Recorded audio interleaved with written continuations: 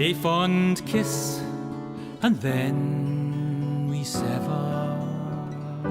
A farewell, and then forever.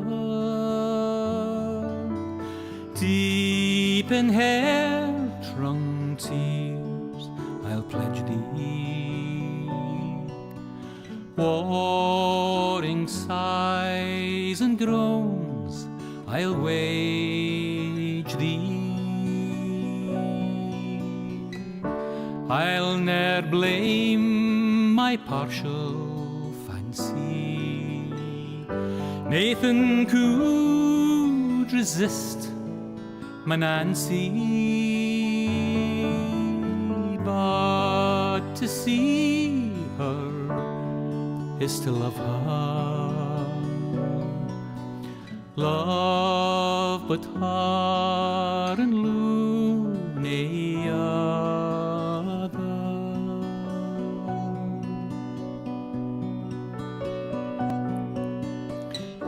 Who shall say that fortune grieves him, while the star of hope she leaves him? Meany cheerful twinkle lights me, dark despair around benights me.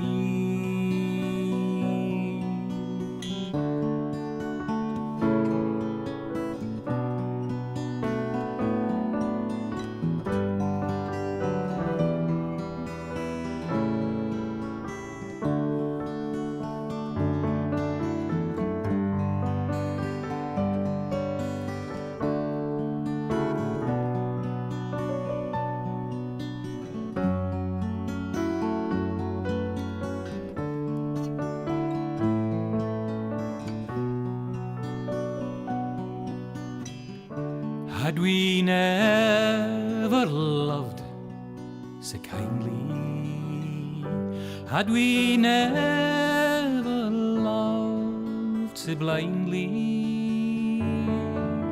never met or never parted, we would ne'er been broken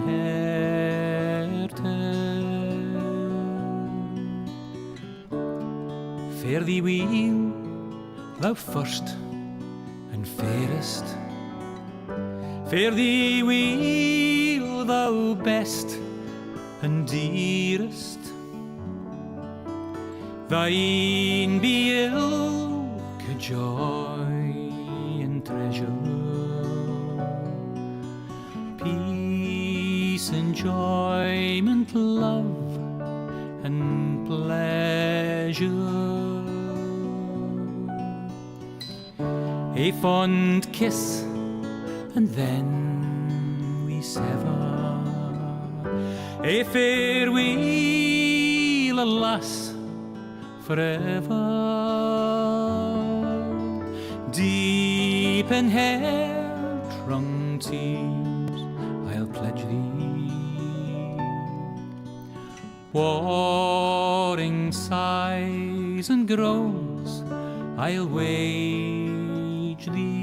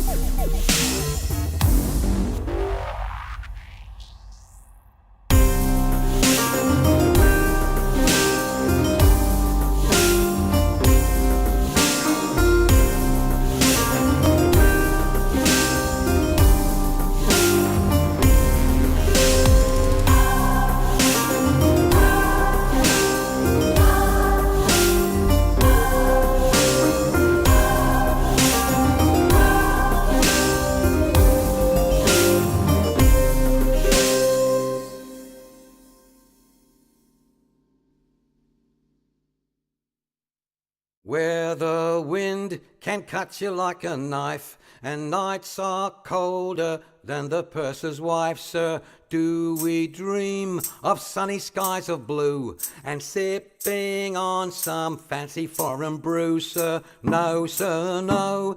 We long to sail where greyer English skies prevail, and we would face the wind and snow and hail for just one pail of good old English ale, sir. Just one pail of good old English ale, sir. Did we choose to fight the foreign foe for England's glory? We must answer no, sir. An English ale house, that's where we would be, not dodging cannonballs upon the sea, sir. We're only risking life and limb because old England's too far to swim.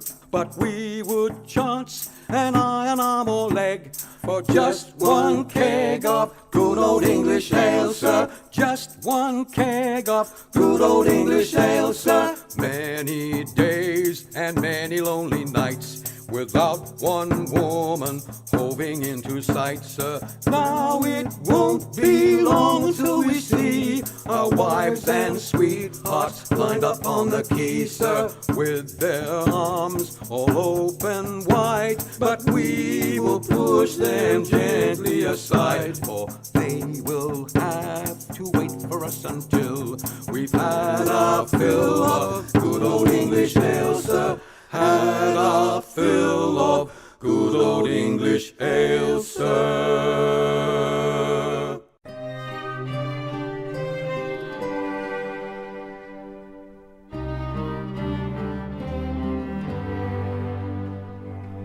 My thoughts are winged with hope, my heart with love, sweet fly unto the moon in clear and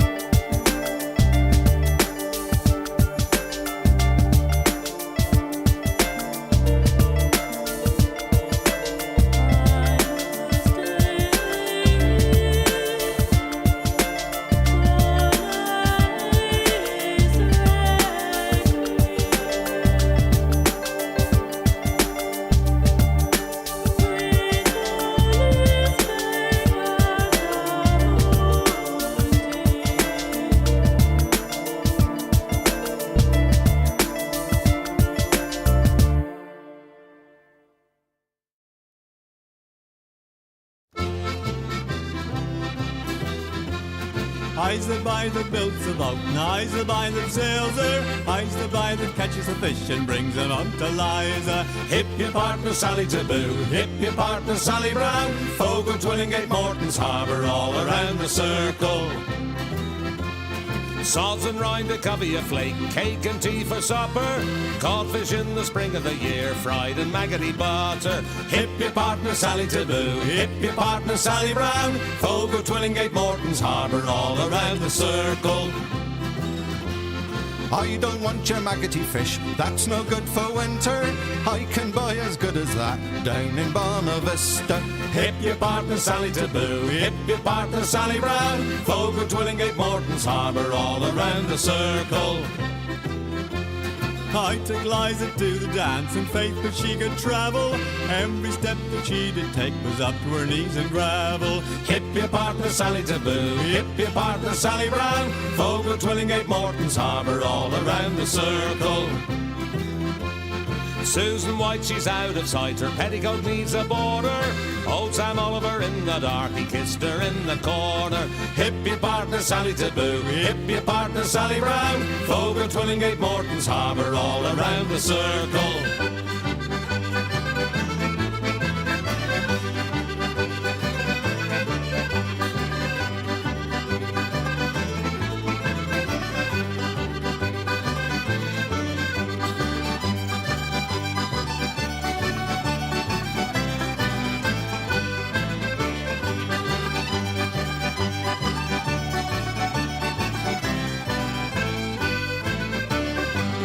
I's the boy that builds a boat, and I's the boy that sails her. I's the boy that catches the fish and brings them up to Liza.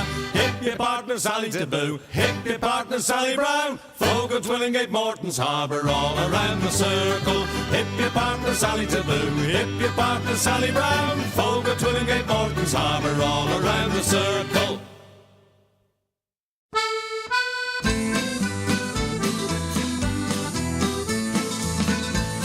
As I was going to Derby, 'twas on a market day, I spied the biggest rancer that ever was fed on hay. And indeed, lads, it's true, lads, I never was known to lie.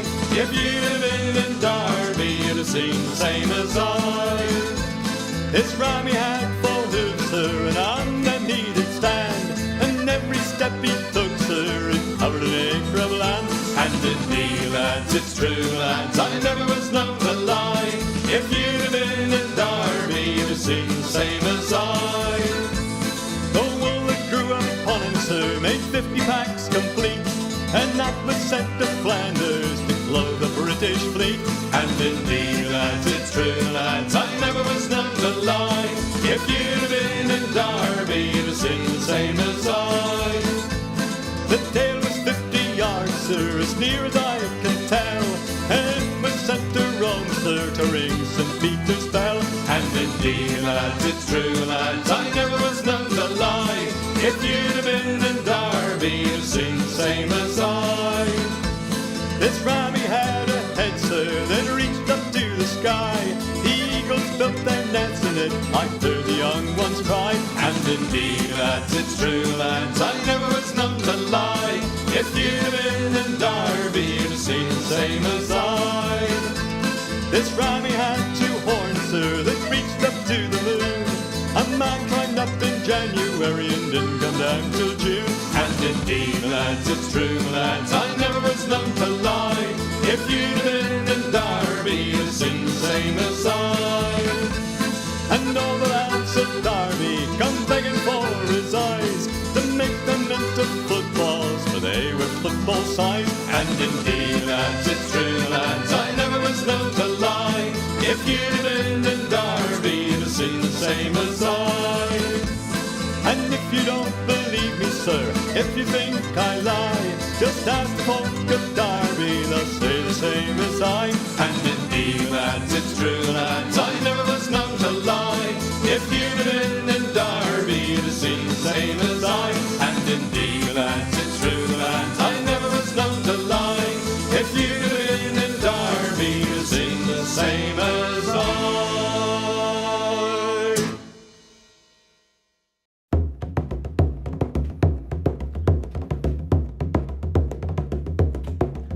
As I went down to Galway town to seek for recreation, on the 17th of August, me mind being elevated. There's multitudes assembled there with tickets at the station, and me eyes began to dazzle. I'm going to see the races with me whack, fall the tittery and dame. There's passengers from Limerick and there's more from Tipperary. There's lads from Connemara and a flare of married ladies, and people from Cork City who are true and loyal and faithful, who brought home the Fenian prisoners from dying in foreign nations. With me whack, fall the tittery and dame. And it's there you'll see the pipers and the fiddlers competing, the nimble-footed dancers a tripping o'er the daisies. There's others crying cigars and likes and bills for all the races, with the colours of the jockeys and the price and horses' ages. Me whack, fall the tittery and dame. And it's there you'll see the jockeys and they're mounted out so stately, the pink, the blue, the orange and green, the emblem of our nation. When the bell was rung for starting, all the horses seemed impatient. I thought they never stood in ground, their speed was so amazing. With me whack, fall the tittery and dame. 500,000 people there of all denominations. There's Catholics, there's Protestants and Jews and Presbyterians. There's yet no animosity, no matter what persuasions, but sportsman's hospitality, those Jews fresh acquaintance. With me whack, fall the tittery and day. Agus foy marish and crushki in the spiach shelan.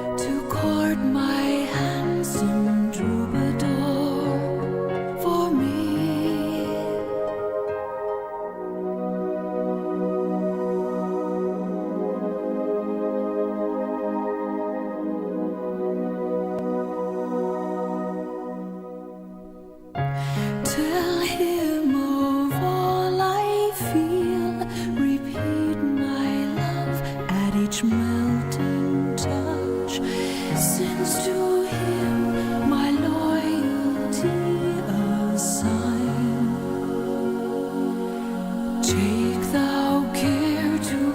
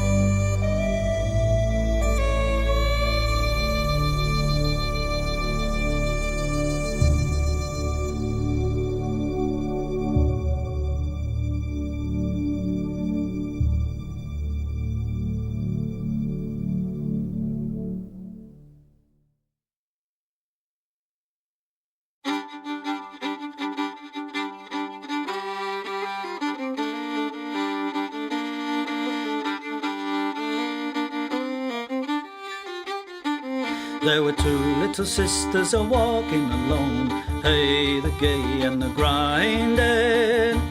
Two little sisters a walking alone by the bonny, bonny bowls of London. And the eldest pushed her sister in, hey, the gay and the grinding. Pushed her sister into the stream by the bonny, bonny bowls of London.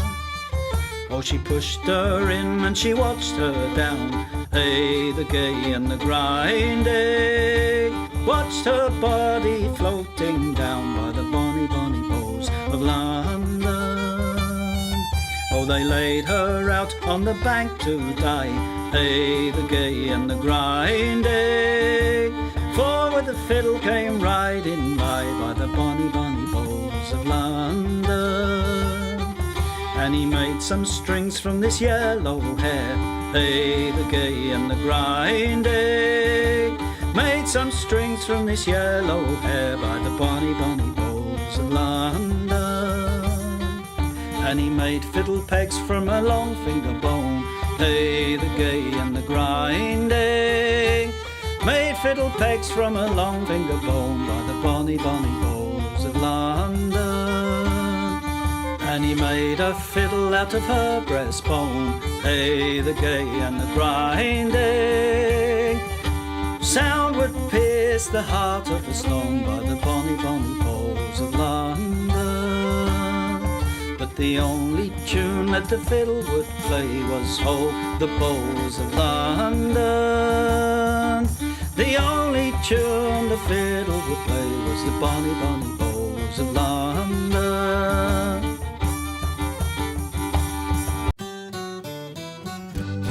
Come landlord, fill the flowing bowl until it doth run over. Come landlord, fill the flowing bowl until it doth run over. For tonight will merry, merry be. For tonight will merry, merry be. For tonight will merry, merry be. Tomorrow we'll be sober. Here's to the man who drinks strong ale and goes to bed quite mellow. Here's to the man who drinks strong ale and goes to bed quite mellow. He lives as he ought to live. He lives as he ought to live. He lives as he ought to live. And dies a jolly good fellow. For tonight will merry, merry be. For tonight will merry, merry be. For tonight will merry, merry be. Tomorrow we'll be sober. Here's to the man who drinks water neat and goes to bed quite sober. Here's to the man who drinks water neat and goes to bed quite sober. He fades as the leaves do fade. He fades as the leaves do fade. He fades as the leaves do fade. That drop off in October. For tonight will merry, merry be. For tonight will merry, merry be. For tonight will merry, merry be. Tomorrow we'll be sober. Here's to the girl who takes a kiss and goes to tell her mother. Here's to the girl who takes a kiss and goes to tell her mother. She is a very foolish girl. She is a very foolish girl. She is a very foolish girl. She'll never get another. For tonight will merry, merry be. For tonight will merry, merry be. For tonight will merry, merry be. Tomorrow we'll be sober. Here's to the girl who takes a kiss and comes back for another. Here's to the girl who takes a kiss and comes back for another. She is a boon to all mankind. She is a boon to all mankind. She is a boon to all mankind. She'll very soon be a mother. For tonight will merry, merry be. For tonight will merry, merry be. For tonight will merry, merry be. Tomorrow we'll be sober.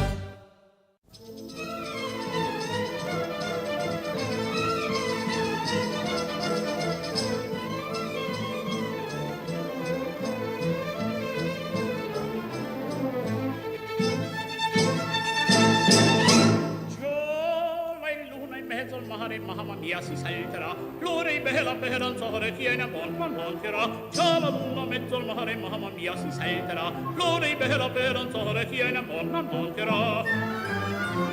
già la luna mezzo al mare. Mamma mia si salterà, festa in danza, tanda, donna mia, venite qua, un garzon bello giocondo, ciascuna cocchierà, finché in cielo una stella e la luna splenderà, il più bel con la più bella tutta notte danzerà. Mamma mia, già la luna in mezzo al mare, mamma mia, si salterà, fringe, mamma mia, si salterà, fringe, mamma mia, si salterà.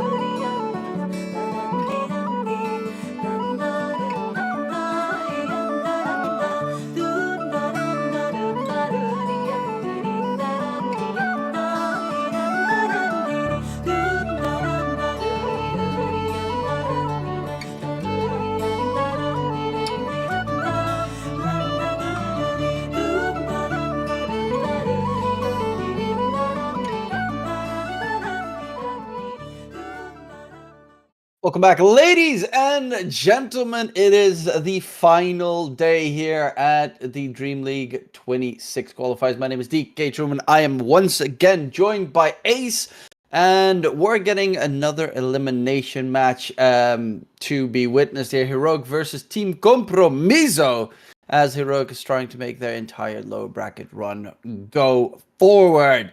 Well, just from the get-go, do you think they have good odds after what we've seen from them so far? This is like, let's get back to where it started. Compromiso against Heroic. First game of these qualifiers. And Compromiso, they really showed up. Like, 2 really good wins, 2 really good games against Heroic. I'm just excited for this rematch because Heroic is a different team now. Their lower bracket run, solid.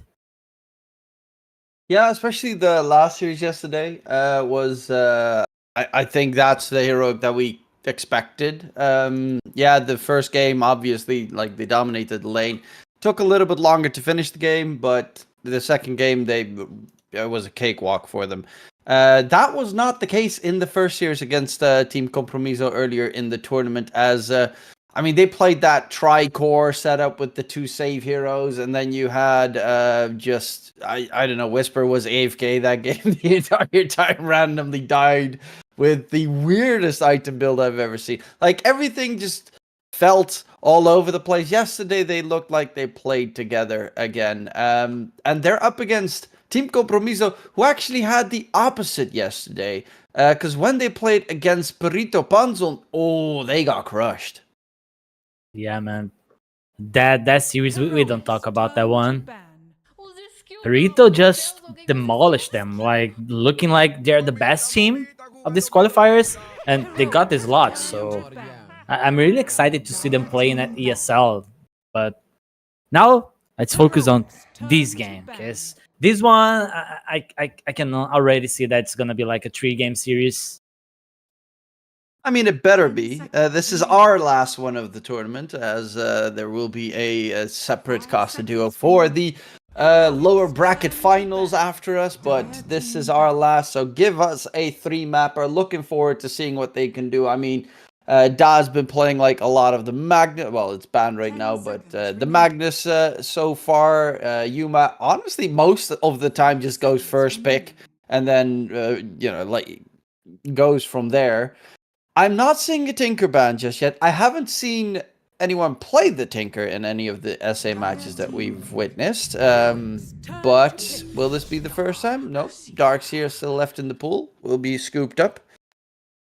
Yep. Yesterday, the same happened. Tinker survived the first ban phase, but it seems teams are not like convinced that this hero is a good first pick.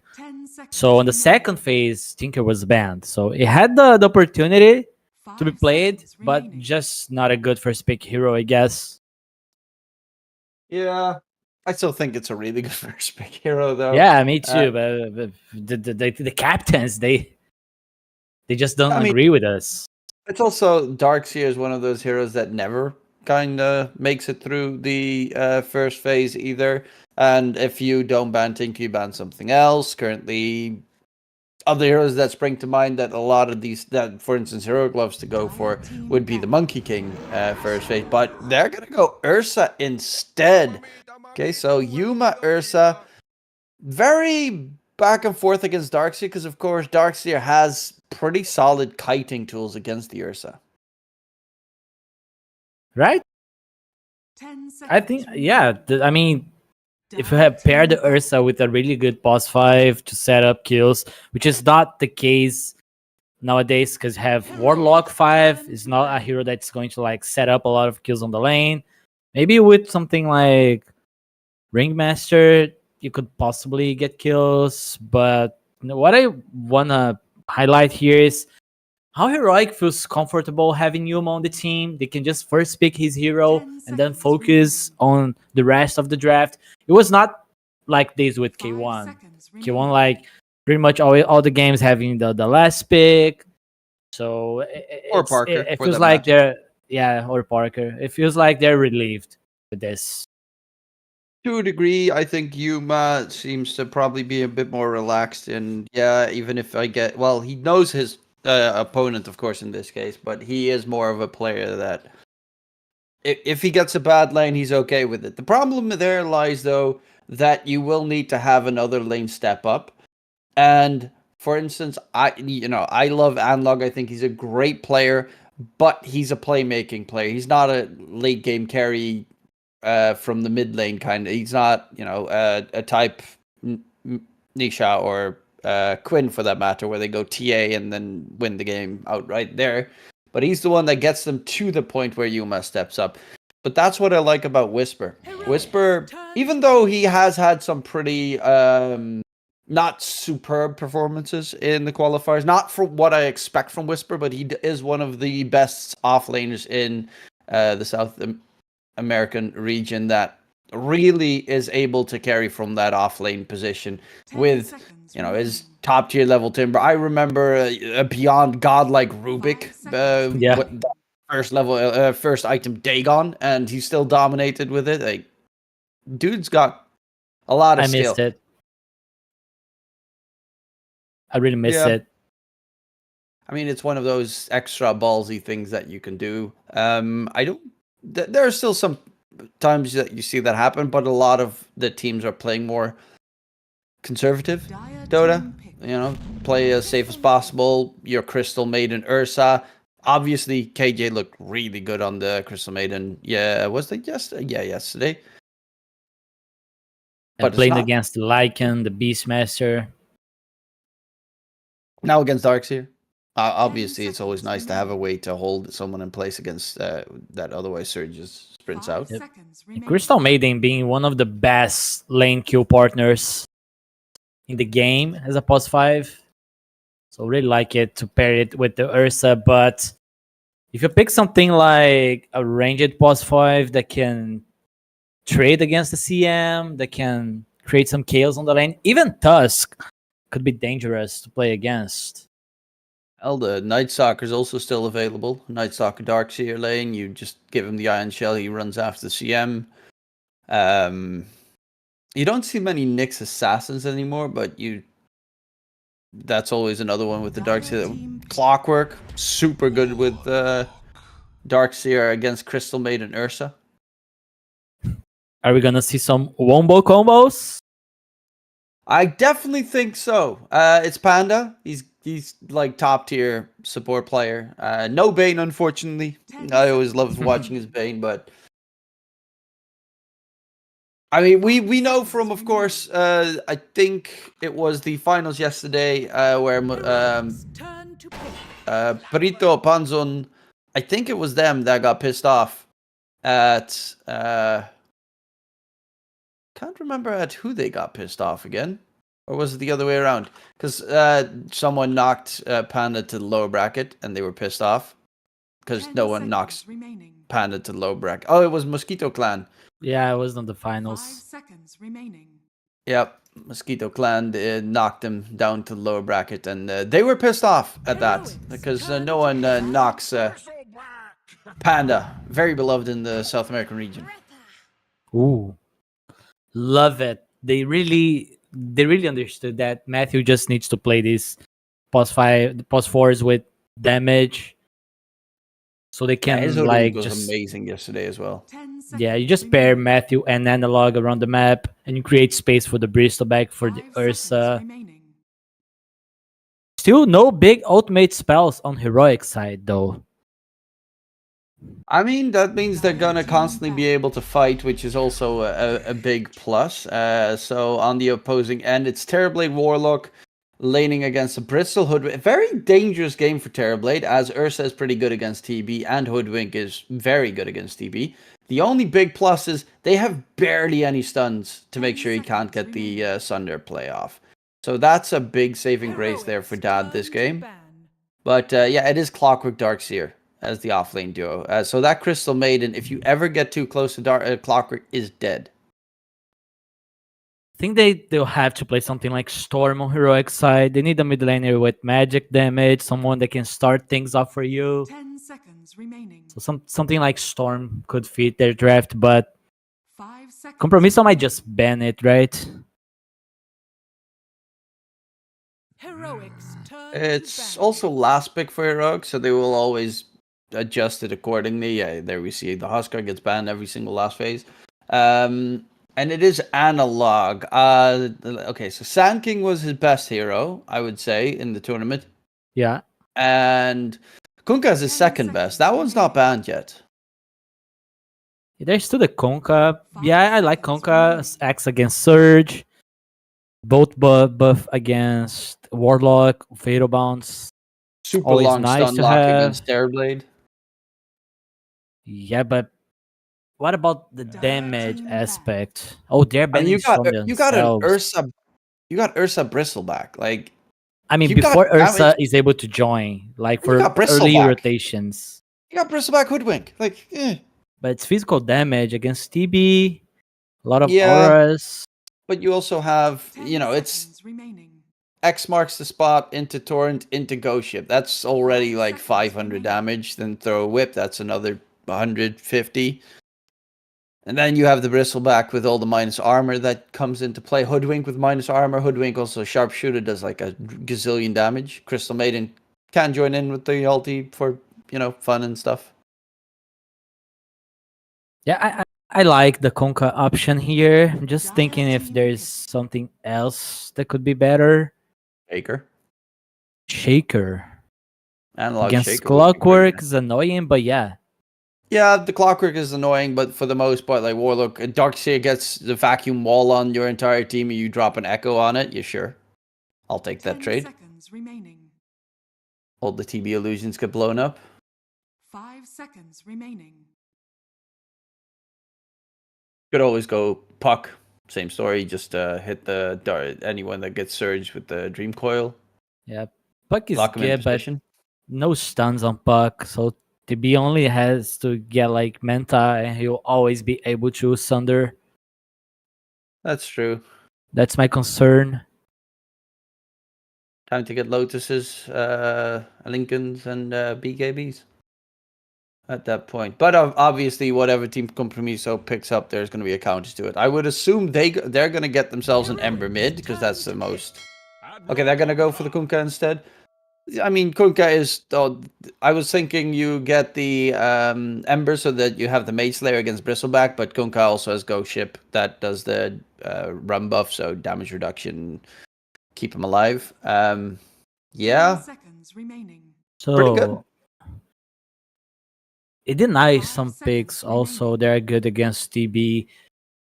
But I'll get the Band Monkey. Damn. They are really prepared.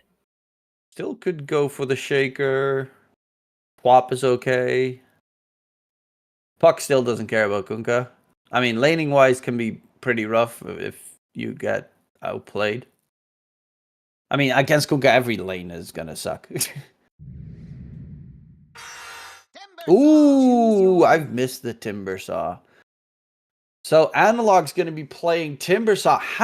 We've seen games where Timber Saw lineup, like, it was better for Timber Saw than this game. Like, this game is still pretty good. But I've seen games where you're up against 4 strength heroes on the other side. They can't do anything against Timber Saw, and still they don't pick the Timber. So what does it make for this game specifically that Timber Saw is such a good pick? The amount of damage this hero can deal in like 3 seconds, 2 seconds, because they don't have a lot of stuns. So they really they could just pick more stuns, but they might lack damage if they do that. And Storm was banned, so you don't have the damage and stun combination. And since there's not like many heroes that could like just threaten TB, maybe Chamber is just because of that. You can just bushwhack and maybe demolish TB after that. I don't know. Because you only have one stun. Yeah, that's the thing. It's Bushwhack from Hoodwink, which is technically also a skill shot, and can be sidestep/dodged pretty decently. It's gonna get a little bit dicey. It's really on that Ursa to get Abyssal Blade this game. But looking at these two drafts, do you think Team Compromise has enough to keep the Terrorblade alive?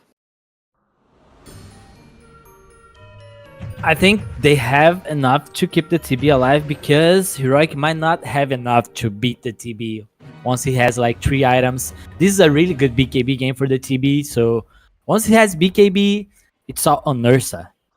And Bristleback, of course, if he has like a physical damage build, but physical damage against TB not great, so I don't know, I'm scared. If this game goes late, TB might just shine. Okay, let's see if it's gonna be okay. Translate for me quickly, quickly. What's Panda saying? This hero is for you. But who is he talking to? Oh, he's tipping Whisper. Ah. Much love right there. Yeah, we have, of course, Whisper on the Bristleback. Looking at this game, do you prefer a Bristleback? He does have the Snot Rocket Facet. Do you prefer him to go for the Ags build, or do you prefer more of the like Guardian Greaves pipe stuff? Even the Crimson Guard is not bad, so maybe getting auras here so you can tank it up on Timber and Bristleback, and you allow Timber to just go full damage might be good here. Okay. I can very much understand that. It's also not really a game where they want to build a nullifier on the Dire heroes. There's definitely going to be some Yules. I would assume Timber's going to get a Yules against Kunkka. And, I mean, Dire's side, that's also a little bit worrisome. They don't have any Yules heroes, and they're up against Ursa. Normally, you just want to get, like, 2 heroes. Kunkka these days doesn't really build the Yules. Darkseer, neither. So you won't have a way to keep Ursa out of the fight at all, as their lockdown is, I guess, Torrent is your best tool. And maybe later, Ganek of course, can get one. For him, it's not bad. Yeah, a good distraction hero. Yules is going to be double value this game, obviously against Timbersaw, but against Ursa, but also Timbersaw when he gets Ags. And hell, if Bristle goes for the Ags himself, then you're going to need to just be able to stay alive the moment he pops it. Yeah. Bad thing for Heroic is that this is not a great Lotus game. You might just buy it on Timber just because of the Sunder, but there's no much value other than that. Until you get very late and people get like hexes, but very likely not going to be the case. Do agree it's a pretty bad one. It's like, yeah, Kunkka's X marks the spot gets reflected. Nobody cares. You'd rather get a Lincoln's than a Lotus at that stage. Yeah, first wave, Kunkka dominating. A lot of damage on Analog already.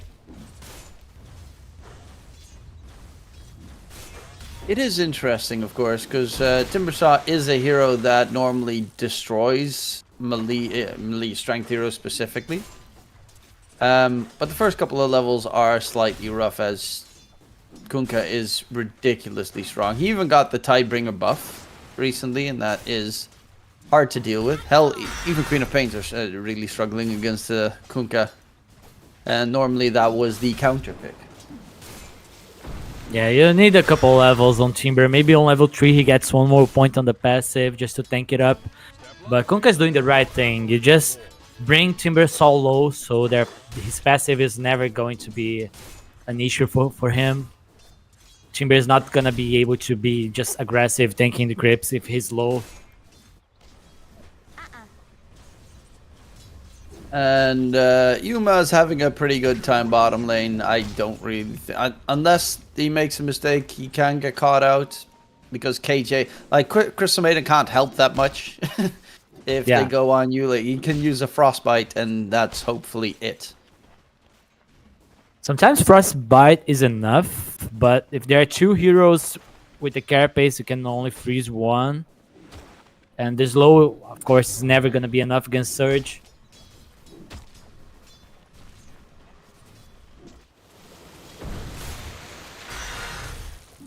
Well, he went 2 on the first spell, which is, I guess it's standard. You don't really want to max out your passive anymore. And Timber Chain in the laning stage isn't really going to do anything, as there are no trees. Oh, Ganek. Going for KJ, but he is stuck, and now that looks to be first blood secured for Yuma. You can get a little bit of extra gold from the cogs. And that is not what you want to have happen, because that's also the Lotus going to the Crystal Maiden. Adrian getting bullied all the way back. Dream game for the Ursa. Yeah, gonna, of course, try and get that Battle Fury fast. And if they can make some stacks happen, Hoodwink is pretty good at it. They should be able to catch up fast with the jungle farm. Oh, top. Some pressure. Getting chased, but yeah, the magic stick is gonna get just fully stacked up because of it. Yeah, when you know it's on max charges, you might just spam spells anyways. I'm looking for the CM rotation to the top lane. The problem is still, yeah, you have a bigger advantage in the bottom lane because Ursa can just like Earth Shock semi over the cogs and such. But it's still a little bit scary if you get caught and the jump doesn't work that well. Plus you don't necessarily know if the Darkseer is going to level Vacuum, for instance, for the surprise catch. So Crystal Maiden can't willy-nilly just leave the lane most of the time. Yeah, Top it's kind of hard. Completely different story though, because Terrorblade, like Bristleback, shouldn't die. Analog Yep. X marked. Oh. Nah, he's gonna be just fine. He has a bottle as well, and just easily heal up. Needs a couple of creeps. At least the next rune. Be able to get that refill. As Kunkkas don't go for any bottles anymore. Bottom lane, pretty hefty chase coming in. Adrian gonna stay just fine. Yuma's actually chasing for blood. Has the phase boots, but Adrian still has surge. One more. Oh, Too far. Oh, Yuma's going in. He has phase boots available again. Psychopath. Adrian with the block. Nice job there. Tree keeps him alive. ooh, close. Manlog versus Wonder Kid in mid. Wonder Kid has no mana. All he can do is whip, but it doesn't do a lot of damage. He actually is level 6 now on the Kunkka, so those rotations can be very deadly on the side, as they have no way out of it either. There's no save mechanic on the Radiant side for any time soon.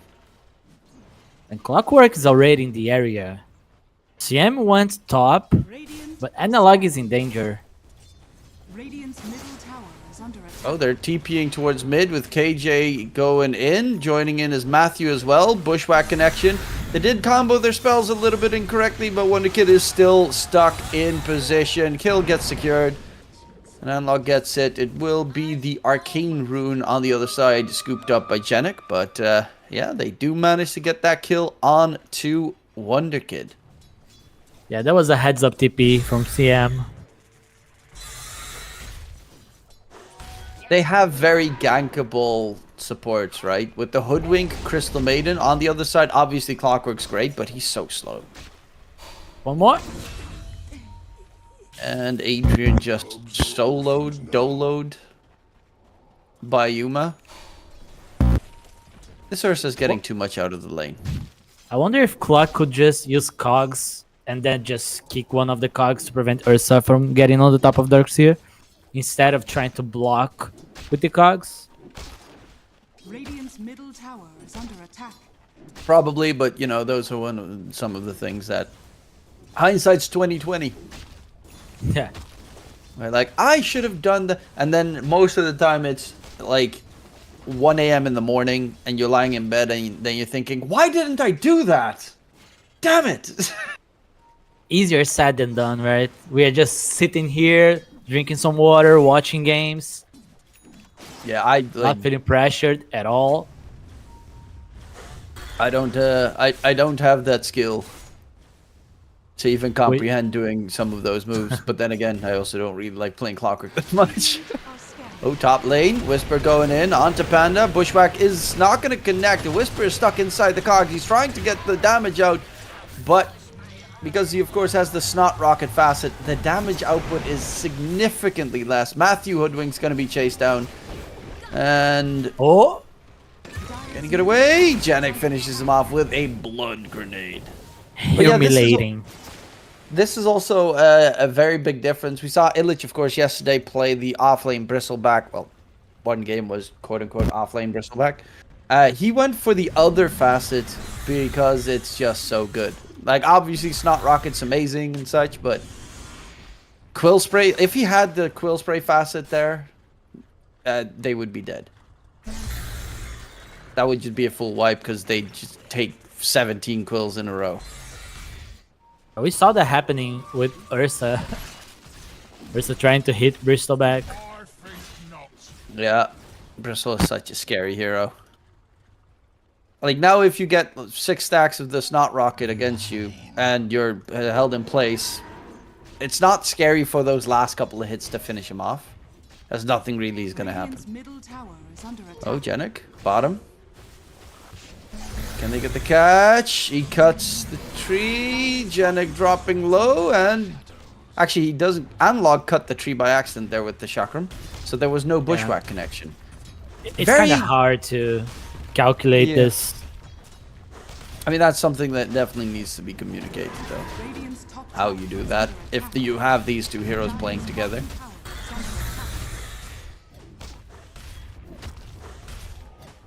It's not the first time that you have a Hoodwink and a Timbersaw in the same game, or a Timbersaw and Nature's Prophet's another one. Actually, Timbersaw and Nature's Prophet's always fun, because then you sprout someone and he just blinks with the Whirling Death, and then someone gets blown up. Yeah.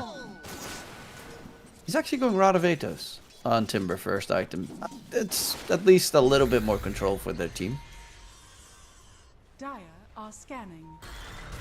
Is part of the plan getting Gleipnir later on? I would assume so. Bigger AoE sounds pretty nice for Timbersaw. I do like the Blink Dagger build on Timbersaw as well, though, just so that you can get that insta burst on a hero like Warlock or Clockwork, so that they can't play the game. That's when Whisper is playing the Chamber. Yeah, but now Whisper's not even playing Greedy Bristle. He's going Blade Mill first. Connection onto Matthew. Tier 1 tower mid is going to get taken down with the Metamorphosis usage from Dad. He's immediately looking... Actually, he is going for the Orb of Corrosion after his Dragonlance. You don't want to miss the timing on Dragonlance to rotate mid when your support has 6. It's such a scary setup. Golem, TB with meta. Yeah, but it's still interesting to see that he's going over Corrosion. Oh, on the side, Clockwork hook shot in, but Janek is dead. There you are. Yeah, they gotta get out of there quickly. Ursa is enraged on cooldown as well, so he can't really fight. There's no meta from Dad, but KJ is gonna get taken down. Matthew not able to help at all. Whisper takes TP towards bottom as well. Adrian's very low. Vacuum back. Yuma still trying to disengage. They know he doesn't have a way out. Tries to jump with the Urshock. There's the Timbersaw from Analog, but they're not taking anywhere near enough damage. And they even have to be careful of any Sunder plays. Tried to be sneaky on Ursa, sniping the Darks here. But they had everything on Compromiso. Oh, they want to go on the TB. CM's connecting. Yeah, this would be a nice kill if they can secure it. The problem is Hoodwink is there. He needs to time it correctly so that there's no Sunder possibility. They have Golem. Golem in response, a little bit too late to the party, as Panda needs to be careful. Actually, one of the kids going in as well. Analog is still in the area. Whisper's just spamming away. But there's... I mean, with the TB dead and no meta, and there's no Ghost Ship, I'm a little bit interested in why they're just running away on everyone. Especially this big-ass Timbersaw. Not really sure, but maybe he just doesn't want to risk anything. I mean, now that risk cost him his Bristleback. No, Yuma does have Battle Fury, very good timing, and a nice triple Ancient stack to boot. Yeah, that was a really good TB kill because they just lost mid tower and bottom tower and Ursa at the bottom lane. So you really need to offset that somehow. Radiant's bottom tower. Unlocked a nice tower bottom lane. He has the Rod of Ages going for the Kaya next. I doubt that this is going to be a Meteor Timbersaw game. We saw the... what's that? Or did we see a Tinker yesterday? No. Did someone go Meteor Hammer? I can't remember. I think I saw a Meteor Hammer. Who was it though? Yeah, I'm trying to think of it as well. I can't remember who got the Meteor Hammer.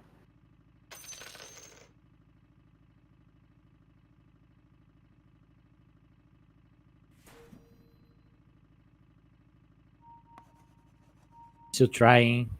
It was not Phoenix.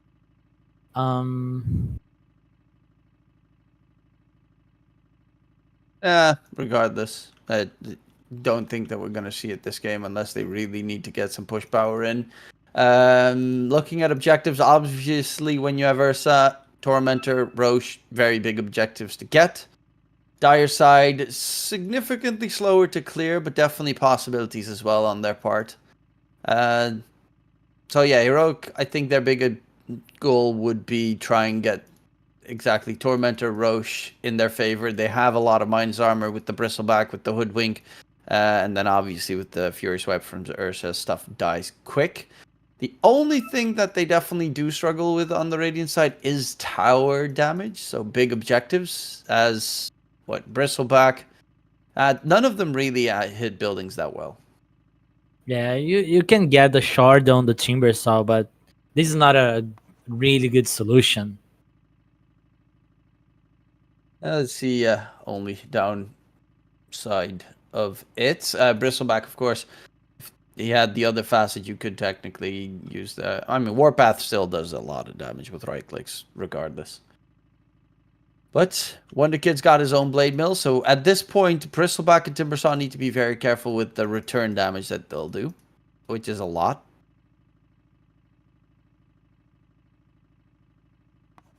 And hopefully the issues are resolved so we can just continuously watch everything. Good thing for Team Compromiso here is that they have this clockwork that can always be scouting the Roche pit. And their team fight around the Roche area is really good. Heroic really needs a good team fight and really needs to get kill 2 to 3 heroes before going Roche, unless they are really strong.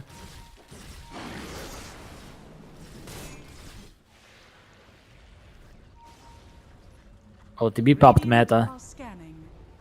Yeah, there's Yuma nearby, though nice observer ward placement there. They are gonna go and try and defend the tier 1 tower. Bushwhack, that's the only stun that they have onto Dodd. He can just sunder immediately onto Analog. Ghost Ship's gonna fly in, he's stuck inside the cogs, and they lose too. Dodd gets a double kill. Fatal Bond's also doing tons of work in the meantime, as Whisper doesn't get X-Mark comboed, but they're full HP still with that. I mean, they don't even have a Guardian Greaves or anything. Just no damage happened. And they can't really frontline with anyone on Heroic side. They need to keep tanking it up with the Bristleback. Probably wait for the pipe. And then they can go for a play like this. Because Timbersaw is not threatening anyone. Yeah, they really do not fear the Timber. Same with the Bristle. I mean, the Snot Rocket's nice, but if the Ursak doesn't have Blink, which he still... Or BK... I think Blink and BKB is kind of needed. Yeah, there's no damage coming out, because the Snot Rocket only works if you have someone actually hitting people.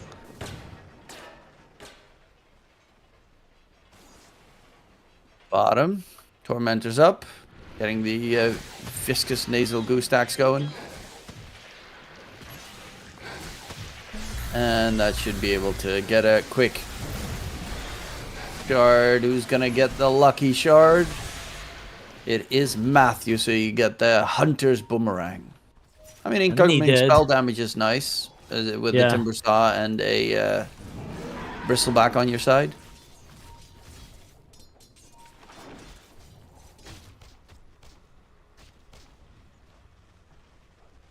I'm afraid they might be looking for a Roche play on Team Compromiso soon, knowing that Heroic can't really team fight against them. This is my shout.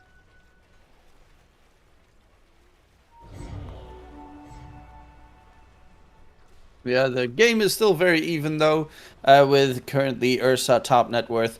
And if this goes into later portions, Ursa is one of the strongest here. I mean, obviously TB is very scary, but if you get to a point with Ursa, you know, BKB, Aghanim Scepter, Shard, the other heroes on the die do nothing to him, and even Terrorblade has a very big problem trying to kill him. Because most of the time he's going to have Enrage up. And that's what, 80% damage reduction? Yeah. The only great thing that they really have is that Torrent. And later on Wonderkid as well, the Shard. Like, all the repositioning shenanigans. Oh, Yuma. He gets a jump onto Panda. Is going to get a quick kill. Even pings out that there's an high ground ward because he saw that Panda turned into a little piggy before Ursa even got anywhere close. Yeah, Yuma knew about this ward because of the last fight. Last fight he saw a Panda placing this ward. And that's why the fight got weird, because KJ was trying to do ward before the fight starts, but Analog just went in. So they were a little bit disconnected because of that. Analog currently struggling a little bit behind in terms of net worth, a little bit behind Adrian, who, of course, after the Heavens Halbert and Mech is going to build up Guardian Greaves and then bunch of extra tools. They do have a very decent Lotus Orb possibility later. Not right now, of course, against Crystal Maiden, but Ursa is going to get a Abyssal Blade at one point. I would assume Hoodwink's going to get a Scythe. Because they need lockdown. They need ways to control this TB. They need this mix of stuns and damage.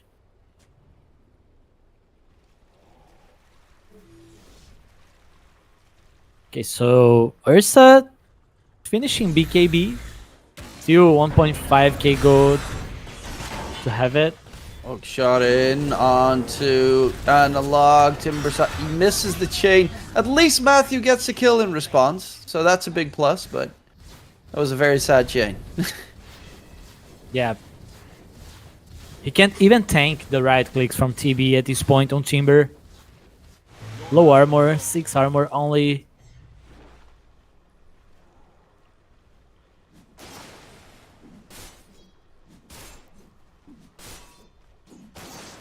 And yeah, I mean they're keeping the game close. That's the best you can do at this stage.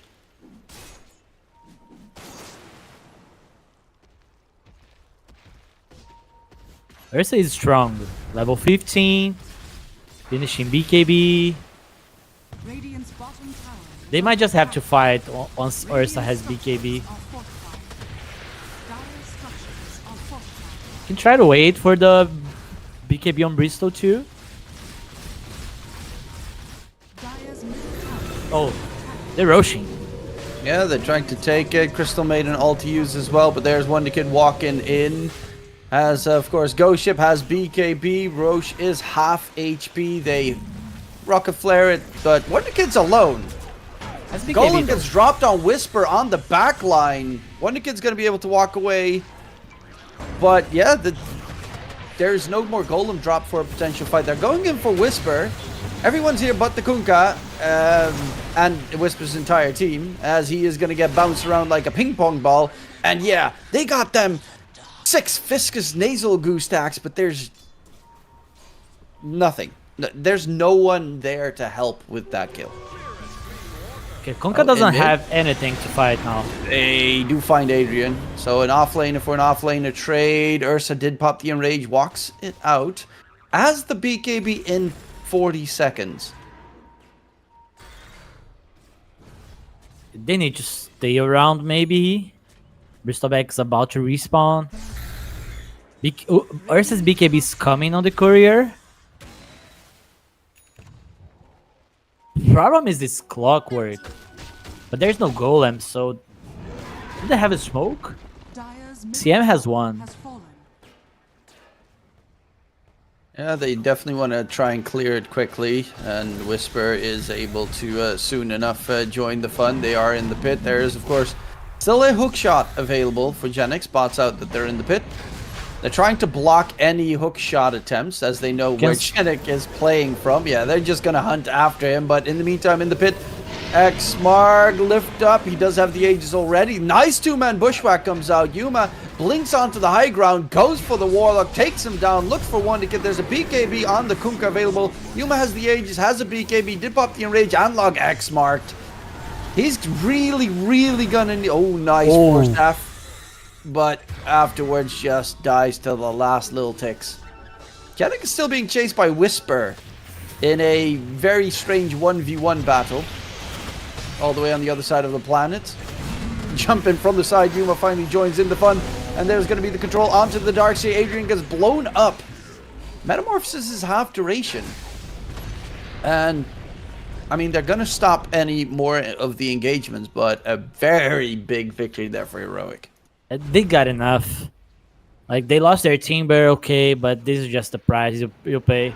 Ursa is really strong now with the Aegis and BKB. TB just used meta, so 1 minute without TB action. Just split push. They can try to collapse on the top side. Try to play some deep wards. Even try to fight on this ward they have on the Team Compromiso jungle. This Ursa from Yuma is really the leading factor in this game, as I've just randomly seen Analog and Whisper play 1v1 battles on the other side of the map while the entire rest of the team is together. So they're really going to be very dependent on Yuma doing all the heavy lifting this game. This is your last pick doing... Your first pick doing work. You gotta be proud. Top tier safe laner right there. You're just happy that this patch Meepo sucks. Because otherwise... Every team would be terrified of playing against Yuma.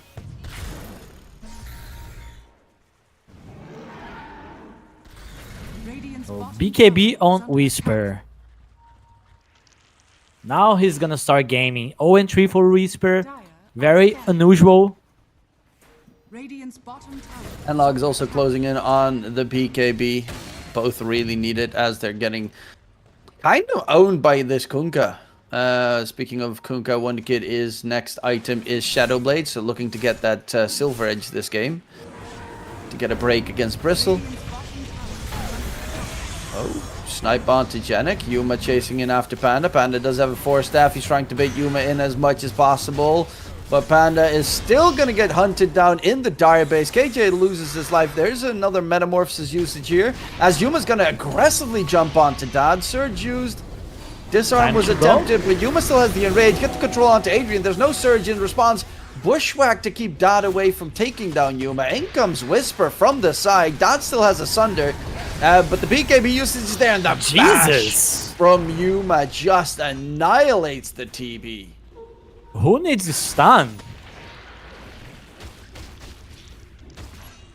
Yeah, man, TB getting baited in these fights. He was having such a good game, but this death might just cost a lot for them.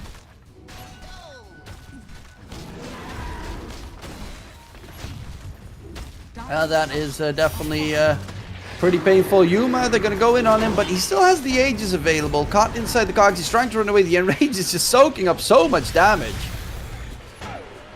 Jenik, sharpshooter. Yuma! I mean... Doesn't really care if that Aegis drops down, though he's going to lose his first life thanks to the Fatal Wands.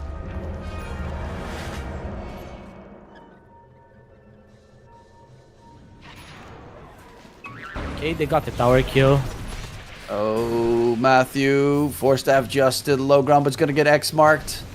Tries to bushwhack himself to safety. The CM as well. trying to keep his buddy alive, but they will lose one. So he's going to stay alive on the side while the backline gets jumped. Yuma and Analog find Adrian going for Wonder Kid next. Yuma pops the BKB hook shot in on an ancient creep, so doesn't really hit the mark there. And with the Ghost Ship and the Terrorblade chasing in, who's got the Metamorphosis available again, they finally take down Yuma.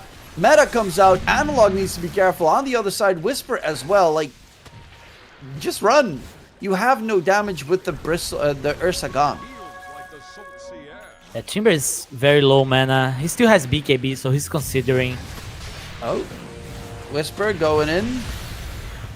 But, I mean, there's no damage from the Timbersaw. And even the Bristleback needs to get a couple of hits in to take someone down. KJ is there as well. I don't really understand when the Ursa's dead, you want to continue the fight. Oh, Whisper. Ouch. They don't want to lose the Ursa for free. That's what it feels like.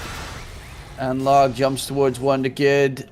Do they have the damage to take him down? A couple more right clicks. The BKB. Oh, close. No, not. At least doesn't get dragged back. But yeah, I mean, there's just no damage without Ursa. Look how much gold TB got from this fight. Oh, it's vanished, but it's 1.3k gold from this fight.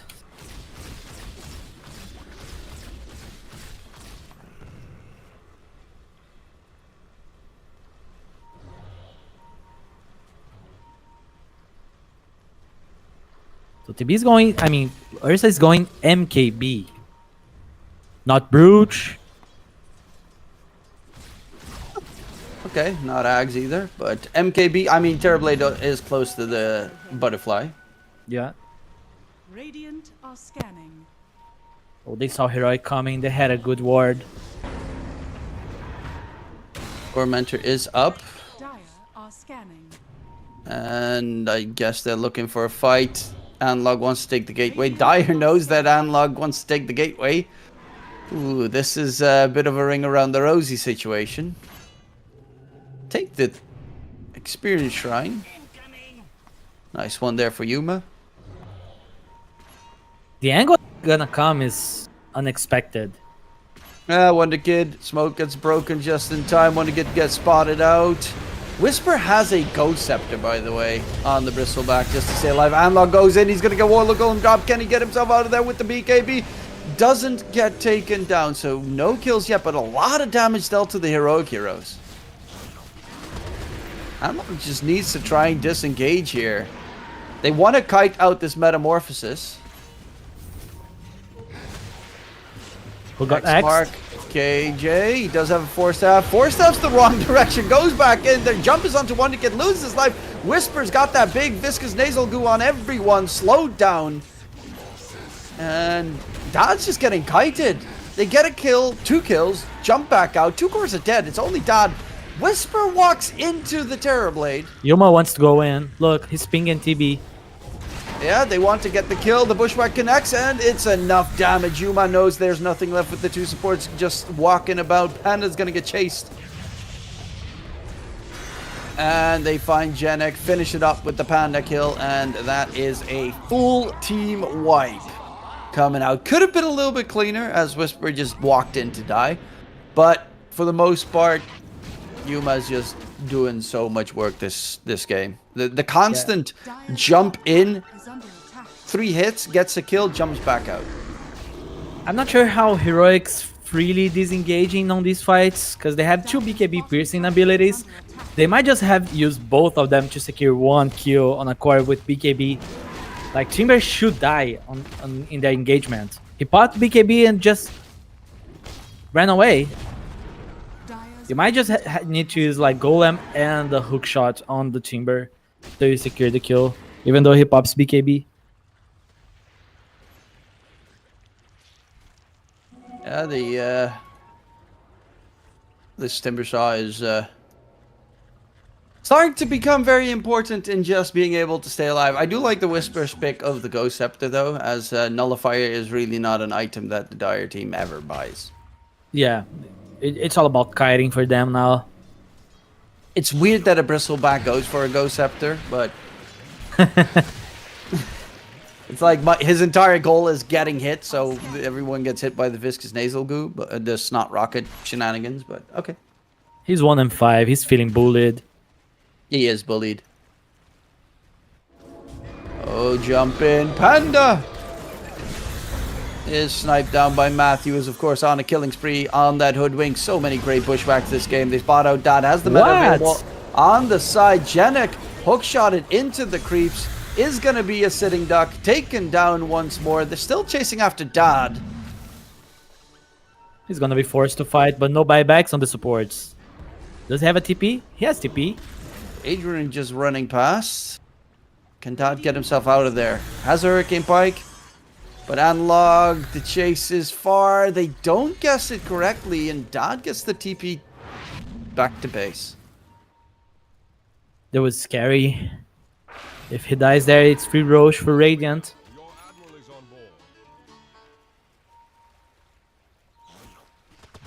Towards mid.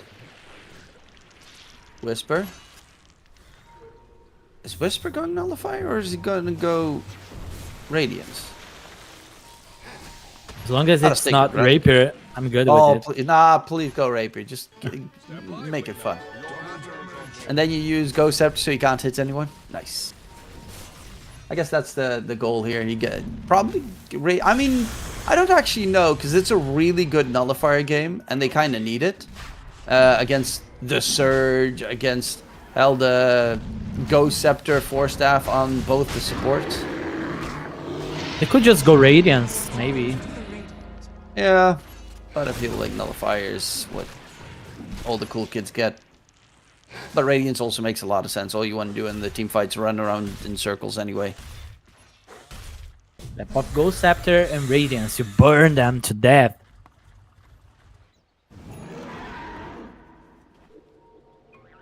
So he went Nullifier. Boring. Radiant's top tower is under attack. Ursa Vyuma is... What, is he going just straight up? No, the Abyssal Blade obviously is closing in. Spots out Adrian. The Surge was already used by Adrian. Vacuums him back on the side. Warlock Golem onto Analog. Is going to go for the TP away, but hook shot connection. The Timbersaw in a lot of trouble. The Timbersaw is very dead. Gem is also dropped.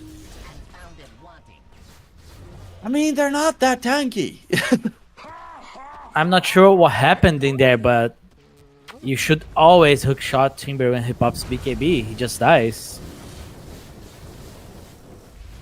Yeah, and now that's going to delay the usage of the Aegis for a little bit longer. Whisper does have the Nullifier now, so at least they have a way to kill off the supports quickly. Hell, Matthew even has an E-Blade. He's getting some kills. Charge. He's the same net width almost as Adrian.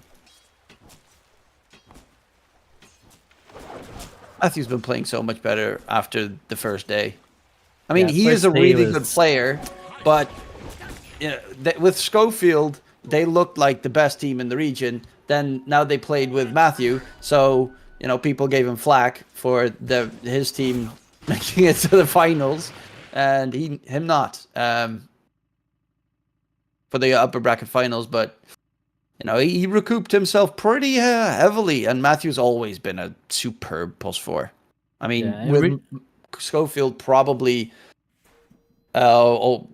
considered top 3 +4s in the region. I agree, and regardless of what happens, it's not on Matthew. Oh no, he's just a sub. He's helping them out, 100%. And he's playing really well. So he's doing his job. Wonder Kid walking up. Matthew. There is a sentry. As Matthew knows, Wonder Kid is sneaky beakying, but Matthew's fast in the trees. Wonder Kid's still chasing. Well, on the left side of the map, Genek versus Analog happens. Matthew, E-Blade, Wonder Kid going for the TP away, but Yuma just too slow to get that Abyssal Blade. Actually, there was no sentry, so wouldn't have been able to get the catch. However, Tormentor is a juicy one. Free shard, so they have tower push with the Flamethrower. Now on the Timber Saw. I love this ability. The move slow. Really good. Jason, oh, E-Blade on TB. He's taking quite a lot of damage. Still has the Sunder available, but the BKBs are about to end. Can they get any good catches? Hook shot away. Panda is just trying to get out there. Abyssal Blade plus the Nullifier means there's no escape. They still have the Aegis for another minute and a half. And they didn't really lose anything except for the Warlock, but no big spells or tools used. Yeah, they got their TB to escape, so that's all that matters. Dire's top tower is under attack. So yeah, Oh, KJ got cliffed. Luckily enough, Force Staff is there, but the Meta damage used. coming out. Yeah, Dad does get a kill onto KJ. Analog in the area as well. There are no BKBs on the Radiant side, so if Dad gets low, he can go for the Sun to play. Analog is taking some heavy damage. Ghost Ship connects, hook shot in as well. They get bushwhacked together, and Whisper trying to pump out the damage. Jump on the high ground onto Dad. Terrorblade gets the Sunder onto Yuma. Yuma's dropping low. He does get X marked back. Torrent's lifted up, but the Force Staff keeps him alive. Has the BKB in 1 second. And their vacuum comes as a response. Yuma's going to lose his first life, but of course he's got Warlock's that big around. woolly bear for round number 2. Wonder Kid tries to get the Torrent onto Yuma connected, but the BKB usage means Wonder Kid's in trouble. Oh, the damage coming out from Dad. Surge comes out as well. They lose Yuma. Analog is going to be chased. Luckily enough, does not have a Terrorblade with Metamorphosis chasing after him, but what a fight. And Yuma dying means the fight is very over. they went a little bit too crazy on this fight. It started with a CM trying to do ward and TB pop meta. Okay, you really want to punish when he does that. But they had no vision on the area. It was really disorganized. I don't know. Picking this fight is just weird. Yeah, normally when you see meta on the other side for killing a Crystal Maiden, you're like, okay, I'll walk back 3 steps and wait until meta's over and then go back in to kill him.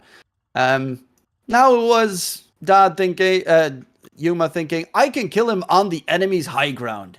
Yes, we have an Abyssal Blade and a Bushwhack as our only 2 tools of CC against Sunder. Yeah, that doesn't really work. Especially Even went on Konka. Darksea's got Halberd, Lotus, Guardian Greaves. They've got multiple Force Staffs, the Boots of Bearing as well, in case you need to get out. They're keeping TB alive. I think they might need 1 extra nullifier on heroic side. Maybe it's on Yuma. Maybe he should buy it. Yeah, the problem is what do you get rid of? I guess if you get Swift Blink, you can remove the Phase Boots, get a nullifier, get an equipped Axe, and then I guess swap the Battle Fury for something else at one point. Refresher is always a nice one. But he still has plenty of choices. Obviously, like, which route do you go first? Is the nullifier really the thing you need at this stage? Or would you rather get the Ags?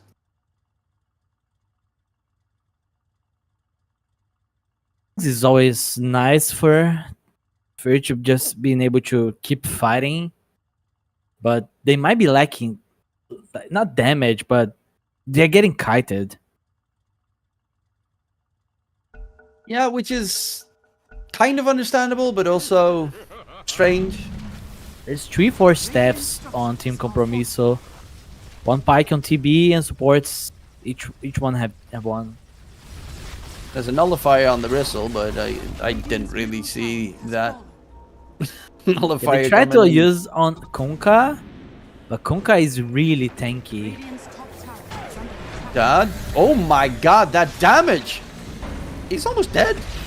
Gets the sun. Now Uses it's time it to onto fight. Adrian, and Analog blinked in, didn't realize his chakram was on cooldown when he tried to go for the dark He's gonna seer go there. full health. So Matthew is dealing a lot of damage, huh? Yeah, Matthew is the E-Blade plus Hunter's Boomerang, Sharpshooter, almost takes down the full Terrorblade.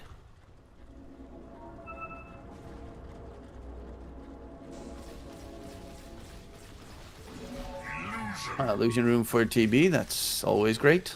For cutting creep wave, split push shenanigans. Wonder Kid is... He's got Sacred Relic, he's going for a Nullifier himself? I guess, I mean, yeah, they have E-Blade, they have Force Staffs as well. Terrorblade needs to just be able to right-click people.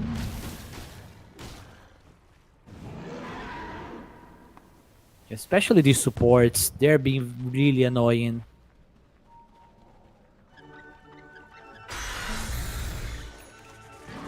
And Crystal Maiden still doesn't have that shard. The AoE freeze. TB has Sight of Vice ready now. Oh, that's...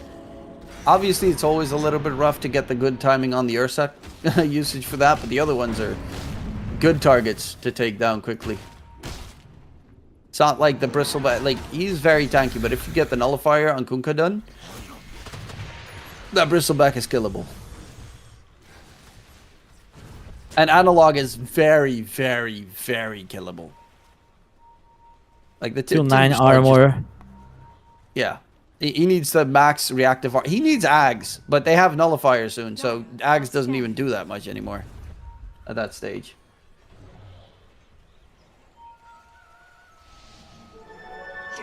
And it's pushed, so it's getting really weird that Heroics is still here. Bottom lane is also pushed. They can cut bottom lane, but they cannot cut top wave. They're just walking up the high ground, forcing the TP all the way back. They have an amplified damage rune Terrorblade. And they're actually only TPing Matthew from behind and trying to get the flank play. They spot out the courier. It isn't Blink Dagger on the courier for Adrian. Walk up the high ground. There's going to be a jump in. Spots out Wonder Kid. The break onto Whisper, but Wonder Kid's now going to get jump. Boiler Golem in response. Hook shot in. They're on inside the wall. Trying to run away. Yuma actually needs to be very careful. E-Blade safe from Matthew to keep Yuma alive. They lose Wonder Kid on the opposing end. Analog is stuck inside the cogs. BKB has just ended. He's trying to timber chain away, but the vacuum drag back. Analog, does he get taken down? Yes, he does. Adrian gets nullified, but look at this damage from Dodd. Whisper Bristleback gets hexed up. Decisive there. The damage is there. The absolute shred. And they take no damage from that. Yes, they're very slow, but the Ursa is in base.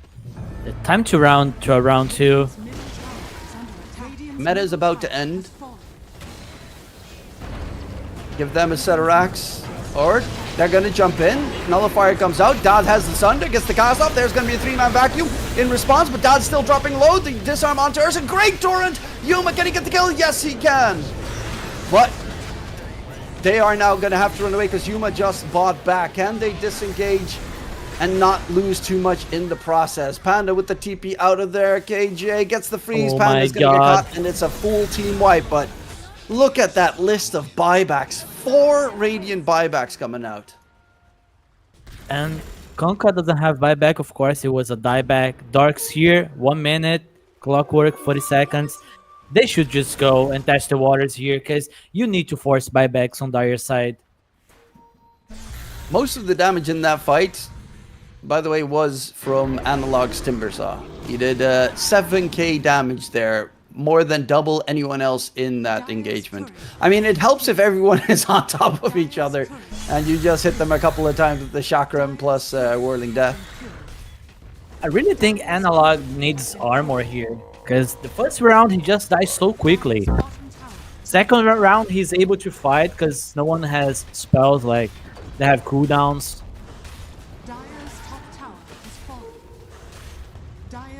Now, they will have TB up soon enough. There will not be a Kunkka though. Whisper, Nullifier comes out, tries to chase after Panda, BKB usage. Hook shot comes out a little bit too late, and they lose Panda. Does have a buyback, of course. Still not level 20, so no big, fat, juicy Warlock Golem drop. Analog's not using Flamethrower. Flamethrower, guys. Come on, Analog. You got that shard. You got it gifted for free. Use it. Time to just forget. Too many buttons to click.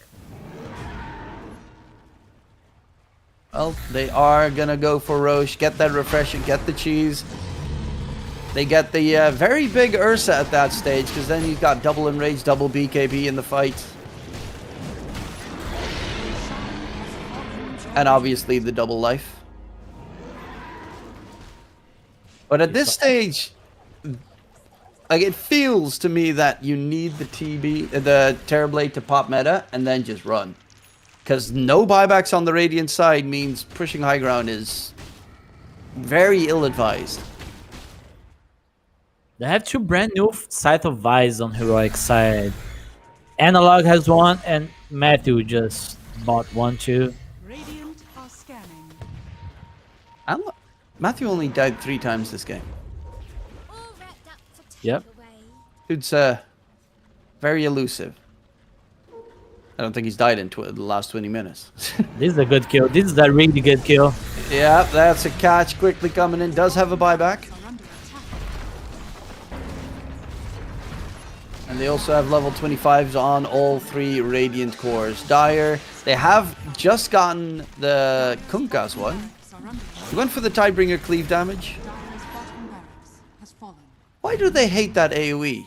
Especially against Ursa. Torrent is amazing. I don't know. Torrent Storm used to be 10 times better though. He has AC, and he kind of clicks hard, so maybe... He doesn't even have Shard yet. Yeah, I don't know. These Kunkka players these days, they hate Shard. Only Analog buys it. We saw it yesterday. It's so good. Just for the disruption in the team fight. Most of the time. But nonetheless, let's see. What do we have? Cheese on the Timbersaw. So, you know, he's lacking in armor, but he does have sort of a second life. If he doesn't get hexed up.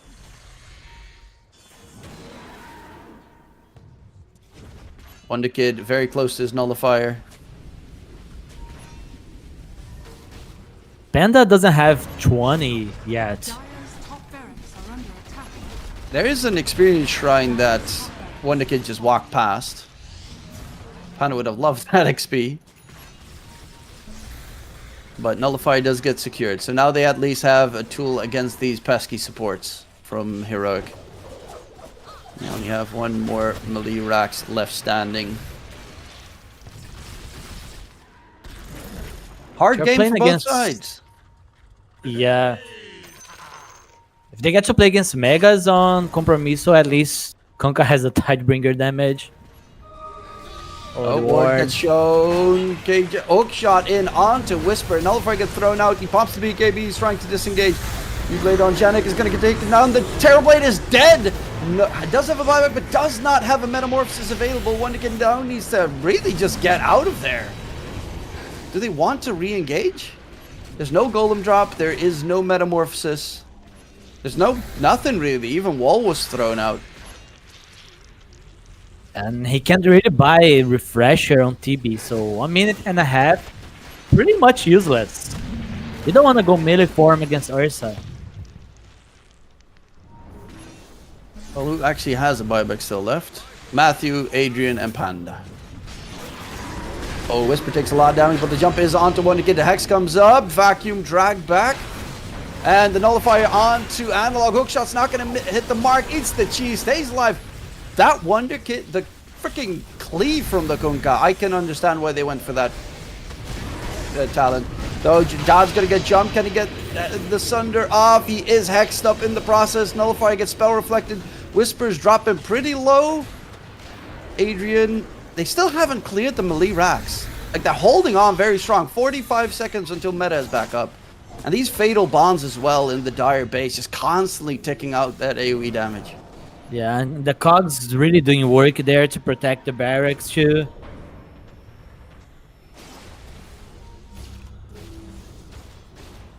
Scary game, but they hold on. They hold strong. Ursa still has the Aegis, but it's about to expire in 35 seconds.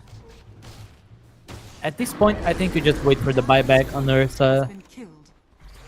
Because these are advantage now against the TB. And they, it's only 1 more minute until the Radiant buyback come up, but that TB is 6, and so is Genix. Wonderkid's lacking a little bit of the gold for it, though. For his, which is should otherwise be up in 20 seconds. But that cleave damage is it's actually nuts. It almost took down the bristleback there.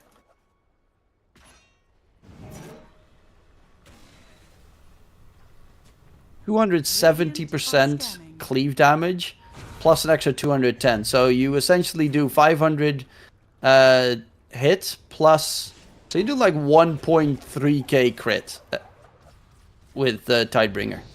Every 4 seconds. Every 4 seconds. He's going for Silver Edge, so he's going to even have a break at one point. He also queued up that he wants to go for the Shard. Yay, Shard Gaming.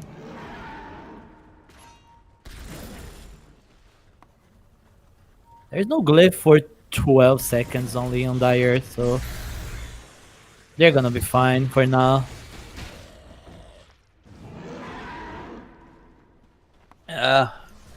The problem here is they really want to, but they really should not get anywhere aggressive out of the base on Team Compromiso.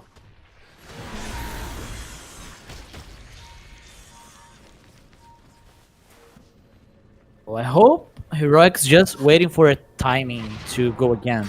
They don't want to wait for the TB to have buyback again. Maybe the timing is analog Zaghanim's plus buyback? Oh, they're going even without the buyback, I think. It's Panda needs his level 20. That's the timing. He's got Blink Dagger ready. He's just there to full YOLO suicide jump. Oh, Dad gets hexed up. Can they get him out? Keep him alive. Vacuum wall. It's a big ghost ship coming in as well. Dad's dropping low. Needs to find a target to Sunder. Can he get anything off? No, Dad is dead. That's a dieback. They're all caught inside the cogs. Do they have any damage behind it? Wonder Kid is whipping away. They buyback coming out onto Adrian, but Wonder Kid is trying to disengage. God, that's slow from Panda. Whisper and Yuma just can't move. The wizard is there, standing his ground. Hex comes up onto Adrian. They're going to go in for the control onto the Darkseid, and that's going to be a dieback if he does not get out of there. Lotus Orb, Spell Reflect, stays alive. The Timber Chain goes deep. He stays alive on the side. Wonder Kid spots out Analog. They're going to get Megas, but pushback almost goes in towards the fountain. Wonder Kid's still doing so much damage. Wonder Kid needs to be careful of that, the Gem of True Sight. Panda's just so annoying, man.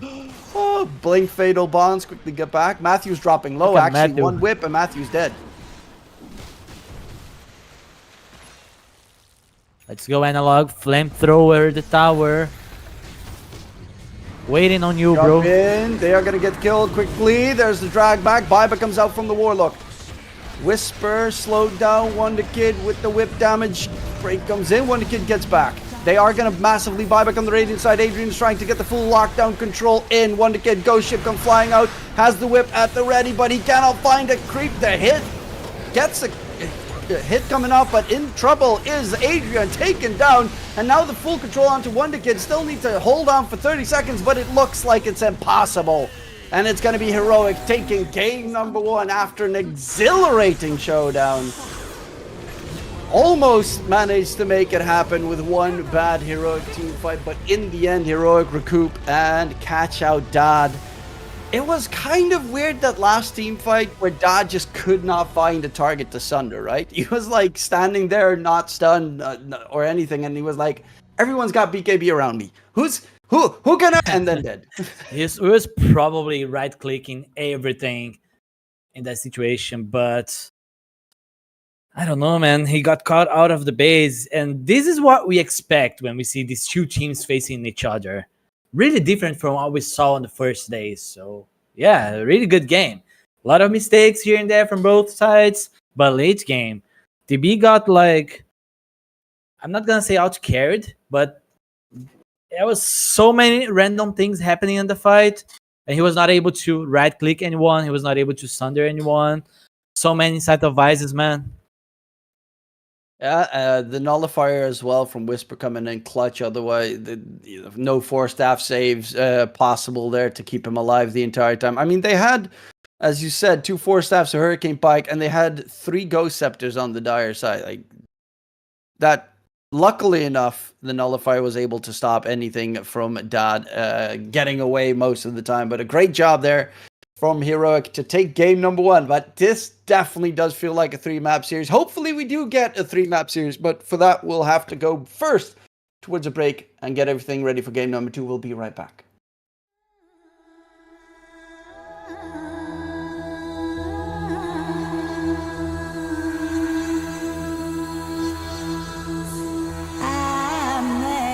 Amazing grace, amazing grace, amazing grace, our Lord.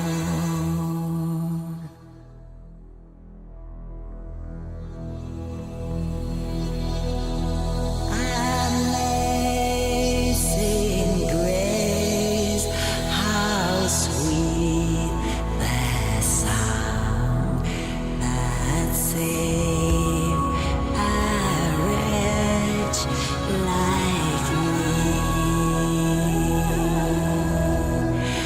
I once was lost, but now I'm found. I was blind, but now I see. Was grace that taught my heart to fear, and grace my fears relieve. How precious did that grace appear the hour I first believed.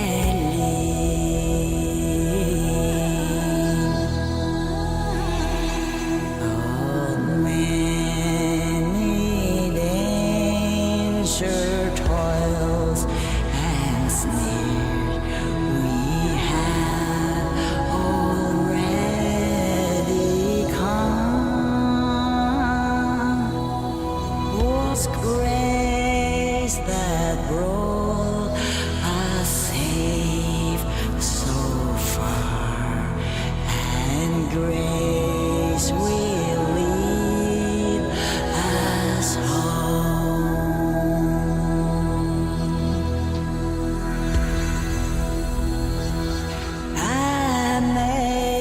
Amazing grace, amazing grace.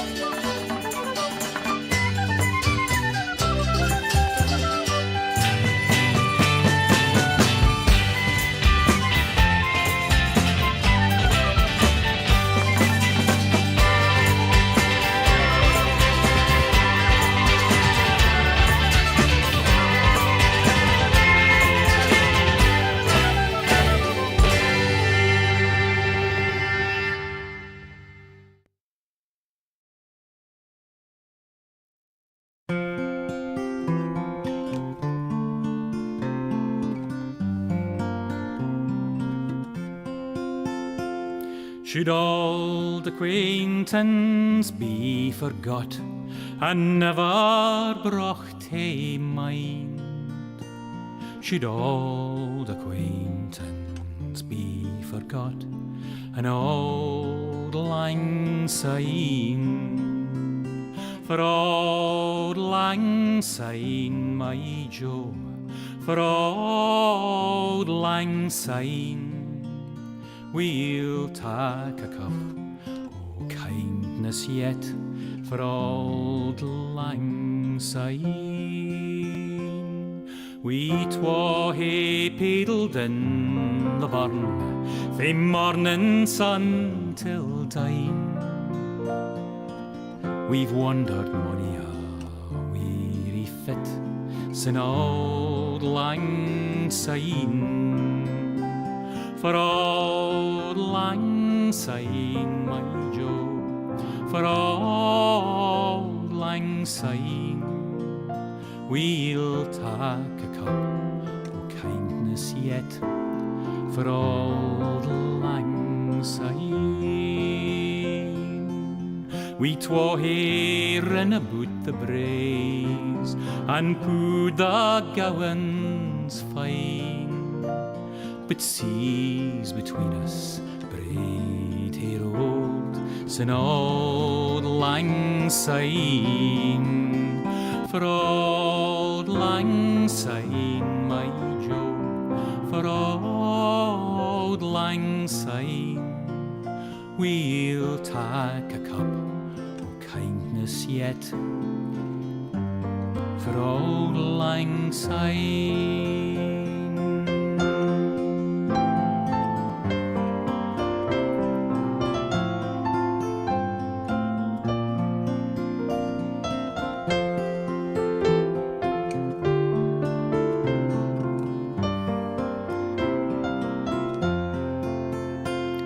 And surely you'll be your pint stoup, as surely I'll be mine.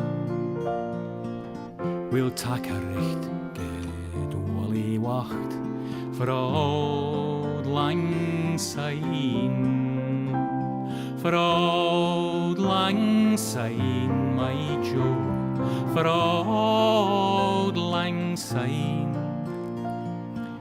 we'll take a cup o' kindness yet for old lang syne. So here's a hand, my trusty fear, and gie's a hand o' thine. We'll take a recht good wally wacht for old lang syne. For old lang syne, my Joe, for old lang syne, we'll take a cup o' kindness yet for old lang syne.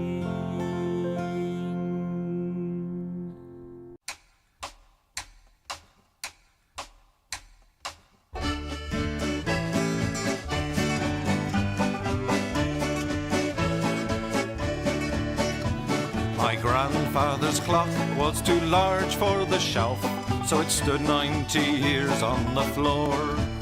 It was taller by half than the old man himself, though it weighed not a pennyweight more. It was bought on the morn of the day that he was born. It was always his treasure and pride, but it stopped short, never to go again when the old man died.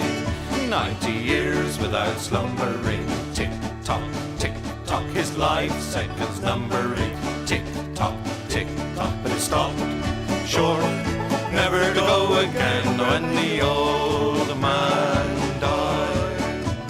In watching its pendulum swing to and fro, many hours had he spent while a boy. And in childhood and manhood the clock seemed to know, and to share both his grief and his joy. For it struck 24 when he entered in the door with a blooming and beautiful bride.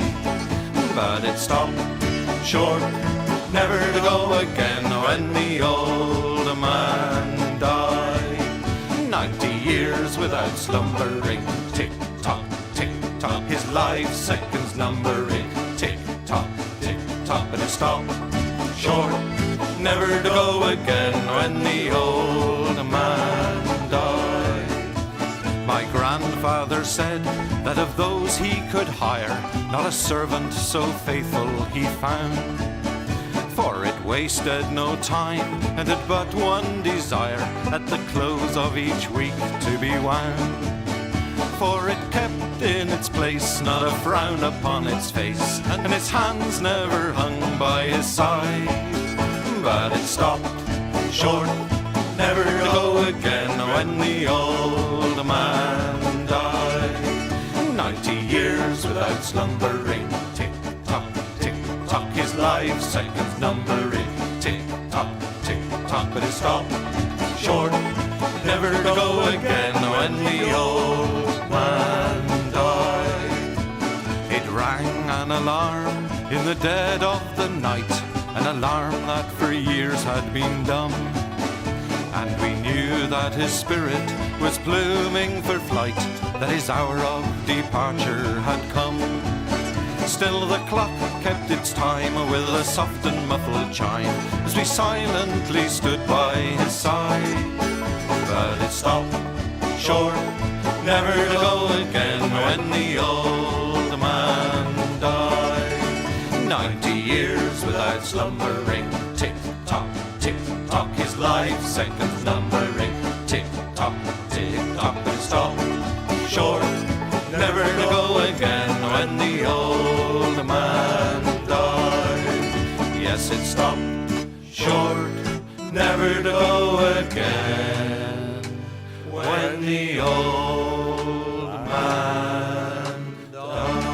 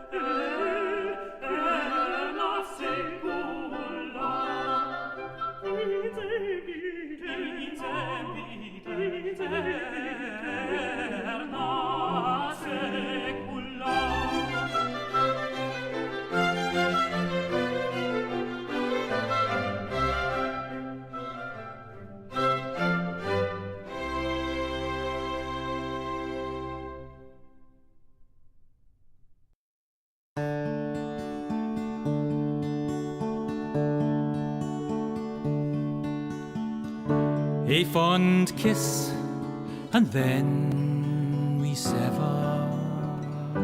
A farewell, and then forever. Deep in hair-wrung tears, I'll pledge thee. Warring sighs and groans, I'll wage thee. I'll ne'er blame my partial fancy. Nathan could resist my Nancy, but to see her is to love her. Love but her and loony other.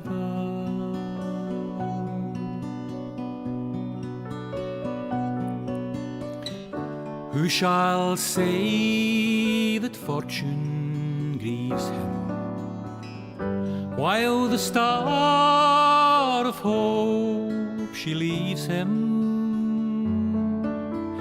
Meany cheerful twinkle lights me,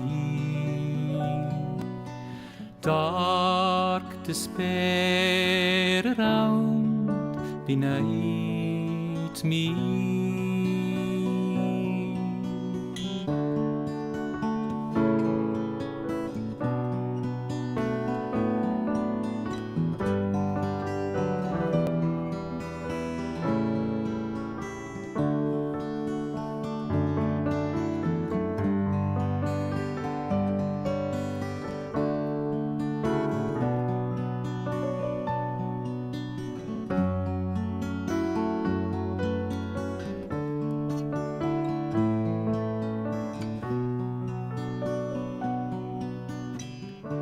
Had we never loved so kindly, had we never loved so blindly, never met or never parted, we would ne'er been broken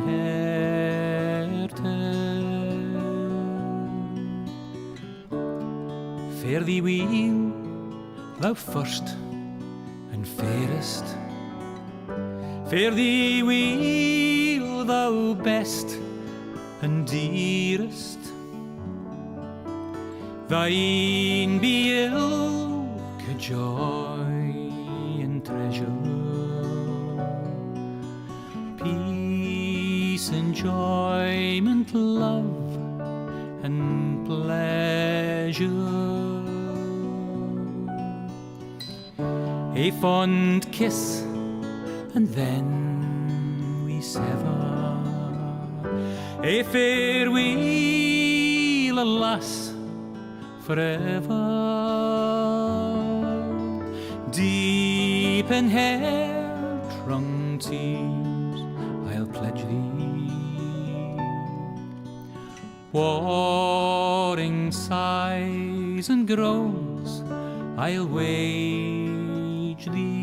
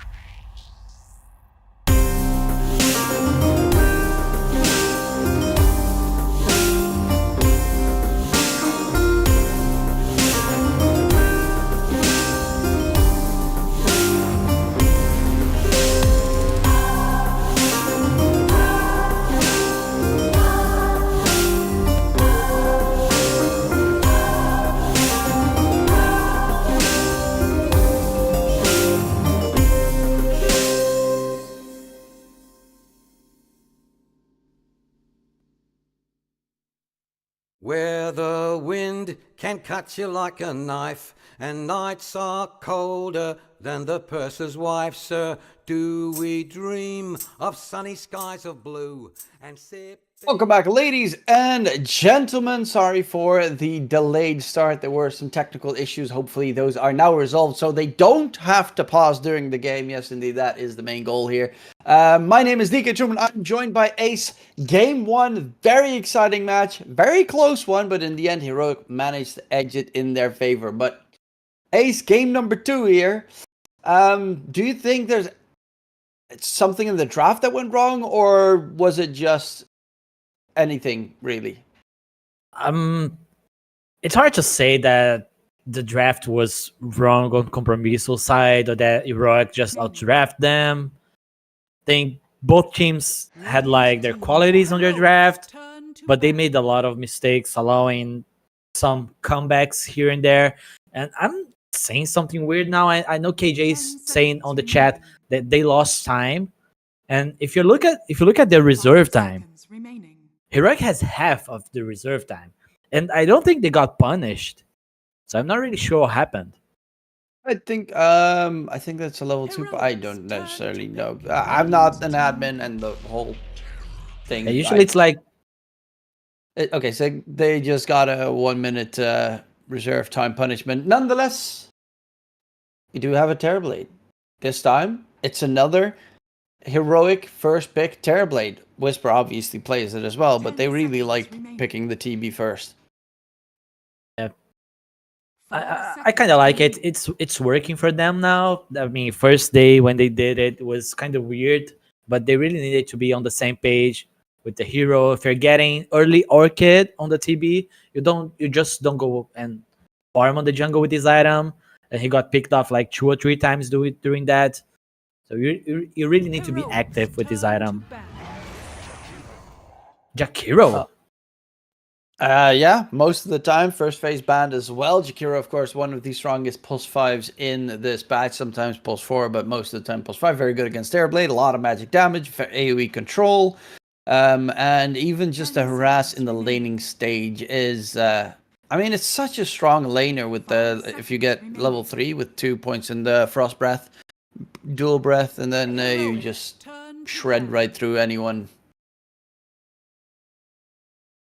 Okay, usually they're just picking cores on the first phase, but yeah, if Panda really thinks Jakiro makes the big difference on the draft, then it's open, as you said, one of the best plus 5s. I'm not against it. What I think now, Matthew was having like really great games with like Hoodwink and stuff like that, playing with Whisper and Analog, but Alain, if you have a TB and a Hoodwink against a Jakiro, not sure how much they can do. So I'm afraid they will like change things on Heroic and not give like Hoodwink to Matthew and give something else. Yeah, I would definitely give Matthew that Hoodwink, as he has shown time and time again that he is deadly on the little squirrel.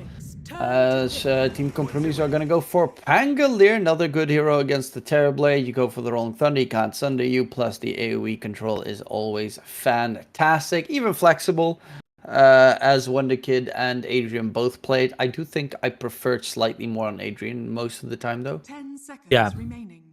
I mean, they have the last pick, so if the matchup is good, they find a really good Adrian hero, they might just switch things around, but as an offlaner, it is in a good spot.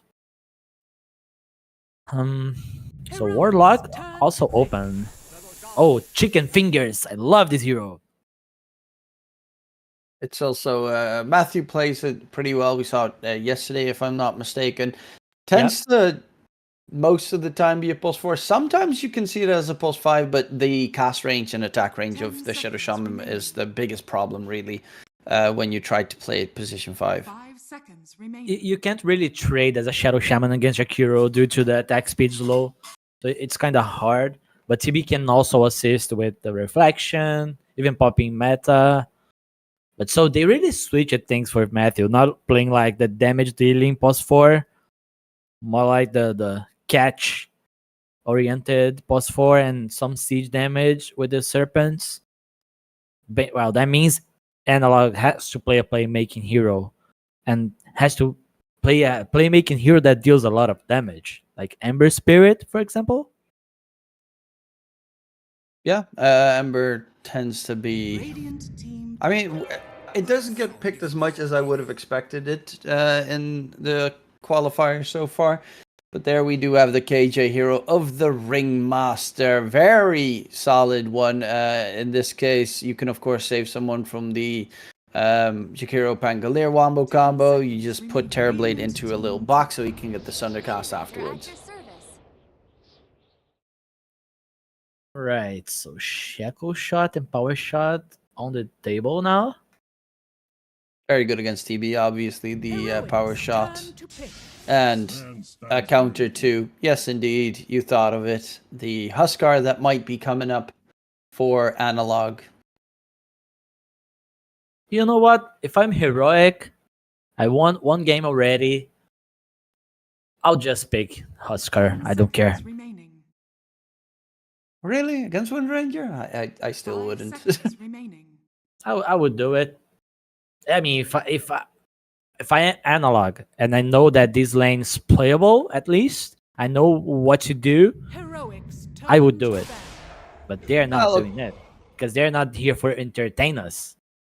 No, and they really shouldn't, as they still have to play this one, and the winner of this series has to play one last series afterwards, so you also don't want to completely tire yourself out in that regard. But with the Enigma pickup, it does mean that Terrorblade is going to be a safe lane pick for Yuma to deal with the Sven. They pick up the Enigma, which kind of, it drags the lane back. It's pretty okay. It's not, I would assume that Sven's pretty okay against Enigma in lane, though.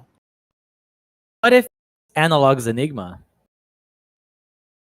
No.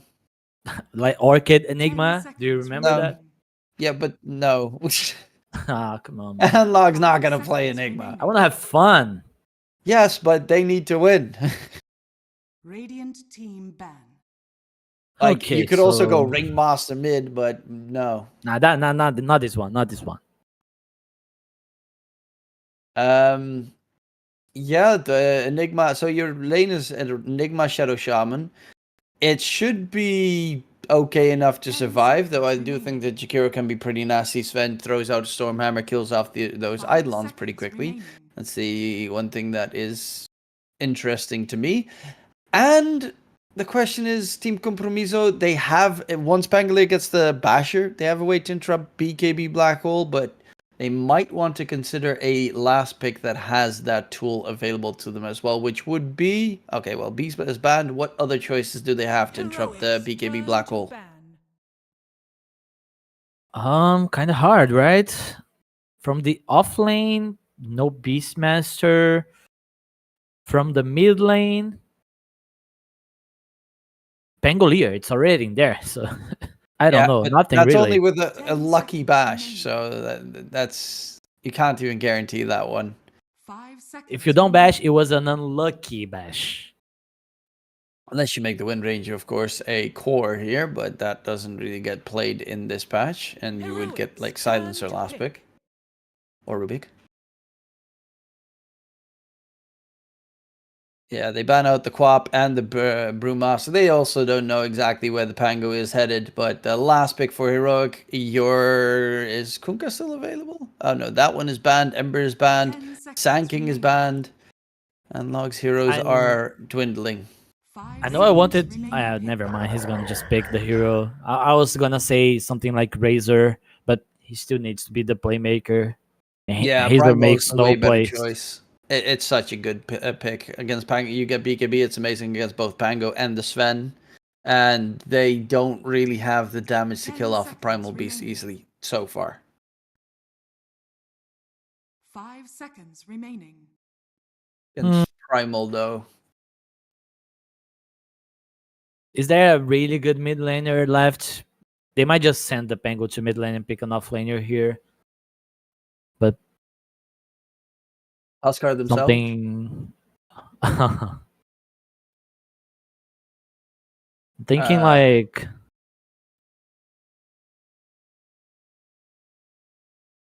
I don't know, Timbersaw? Centaur. What? Timbersaw not for bad. offlane. Yeah, for offlane. Timbersaw is not bad. We just saw Heroic doing it against the TB. Doesn't Primal Beast destroy Pangolier in lane though? Oh, Underlord, my boy is back. It's Is gonna it be mid? offlane Nah. Underlord. No, it's Yeah. gonna be a mid Pangolier. Okay, I'm curious to see what they're gonna do. Obviously, Underlord is great against really everything on the side of Heroic. This is gonna be fun. I like this. Good control, lot of control on Team Compromiso. Very scary AoE team fight control. And really good defending towers on the Radiant side. They have Jakiro, Underlord, power shots always annoying, Pangolier. Yeah, and as for this mid lane matchup, I don't think he gets destroyed on Pango. Because there's some point that Analog just wants to like push out the wave and be active. 10 seconds But remaining. Wonderkid can always dodge the spells. If he tries to get aggressive and has like Swashbuckle on cooldown, yeah, he might pay for it. But as long as he's saving Swashbuckle for when it's needed, he should be fine. Well, I mean, do you think this is gonna go to that 3 map? The third map? If this game goes late, I'll stick to Heroic. They have Enigma, TB against Sven. But Team Compromiso, I don't think they want to go late with this lineup. Like, just get the auras on the Lord, get the timings on this Sven, and go for the fights. And they're really good at doing this with these heroes. So yeah, just because I won the game 3, I would say Compromiso has a better shot at winning this one. Yeah, Team Compromiso. They are very hard to kill on their heroes as well. I mean, even the 2 supports, Shikiro has a lot of HP. The Wind Ranger, for obvious reasons, is hard to kill. Then you have the Pangolier with the free BKB, essentially. The Underlord behind it with big auras. Then you got the Sven with a ton of armor. I love the fact that their team is so incredibly tanky. But it all doesn't matter if you get a 5-man black hole, then they're all dead. Like, that's always the counter argument there. So I'm definitely looking forward to seeing what they can do. Are there any interesting facets chosen? So far, it looks like everyone just picked the default facets. Oh, actually, Primal initially had showing that he wanted the AoE, the analog, he wanted the pulverized facet, but instead went for Provoke the Beast, which Yep, there's a lot of stuns at the enemy team, so he's gonna get disabled quite a lot this game. but big AoE is cool. I know. Have you seen that rock throw when he gets like the 3 consecutive hits done? Meteor, yeah. It's full on invoker situations.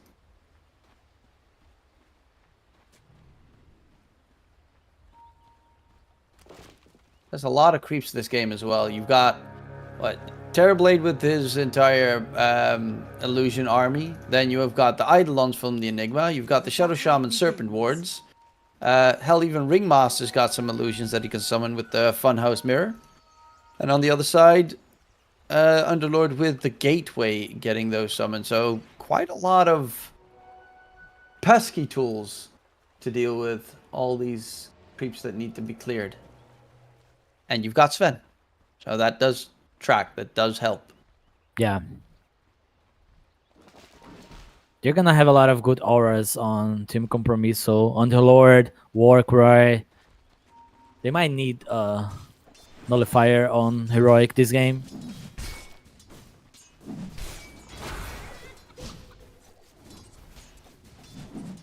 And top side.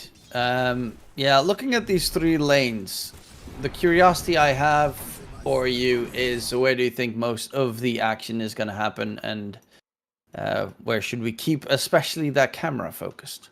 And both side lanes, there will have a lot of action. I think like Shaman always looking for openings on the lane. Same goes to the Wind Ranger. So yeah, I think we just keep an eye on the health bars on both side lanes to be ready for when there's a Q threat. Well, currently Analog and Wonder Kid are hugging each other underneath the tower as well.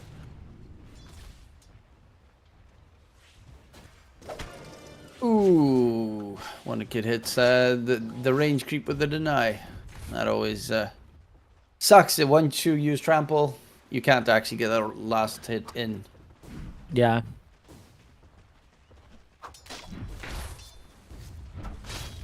And Yuma did pop his Metamorphosis top side. Nice sidestep from Adian. Will be fine, I think. He's taking a lot of damage here. And Yuma's going underneath the tower to get first blooded. Okay. He was so sure he would get the Q with the last hit. Yeah, that wasn't even like close. Janik has another power shot against KJ. And misses it, unfortunately, but now the TB is back in lane, full HP, no meta, but at least solid harass. That is not a good start for Heroic. Adrian only needs to like hit level 4.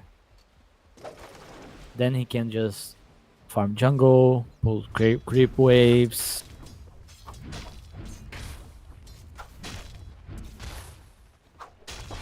And obviously Enigma is just doing Enigma things of denying creep waves. And dragging the lane all the way back. It's not as OP as it used to be, of course, when you could literally just deny a creep with demonic conversion, but it is still very nasty.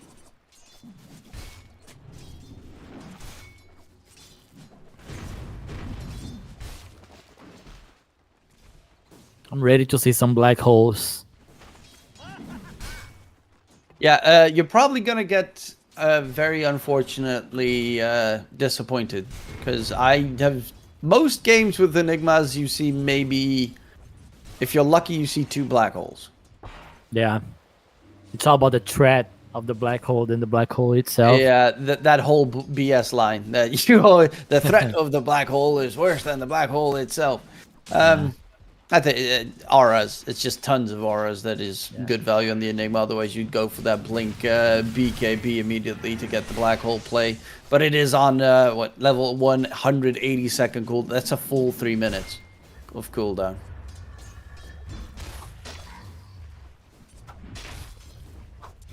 Analog has a lot of CS, took a lot of damage in order to get that. He's also got a bottle, so yeah. Don't mind it too much. Primal Beast has got insane strength gain, 4.3. Very tanky hero, almost 1000 HP if he's fully healed up. That is without any bracer shenanigans. Oh, on the side, KJ wants to defend the water room, but Analog is going to be able to get the bottle refill. And on the other side, so does Matthew. So Wonder Kid, no bottle refill. Yep, the supports on Heroic, they gotta chill. Both of them going for the 4 minutes water room. Matthew even stacked on his way. And that puts Wonder Kid not really in a bad spot necessarily, because he still always has that disengage with the swashbuckle, but would definitely have been able to get more aggressive if he got those refills himself. And for the 4-minute rune, they're gonna really need the supports to make a move. Chicken fingers, come on, chicken fingers. Oh. Chikiro's gonna take a little bit of damage, but yeah, that's about it. God, chasing in after the Shadow Shaman. One big thing about Shadow Shaman as well against Shakiro is the fact that you can't really die from the dots thanks to foul play. Whisper, rotation in from KJ. There's a TP on the other end. Dodd is dropping low. Whisper's dropping. Is going to get taken down. There's Yuma as well. Has a meta available. And will he dive underneath the tower? Janik is trying to bait him out with the wind run. Metamorphosis used. Then he's going to quickly try and run. But a nice spear back. God. And Janet gets hexed up. Power shot in response, taken down. And they will get themselves a 3-for-1 trade in the bottom lane. Yuma's almost dead. As Adrian decided, I could TP and help, but I could also just continue farming. Was it really worth it for Yuma though? Oh, he has Tango on the career, so okay. Is under attack. Lost all of his HP, taking a lot of damage on the tower. If Adrian TP'd, he probably would have gotten a triple kill, because he has Pit of Malice Firestorm.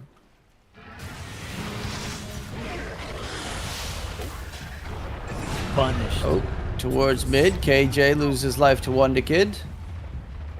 But Wonder Kid has a shield rune, so he really doesn't care about any shenanigans. This time around, it was the Radiant side sending out the supports to help mid. Yeah, for the big rune.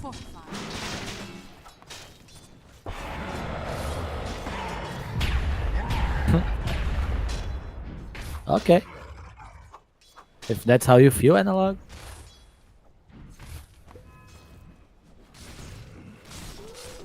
Let's see, are there any stacks being made? Yeah, I would assume Janek. Okay, no, he's going for the experience shrine. But yeah, some stacks are going to be needed. You have a Sven on the Radiant side.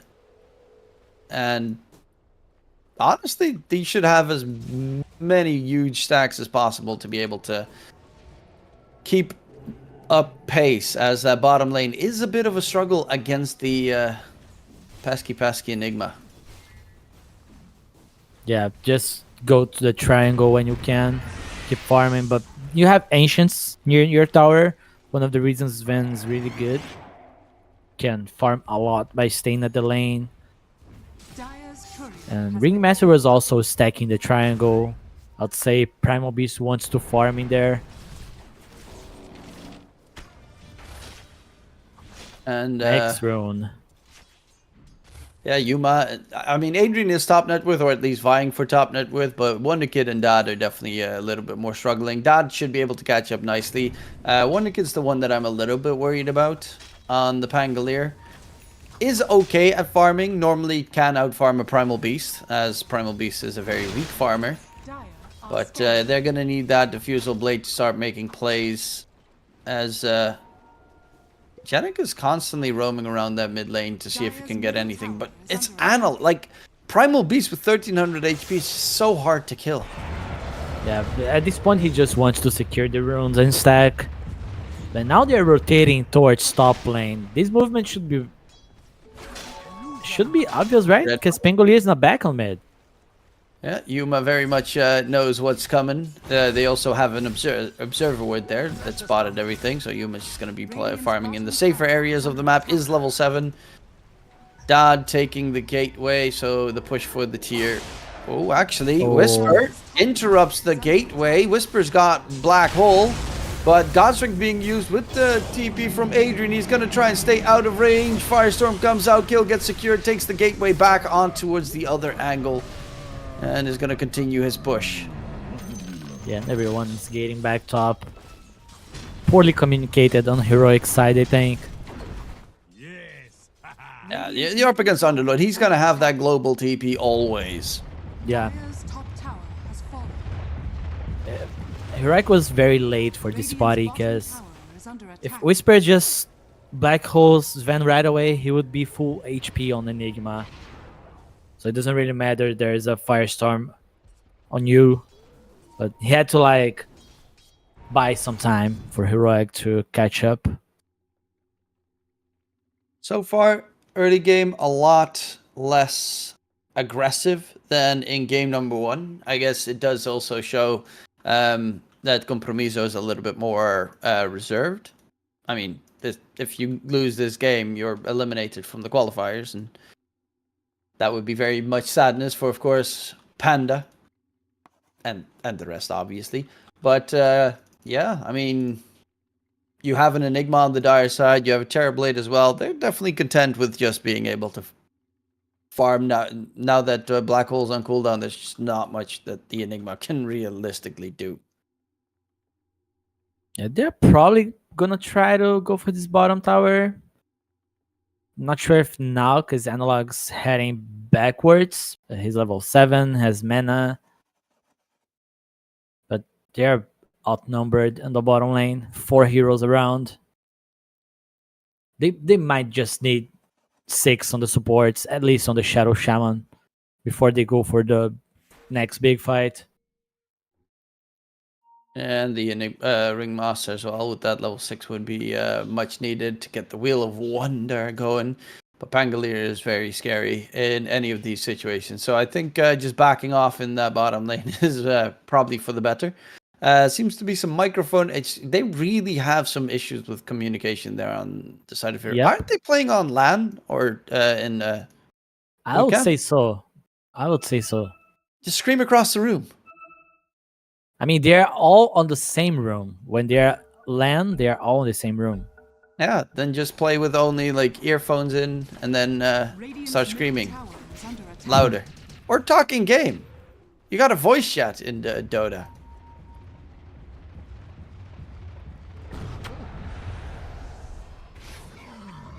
No, but So they're voice communicate. Like I've had plenty of Discord issues as well that all of a sudden randomly the server changes and you've got 300 ping, which makes no sense. Rolling Thunder from Wonder Kid. Regen Rune is going to get picked up. But they're going to turn their attention to Matthew.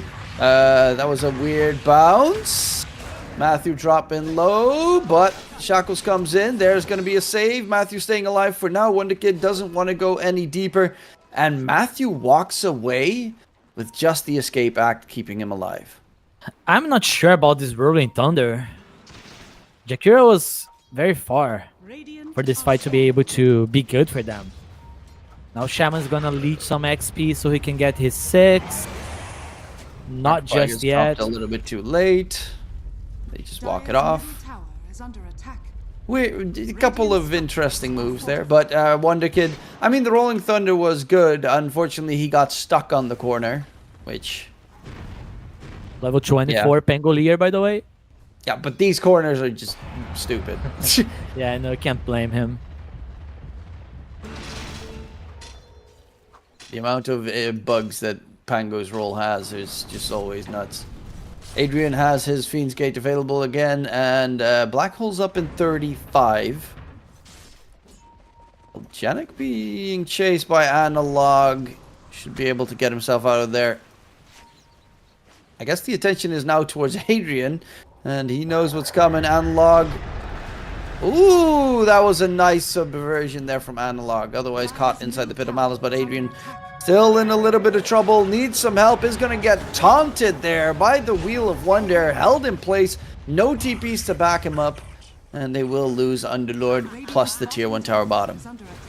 Yeah, finally Shaman hit 6, but look at the mid tower from Heroic. Took a lot of damage already.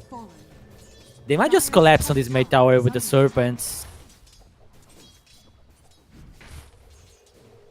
Yeah, they are rotating KJ towards that area. There is a Whisper with the Black Hole available again. But in 5 seconds, Underlord is back up. Haste Rune on Primal is so solid with Trample. Nasty. Not his top net worth, though. At a pretty rough lane, but it's still a Sven. Mask of Madness is done. It's closing in on towards its Echo Saber. Would this be a game where you go Blink Dagger, or would you rather just go for the Harpoon? Both are fine, but being able to just jump the Enigma or jump the Shaman and kill it, right? It's also nice, so I don't know if it's worth it. There's lots. Maybe it is, because you can just blink and kill King Jungle's own Ringmaster.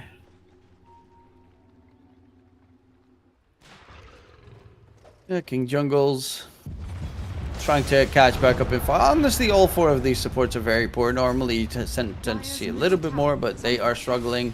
Analog clearing the Ancient Stack, or at least attempting to clear it. Not the best hero for big farming coming through, but with Wonder Kid's Diffusal Blade done, this should, at least for the Radiant side, be the moment where they want to take a fight. I think they're just waiting for the Blade Mail on Analog to go for a smoke. Matthew has 2 obs, so it's probably their go-to now. Yeah, Wonder Kid has Diffusal. And Matthew with the 2 obs plus Smoke of Deceit. Ready to make a play. He popped the haste rune already. Experience Shrines are up right now, but Analog is looking for the rune, and it's an Amplify damage rune. Not bad. Combination with Trample. The magic plus physical damage buff really does make Trample hurt. But there's just a lot of farming at the moment. They're not even close to each other for any engagements. Radiant are scanning. So you initially said that, of course, Heroic have a slight advantage when it comes to the late game aspect. What is it just because they have the Enigma, or is it because of the Primal Beast? What makes the late game for them slightly better? For me, it's the Enigma and the BKB piercing ability on Primal Beast late game. A good old Pulverize. Very solid. Wonder Kid coming in from behind. And Analog Smoke just breaks. Janik wanted to smoke, actually. Wasted a smoke there. Shackle Shot comes out, but the Rolling Thunder has been cancelled. They get the control in onto the Primal Beast. He is trying to run away, but the roots from Adrian just nowhere to run. And Primal's the one that's dead. Why are they so spread on Heroic? Radiant are scanning. Are they really thinking that Compromiso is just accepting the fact that there are 2 heroes on the jungle casually walking? Oh, Dad pops God Strength. They want to take the Tormentor, but there's a Blink Enigma nearby on Whisper. This could be big. Can they get the catch? They have the vision. Tormentor's dropping low. It's about to get taken down. The Serpent War Zoo get dropped. They get the Tormentor kill. Whisper's on the side. Gets the 3-man Black Hole catch. Janik doesn't have the Shackle Shot available. They're going to get Wheel of Wonder. They're stuck in position. The Sven is dropping low. They get 3 kills. Make that 4 kills. Huge fight there from Heroic. And they got baited to take that Tormentor. I told you, bro. Some good Black Holes. And Matthew, he pretty much solo killed the Pango with the Serpent Wards. Yeah, the Pango without Rolling Thunder, not scary. Yeah, not scary at all. It was a brave move by Compromiso, thinking, okay, no Primal Beast, no fight. Let's just collapse on this Tormentor. But Heroic was just patient. They just waited, used the vision, and got the really good opportunity to land a beautiful Black Hole. I mean, that's superb by Whisper. It's also the moment that the Wind Ranger used the Shackle Shot. Everyone's dragged to the middle, so you drop the Wheel of Wonder there. God, that lockdown was forever. He's itemizing for a Black Hole on Whisper. Going straight BKB now. And then Ags afterwards. Yeah, he knows nothing can stop him. But the Pango. But the Pango, it's going to take a very long time until he gets his Basher. Considering he wants to get Blink Ags to get the better Rolling Thunders going. Precious bounty. Still though, because they got the Tormentor, obviously it's just not great, but it also wasn't the worst. The only downside is it was on the Jakiro, and that is actually pretty bad. That he got the shard. It's not gonna be very helpful. And Sven went for the Blink Dagger, so he really wants to be on top of the back line. Oh, Matthew gonna get hunted. Adrian's looking for more targets, but oh, he does manage to get a 2-man catch. But they should be able to still walk it off. God Strength was used by Dad, so the tier 2 tower top is gonna be taken down. And it is a TP in from Yuma with the Metamorphosis available. Rolling Thunder gets thrown out. Continues the bounce, gets the full lockdown there. It's going to be a little bit of a save, but is it going to be enough? Analog dropping low. Analog is dead. And without the BKB, he is very easy to kill. They have just too much. You can't really pulverize anyone. So what is the point of just going first and you're not going to be able to do anything? You just get yourself killed. And they still had God Strength up for a couple of seconds longer. Now Metamorphosis is on cooldown. They will have Black Hole in a sec. But yeah, that was without the BKB, Primal is just incredibly weak. They've got what? Shackle Shot. They've got obviously Pit of Malice from Underlord is ultimate counter level against the Primal Beast. What I do find it funny is he has Crimson Guard, and I understand he's going Pipe, Guardian Greaves, the whole shebang, super supportive aura build Underlord. But in this patch, when everyone is building Rod of Atos, Underlord's not going the Rod of Atos. Kind of funny. Oh, Range Ranger doesn't have Atos. So... Adrian, Black Hole onto the Underlord. He is very tanky with that Crimson Guard. Is eventually going to get taken down. They do use everything to finish him off. But luckily enough, there was no one nearby to make a counterplay. Not a big fan of this. They're not going to be able to accomplish anything with this skill. Just to send the message, I guess.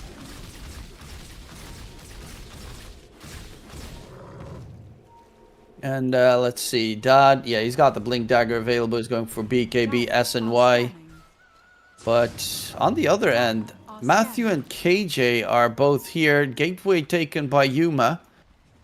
Panda and Dodd need to be a little bit careful, as they might get collapsed on while Whisper is just farming a bottom. Yeah, these three heroes are in trouble. Analog's coming from the opposite direction as well. They're smoked up. Dodd being chased down. One kid is invis. And okay, they'll just get out. Well, bottom lane, they're going to go for Whisper, who was still lurking about in the area, rooted up in position. And they did not manage to find Dodd, but in response, a very big kill onto Whisper. You can't really split push like this against Underlord, unless you are pretty sure what the enemy is doing. Oh, in mid. Sven. He is going to get caught. Can he get himself out of there? Ice Path Macropie is not going to be nearly enough to keep him alive. Pulverized from behind. Analog gets shackle shotted. Rolling Thunder comes out. Analog saved by KJ for now, but the Rolling Thunder is just lengthy. And that is going to be the Primal Beast finished off. Yuma wants to continue a fight. Adrian is still nearby. Turns his attention towards the Shadow Shaman. As shackle shot, harassment continues. Yuma with the Sunder onto Adrian. Underlord very tanky. Ice Path in response. They're trying to get the burn going. Yuma doesn't deal any damage against the Crimson Guard. They're going to turn it in towards the Terrorblade. They don't need the Sven when they kill the TB. 6 kill streak going to the Pango and a very big turnaround play. They killed Sven already. Why keep going? Like, you really have no damage if your Primal Beast is dead. You really have no damage if your Primal Beast is dead. Why would you go like this? The Underlord's just never gonna die. Like, they had to black hole him the previous time to kill him. With the Crimson Guard, no physical damage coming in. He's done, almost done with the pipe. Add that in, Guardian Greaves. He's got the Atrophy Aura level 3 now. Yeah, it's gonna be really hard to break through this Underlord this game. They got a little bit too excited.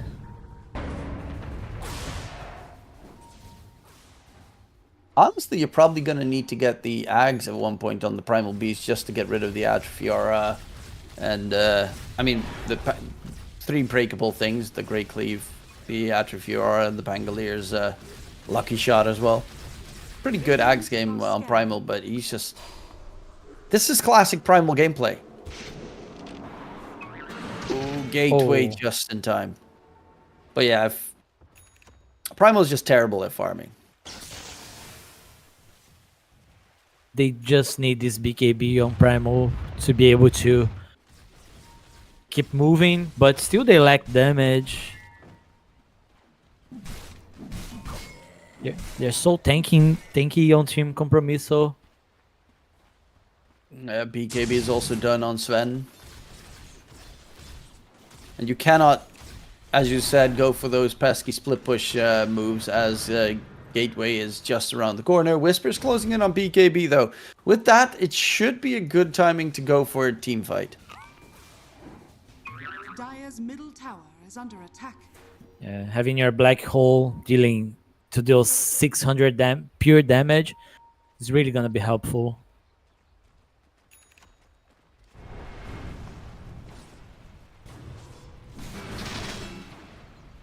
Bottom side, Matthew, he's still looking for an angle, but Jenik is just keeping the wave pushed out every time. No Serpent Ward drops. No nothing.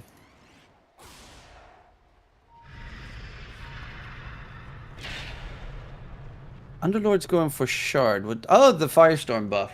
Yeah. Oh, I mean, Matthew?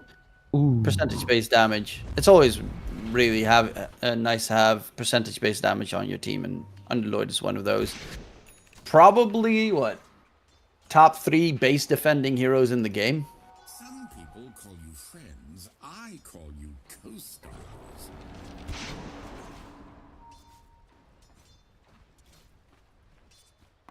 Let's see the smoke play. Yeah, but they're not giving them anything just yet. And though, walking forward. Do they know he's coming? Matthew, they just used the blink. They spot out Matthew. Jenik's trying to get the catch. Blink is on cooldown for 8 seconds, but they're going to go for Analog instead. The Shackle Shot connects. Jenik is going to be controlled on one end as they go for the Shadow Shaman on the other. Analog going for the TP attempt, but he is dead. Tormentor did die at a very fast timing. I kinda don't know exactly what the timing was, but they did kill it pretty fast. Speaking of killing fast, Black Hole gets used topside. Whisper with the BKB. Black Hole onto Dodd. Sven, he's turning it around. Going for Yuma. Terrablade's going to be dead instead. Chase onto Whisper. The Black Hole damage, it's just not there. KJ is now last but not least going to get finished off. It's a full team wipe. 2 separate areas they find targets, and they just blow him up. This Sven, 3.2k HP. They Black Hole, they Metamorphosis. Nowhere clear of getting that kill. TB got Ice Path, so he could not deal any damage to Sven. And this was a game. This game is really hard for Heroic now. Sven's way too strong.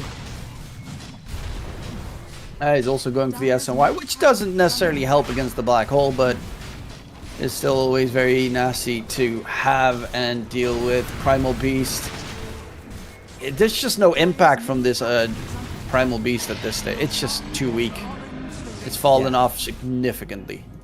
Analog is not gaming. A big change-up could be that Black Hole on Enigma for the max health per second damage.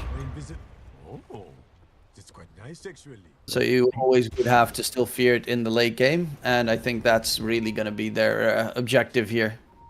Just so that they can make up for the lack of damage that they have. Analog trying to get the catch onto Jenik, but that's the beauty of playing against Primal. You hear those gargle noises in the trees, and you, oh, okay, I'm done. Bye. Not gonna screw around with this. Alright, Pangolier has the Aghanims complete. He just needs to wait his career respawn. They have a gem now. Also on Team Compromiso to secure that map control. God Strength going for a push. Bottom lane, Jenik is going to get jumped. There's the gateway coming in from behind. Jenik still held in place, but Adrian's going to focus onto Matthew. While Wonderkid wants Analog. Matthew dead, Analog, Rolling Thunder from Wonderkid. No TP. Oh, there's a little wall there or something. But Analog not going to be able to TP. Pops the BKB, going in onto Jenik, trying to get the kill onto the wind range, and he does find it. TP afterwards, gets the TP off in time. He finds a kill and gets out. That's actually a lot more than he should have gained. This is what you really want to do when you want to BKB TP out. You really want to be useful and use some seconds of your BKB and getting a kill. Really important for him. A lot of XP, a lot of gold. Meantime, mid lane taking the tier 2 tower, taking quite a lot of damage. As Yuma is looking to get ready with the split pushing. He's actually going for the BKB on Terrorblade so he doesn't get that big Ice Path against him. Or, honestly, everything, because they have, what? Ice Path, Rolling Thunder, Shackle Shot, even the Underlord route in the Firestorm, Stormhammer from Sven. All these very nasty spells that TB just can't deal with. Yeah, Analog. he doesn't do a lot of damage at the moment. Shackle Shot does connect. Analog save attempt there from KJ. Can they keep him alive? Wonder Kid on the side. Analog. He does have a great healing Lotus, and they're running away. Wonder Kid's gonna make nice move there from KJ to make sure Wonder Kid couldn't get the blink going, but it's not going to be enough. The Shackle Shots from Jenik are perfect. Analog this time around will not be able to get a kill and TP out as he falters, but they're splitting the top lane. Enigma is in the area. They also have the TB at the ready. Matthew might just go for the blink black hole. Whisper, if Wonder Kid didn't play this defensive. Yeah, now I think they're just trying to buy time for Whisper to get his Aghanims. Yeah, he's got 2 pieces. And the push continues. I mean, Adrian has to walk in to try and defend it. Adrian is... I love this. He's got the pipe. He's got the Crimson Guard. Next item, Ags. The Aghanim Scepter on Underlord means you can never split push. He's got Careful, Matthew.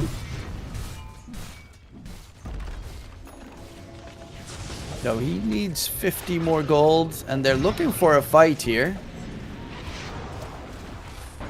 Dad still has the Aegis for another minute. Adrian, there's the black hole usage from Whisper, gets a 2-man catch, the damage onto Wonder Kid, it's enough. They find Jenik as well, 2 kills secured. Dad, Crimson Guard is going to keep him healthy for now. BKB from Yuma is going to try and run away. Matthew gets clipped up back by Dad, and Matthew is dead. Dad, though, in the trees, they know exactly where he is. Macropie Ice Path comes up. God Strength used by Dad. He's looking for a target. He does find Analog, but there's the save from KJ. Once again, Yuma's got the Sunder. He needs to find a good target. There's Adrian. Can he get the Sunder going? Yuma gets the Sunder. Takes all that HP. Juicy HP. It's all on the Sven. Completely solo. Dad is controlled up in position. All he can do is throw at the high 5. No God Strength. No chance. Full team wipe. And Heroic shut them down with, again, Whisper starting it off. 2 kills instantly because of that godlike black hole. Yeah, man. Who said TB was the carry? I think they're just looking at the wrong purple guy. It's all about the black holes now. And he's gonna have Aghanims for the next fight. He didn't even have to use black hole on this van. Just got 2 targets and the fight was easy for them. And Compromiso had Aegis. I mean, that's just it. If Whisper is starting to feel it, he is the best offlaner in South America. Like, this game, so far, he's doing the heavy lifting. The black hole bottom on 3 heroes, the double black hole there. It's, yeah, you don't get the 5-man black hole, but they didn't have any response there. And you lost Pangolier Wind Ranger at the start of the fight. That's no Lotus, no Force Staff, no Shackle Shot. Hell, Jenik has hit, like, an ungodly amount of double hero Shackle Shots this game.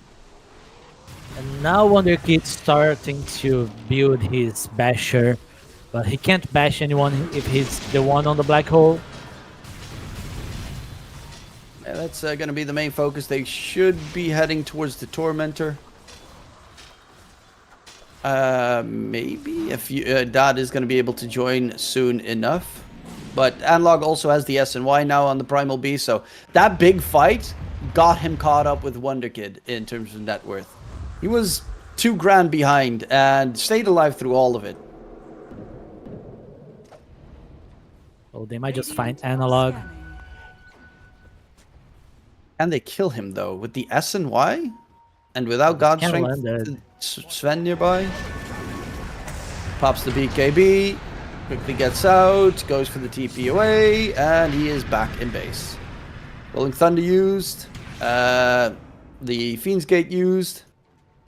Black Hole is available with Aghanim Scepter.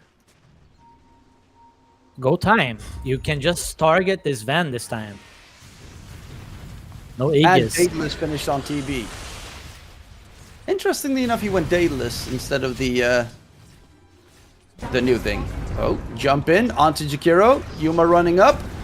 There's the Primal as well. On the side, Godstrength does get used. They know he doesn't have a BKB, but Black Hole onto Dad, and there's the control to take down the Sven. No Godstrength available anymore if he would even get back into the fight. Hex onto the Pango. Wonder Kid is the second one down. They're going to find all 3 cores here for the juicy kills. They will lose Adrian. 3 cores dead, and what a catch. Whatever, like, Whisper's got the Black Hole at the ready. Finds the God Strength Sven, so even if he would buy back right now, no God Strength available. And they only keep the supports alive. That must very much hurt. This is the problem when you play Sven and you buy both Blink and Harpoon. Now he's limited in slots. He might be considering getting like Silver Red just so he can position himself and not get Black Hole every fight. Because if this is how every fight's gonna happen, it's gonna be easy for Heroic. Ooh, Whisper almost got the catch there. Yeah, they're gonna really need that Roshan, the Aegis at least, just so that they have the second life against Black Hole. It's not, they don't have any saves on the Radiant side against Black Hole. They don't have any like Shadow Shaman or even Ringmaster. Speaking of which, he's got Ags done on KJ. Rod of Atos Ag, so he's got 2 escape acts in case something goes horribly wrong. Yep, and he throws the darts.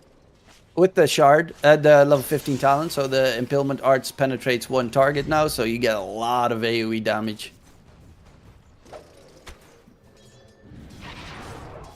And Roche is alive, going top. Oh, Yuma hits the Tormentor once. No. Not gonna deal with that.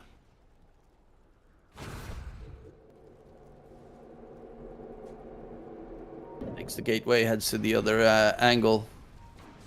Instead, as he's just gonna get some split push shenanigans going towards mid. Janik. There's a Matthew very close nearby, but they don't have vision. Analog doesn't have Blink daggers, so kind of hard. He's just running in. He's going for Ags, which, as previously mentioned, the break is so big this game on Primal Beast. It counters all 3 Radiant cores. Mm-hmm.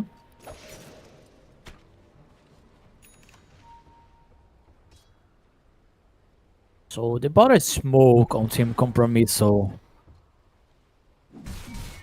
But if they lose a fight this close to their base, it's at least 1 set of Rex. They're pushing top, so they have 2 waves pushed. Radiant's middle tower is under attack. Dire's bottom tower. Dad has the overwhelming Blink chosen for the catch, but they are gonna go into the Roche pit. Yuma gets excellently ward trapped by Matthew, but with the help of Serpent wards, Roche dies very fast.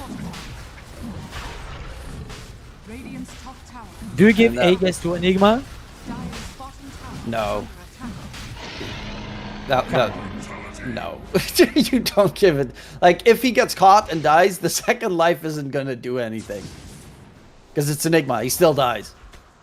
He can at least try to use Black Hole once. If he dies on a fight and doesn't use Black Hole, I'm not sure if Heroic wins it. Yeah.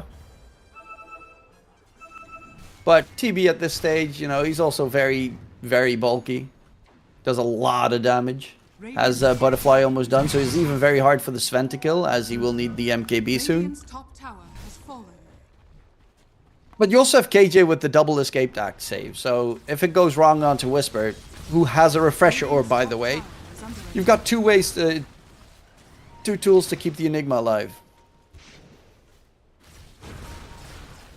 I don't know about these items on Sven. He doesn't have Bruce. Doesn't have ways of dealing with the butterfly that's coming from Yuma. God Strength used, trying to get the catch. KJ used the escape act very preemptively. Is already going to get taken down. The wrong Thunder chases after Whisper. Whisper is going to get the Black Hole cast onto Wonder Kid. Charge in, gets the refresher going. Wonder Kid's dropping low, but not dead just yet. They're actually losing a lot of HP onto Analog and Whisper. He does not have a BKB for the second Black Hole on Enigma. Though Dad is going to jump back in. This is a buyback from KJ. If he dies, that's going to be a dieback coming through. They lose one to get on the back line. Yuma's being kited all over the place. And they're still trying to catch up to Dad. This is not over just yet. Oh, Matthew, chill out, bro. Trying to ward trap the Underlord there. Okay, But, so Pangolier did a good job this fight, like messing with the Enigma. He paid with his own life, but unfortunately, Sven was not able to do much. I mean, he was able to do a lot. They were very close to dying. They just never got finished. Because the Pangolier was dead. And, like, that's the the problem there. Yeah, and Underlord's not, like, helping Sven to kill anyone. He can throw some bit of malices here and there, but it needs to be enabled. Like, maybe a good shackle shot. Pango also still doesn't have a basher. Because that fight, when Enigma black holed him, the moment he was in the middle of his shield crash, if he had basher, that could have been hilarious. Oh, analog. On the side. No big catches there. So they will go for the Underlord of Adrian. He's taking quite a lot of damage. Analog's nearby, has the pulverize. But the Rolling Thunder in response gets the jump back to the high ground. I think he didn't want that. But Yuma is dropping very low. Still has the Aegis for another 2 minutes. And he's not 25, so he can't just sunder an illusion. Oh, he doesn't have the talent. Okay. Oh yeah, he doesn't have the talent. Anyways. Yeah, he wants to get the aggressive sunder though. Shenik is with the load serve just looking for a possible random power shot snipe. Has been killed.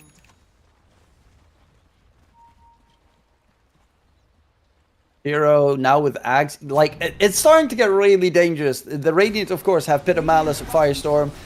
Now they have the Macro Pyre with Ags available as well. Their high ground defense is starting to look incredibly tough to break. This high ground defense is no joke.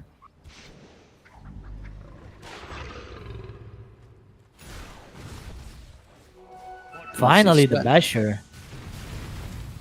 It took quite some time, but Wonder Kid should be able to help out. Or obviously, you're still based on it's all based on luck with the who you bash and such. But they have something to interrupt the black hole. And then he pops refresh your BKB black hole number 2, and then you're dead. Jump in onto Jakiro. Genik's trying to help out. God Strength. Oh, black hole number 1 used. Matthew's dropping pretty low, but they get the lockdown on Yuma. That's going to be the Aegis taken care of. Refresher from Whisper. Second BKB used on Whisper. So he doesn't have a BKB if he goes for another black hole. And they're going to back off again on Heroic. Oh my god, that's why he's buying Aether Lance. Yeah, it's... If he had it... The cast range is terrible on Enigma Black Hole without Aether.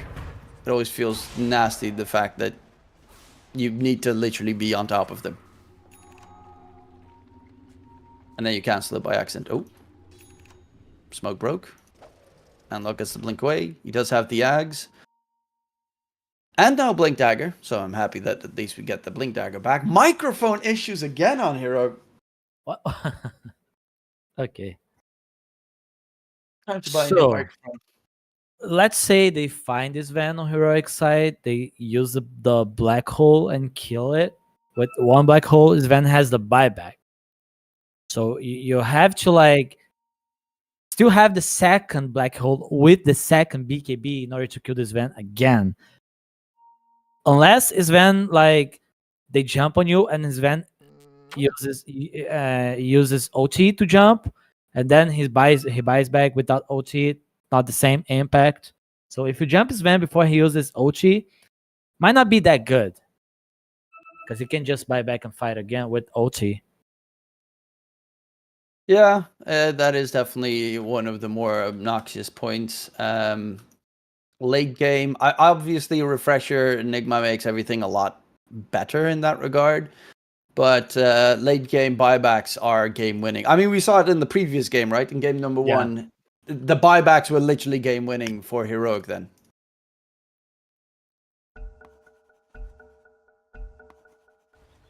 But this game is going to be a little bit longer, I think. As it's still really hard for... both teams have the biggest issue of they're lacking damage. They have 2 core. You have Sven versus TB. The rest... I mean, obviously, if you catch more heroes in the Enigma Black Hole, that's also a lot of damage. But overall, there's just only 2 heroes that really pump out damage in these fights. So even Jakiro in that engagement, that bottom, he has 2.8 KHP, which is quite a lot. But he took so much damage there, and it took so long, and he still didn't die. Also, he has 2.8 KHP. What? 70 strength. I mean, 91. 91 strength. He also has the Ogre Shield Totem. Extra HP from Solar Crest and Aghanims. That's pretty good. He actually has 2 blood grenades on him.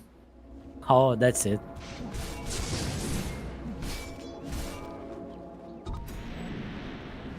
That's weird to see blood grenades this late in the game. Just casually. I need to fill my slots with something that's cheap. But buybacks are going to be crucial, so I'm quickly going to check out who has them yet. Dad has them. Janik has them. From everyone on the Radiant side, they're about 300 gold away from it. Dire, only Yuma and Whisper have it. Oh, smoke up. Kinda would be a good catch. There's going to be a jump in onto Dad. Black Hole does get used. And they find a quick kill. Looking for more analog. Finds a huge target there with the Wind Ranger. Macropire is underneath. Janik's going to get taken out. Dad buys back. Rolling Thunder is going to continue in. But there's the save. Is it going to be enough? Dad finds the kill onto Yuma. Looking for more. That's analog. Primal Beast loses his life as well. They didn't have the refresher orb on the Enigma, so they didn't have a chance for a second black hole. But it is still double buyback forced out. I think even if they had Black Hole, you can't kill Sven without TB. TB was in a weird spot, that team fight.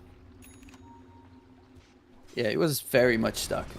He got surrounded on all angles, and then he got the little attempted save there from KJ with the escape act, and you're just like, okay, I'm still screwed. Thank you. They need to try to force a buyback here, because Sven doesn't have a buyback, and you can't play late game against Enigma without buyback unless you have Aegis. Even with Aegis, it's kind of hard, but yeah. They really need that Aegis, but yeah, as you said, it is still very hard, because they can't really go high ground as Enigma's refreshes off cooldown. So if you try to go high ground and force a buyback, Enigma just randomly jumps the back line, gets the black hole, and then you buyback on TP back in. Oh, Whisper. Blink to the side, blinks correctly, and Whisper gets out. Oh.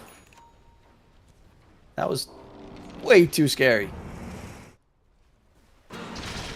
I mean, this entire game is way too scary. One black hole can cost you, but a whiff black hole can also cost you.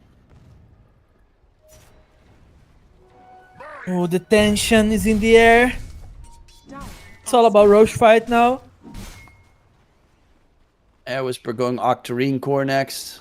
Needs more cooldown reduction to get that refresher orb off cooldown faster. And here you go, Gleipnir on Underlord. Look at that freaking circle. And he gets one from the Fiend's from both sides of the Fiend's Gate as well.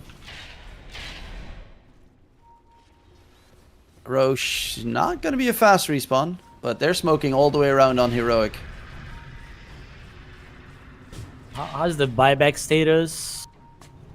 Okay, they definitely know that Heroic is... Yeah, they're clearing the area, so they're on each other's side. Roche has respawned. Buyback. Yuma has it. KJ has it. Whisper and Matthew very close. Analog 400 gold. Most of the Dire side has it. So they're gonna force Team Compromiso to go back. Yeah, they're gonna otherwise lose their base if they don't. And Underlord is very good at defending, except against Serpent Wards. He doesn't really do much against those. And the range racks are just gonna straight up die.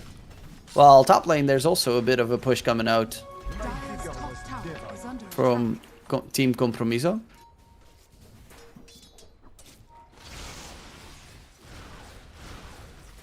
I mean, Janik Ranger is just gonna pop Focus try. Fire. Yeah, pop Focus Fire, go for tier 3 tower. You can easily defend the base with just the Underlord. He's got Fiend's Gate available. He's almost level 25, which Fiend Gate deals 100 DPS and 700 radius. Or the Pit of Malice route. Probably Pit of Malice route, right? Yeah, I think so. The other one is, I mean, it's more than Radiance. It's almost double Radiance's damage.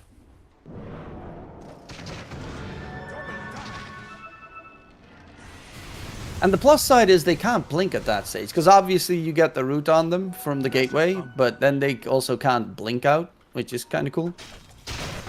Because they get the burn damage. Radiant's middle barracks are under attack. They're gonna try to find Adrian. He's trying to run away, but there's the black hole catch coming up, and the Underlord. He was very tanky, you'd think. Shackle shot on Whisper, but the only one here is Janik. But are you going to force his buyback or what? Because by the time he respawns, your black hole is gonna still be on cooldown. Yeah, they have the refresher at least, but the Metamorphosis is also used, and that's a very big one. Blowing Thunder being thrown out. They're looking for a target. They're gonna get the jump in. Refresher gets used by Whisper. He's trying to run in. Actually, the gateway is being obnoxious. Whisper's second BKB has ended.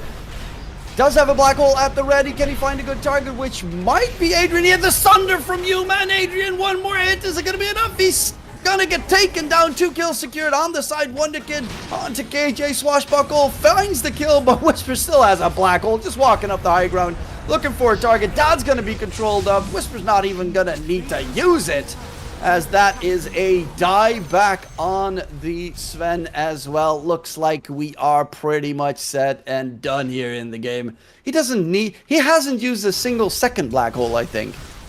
I'm really confused. How they were able to kite this van that hard without Enigma and TB.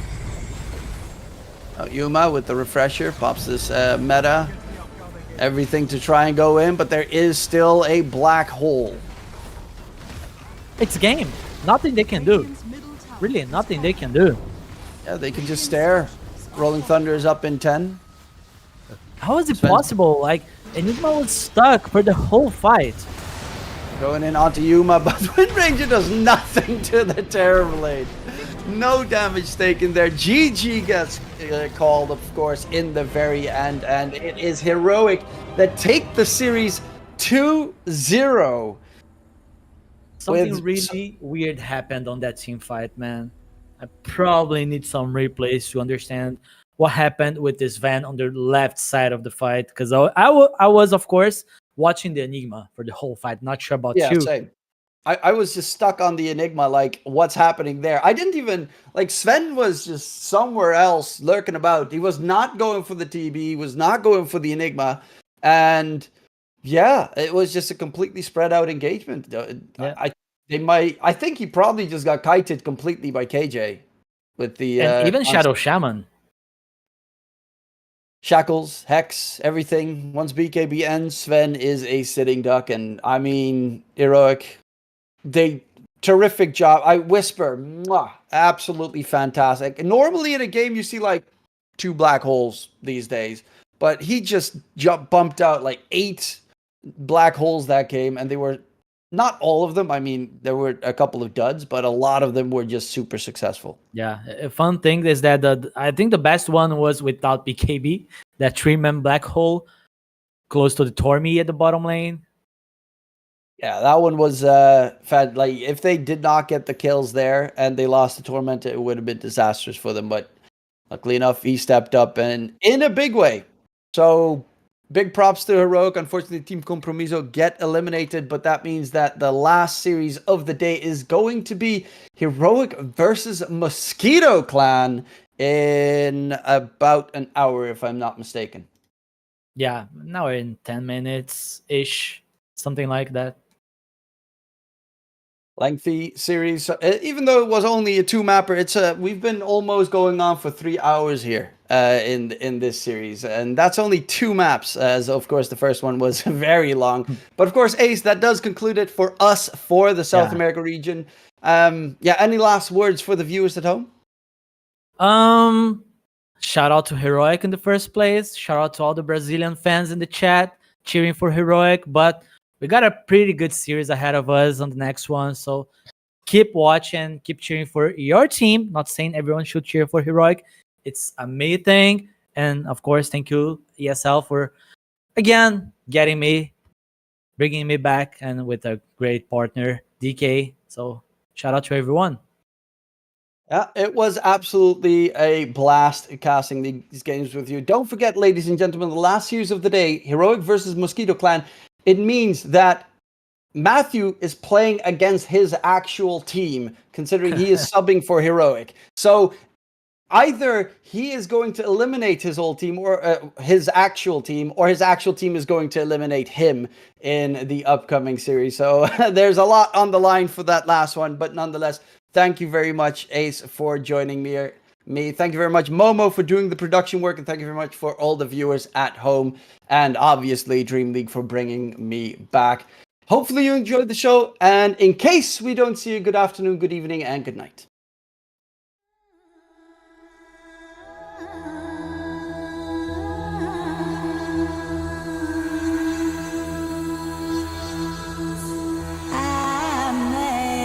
Amazing grace,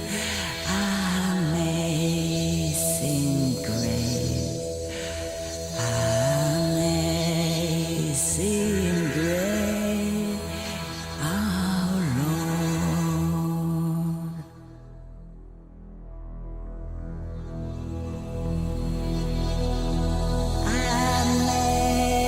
Amazing grace, how sweet the sound that saved a wretch like me.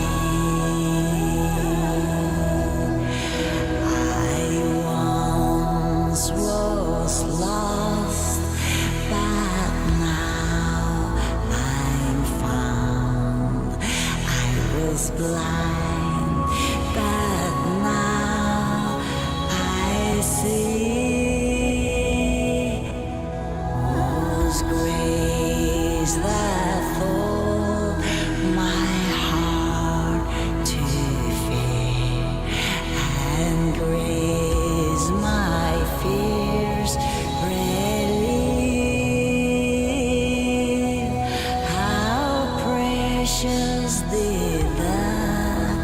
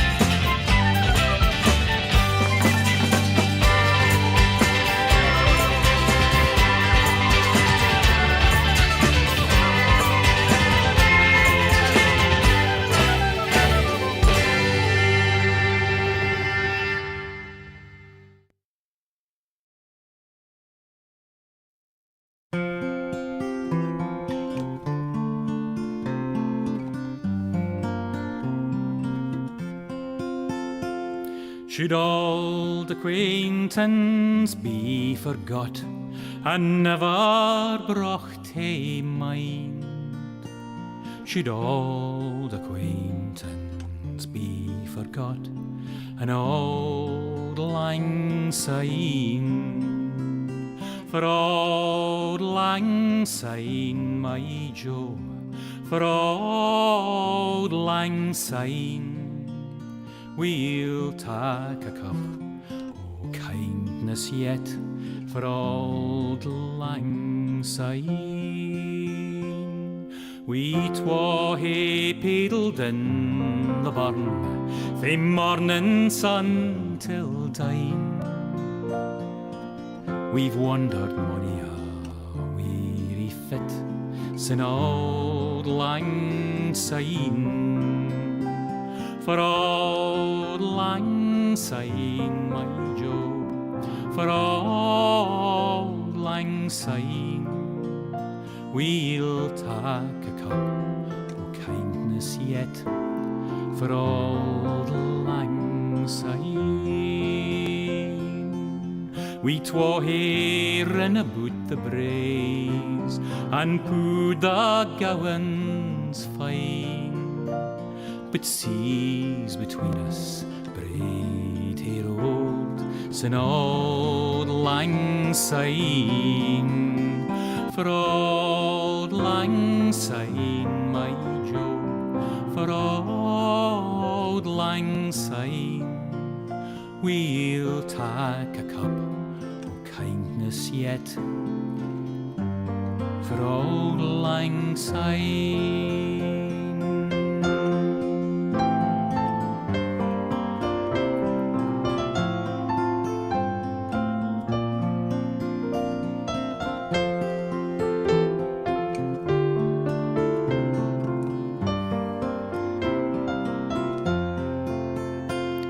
And surely you'll be your pint stout, as surely I'll be mine. We'll take a recht good wally wacht for old lang syne. For old lang syne, my Joe, for old lang syne, we'll take a cup o' kindness yet for old lang syne. So here's a hand, my trusty fear, and gie's a hand o' thine. We'll take a recht good wally wacht for old lang syne. For old lang syne, my Joe, for old lang syne, we'll take a cup o' kindness yet for old lang syne.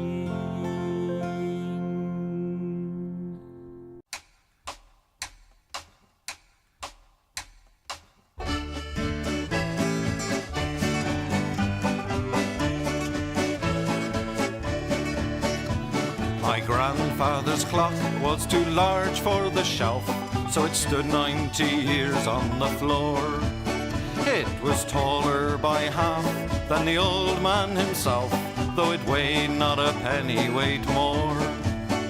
It was bought on the morn of the day that he was born. It was always his treasure and pride, but it stopped short, never go again when the old man died.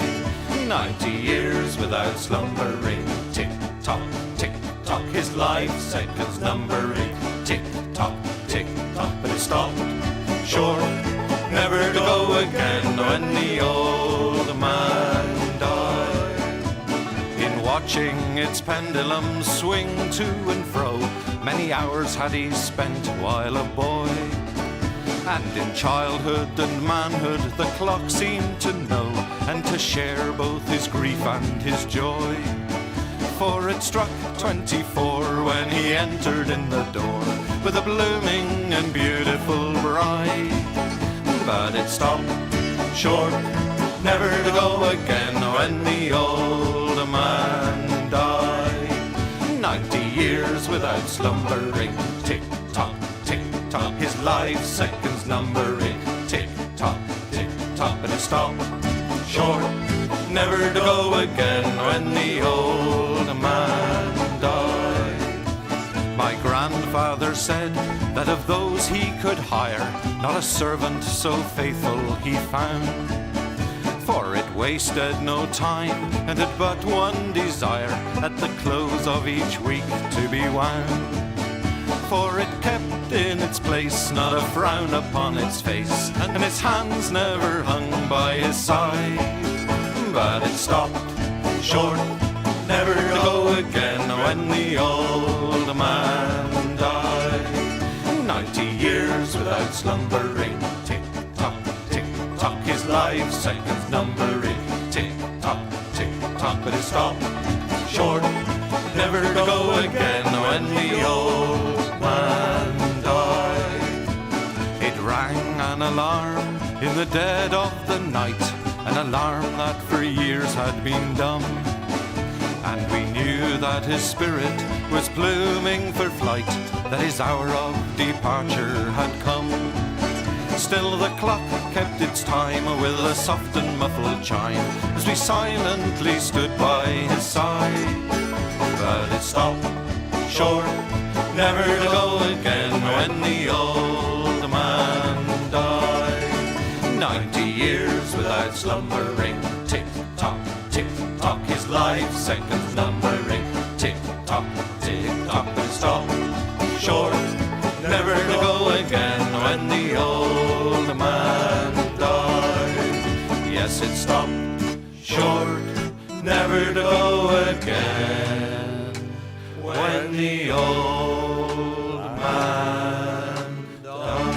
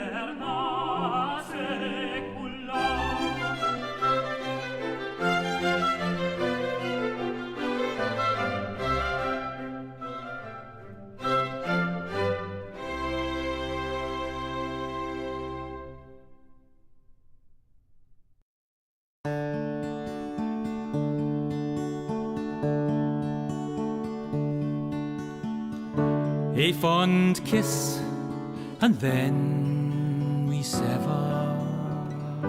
A farewell, and then forever. Deep in hair-wrung tears, I'll pledge thee. Warring sighs and groans, I'll wage thee. I'll ne'er blame my partial fancy. Nathan could resist my Nancy, but to see her is to love her. Love but her and loony other.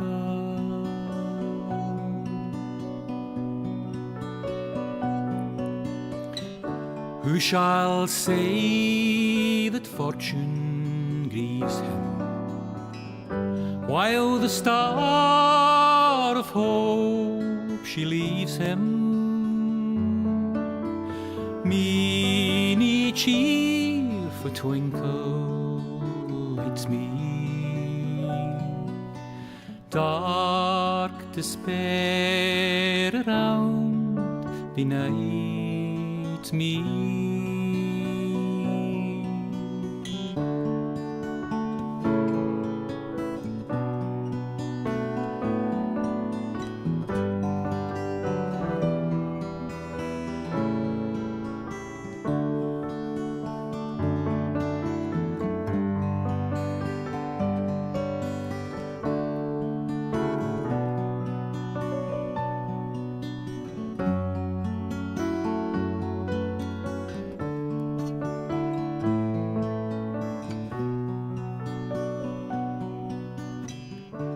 Had we never loved so kindly, had we never loved so blindly,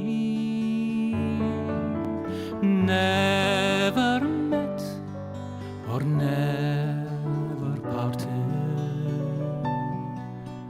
we would ne'er been broken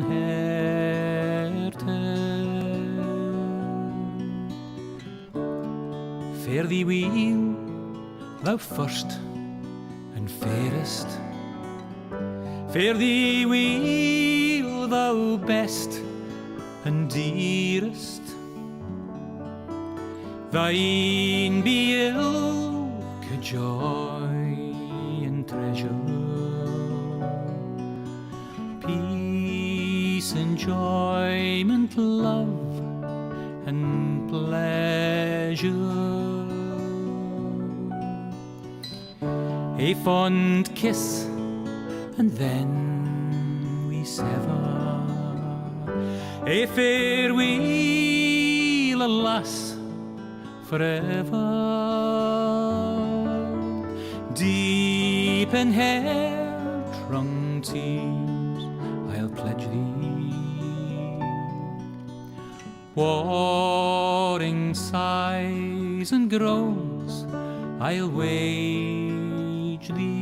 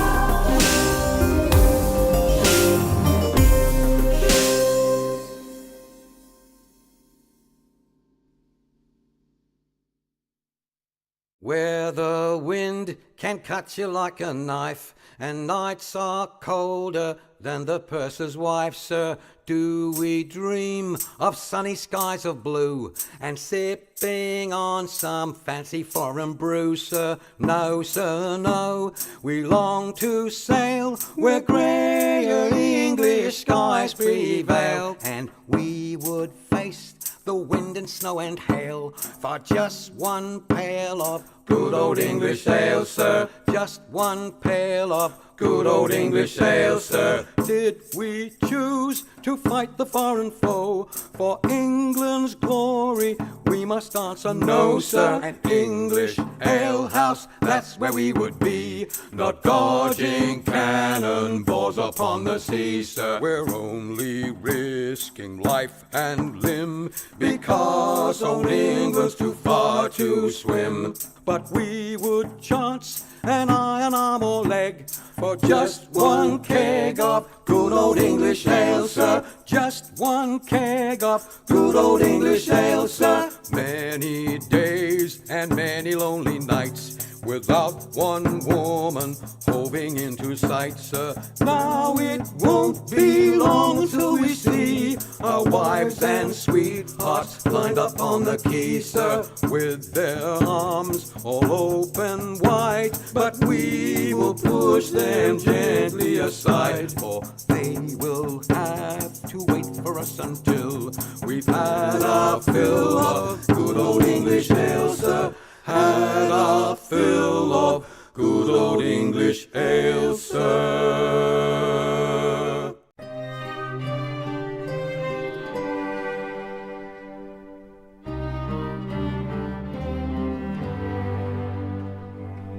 My thoughts are winged with hope, my heart with love's with light unto the moon in clearest light, and say as she does in the heavens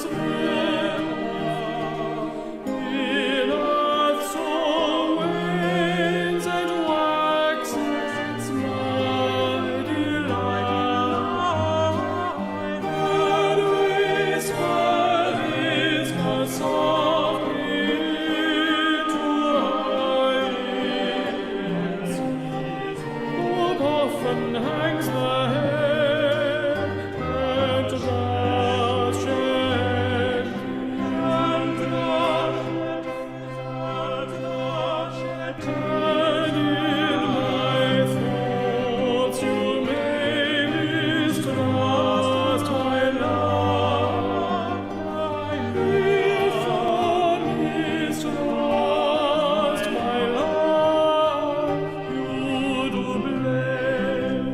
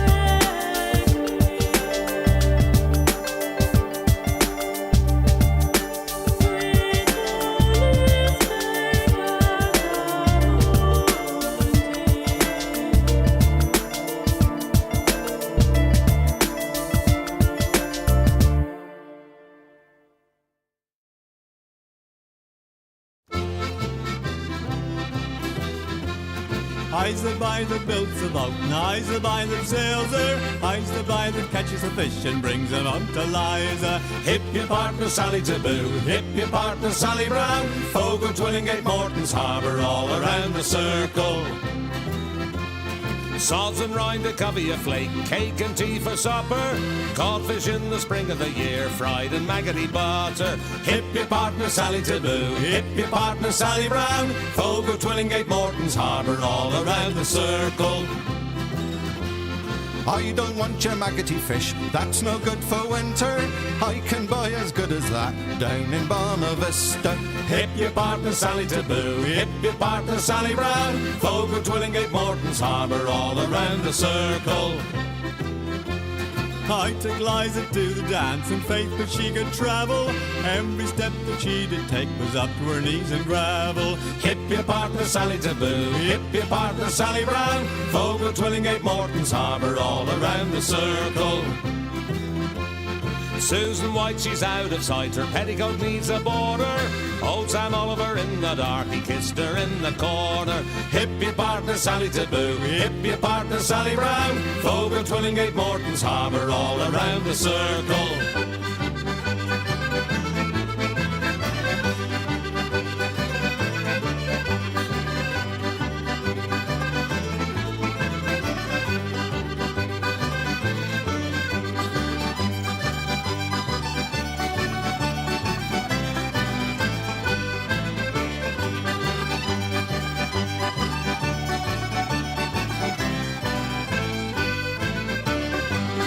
I's the boy that builds the boat, and I's the boy that sails her. I's the boy that catches the fish and brings them out to Liza. Hip your partner Sally Taboo, hip your partner Sally Brown. Fogo, Twillingate, Morton's Harbour, all around the circle. Hip your partner Sally Taboo, hip your partner Sally Brown. Fogo, Twillingate, Morton's Harbour, all around the circle.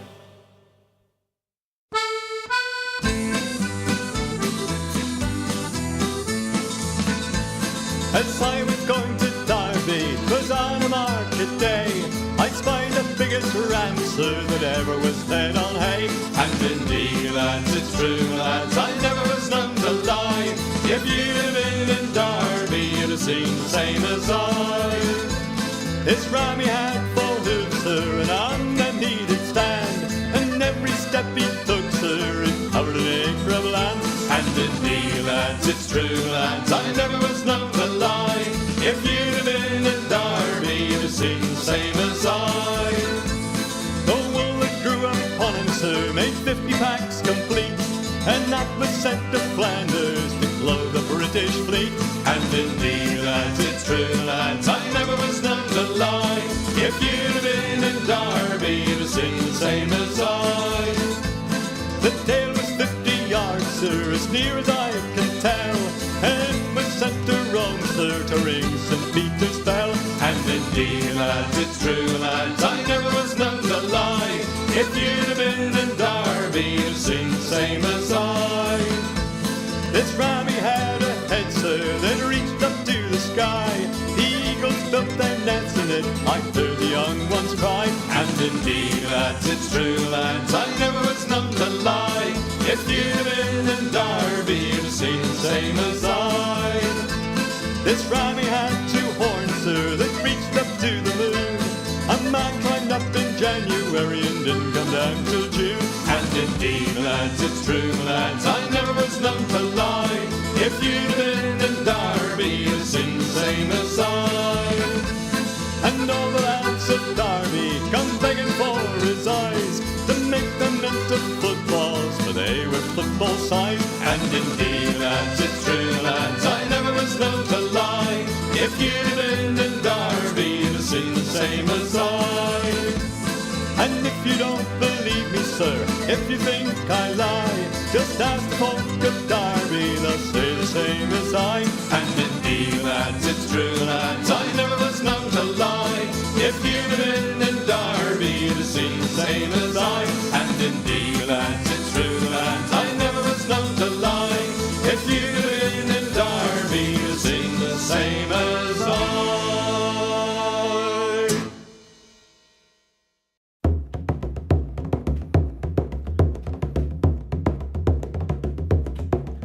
As I went down to Galway town to seek for recreation, on the 17th of August, me mind being elevated. There's multitudes assembled there with tickets at the station, and me eyes began to dazzle. I'm going to see the races with me whack, fall the tittery eyed and dame.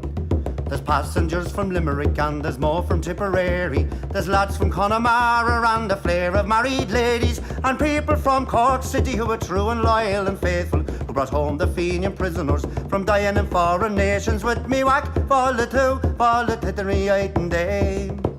And it's there you'll see the pipers and the fiddlers competing, the nimble-footed dancers a tripping o'er the daisies. There's others crying cigars and likes and bills for all the races, with the colours of the jockeys and the price and horses' ages. Me whack, fall the tittery eyed and dame. And it's there you'll see the jockeys and they're mounted out so stately, the pink, the blue, the orange and green, the emblem of our nation. When the bell was rung for starting, all the horses seemed impatient. I thought they never stood in ground, their speed was so amazing. With me whack, fall the tittery eyed and dame. 500,000 people there of all denominations. There's Catholics, there's Protestants and Jews and Presbyterians. There's yet no animosity, no matter what persuasions, but sportsman's hospitality, those induce fresh acquaintance. With me whack, fall the tittery eyed and day. Agus foy marish and crushki in the speak shelan.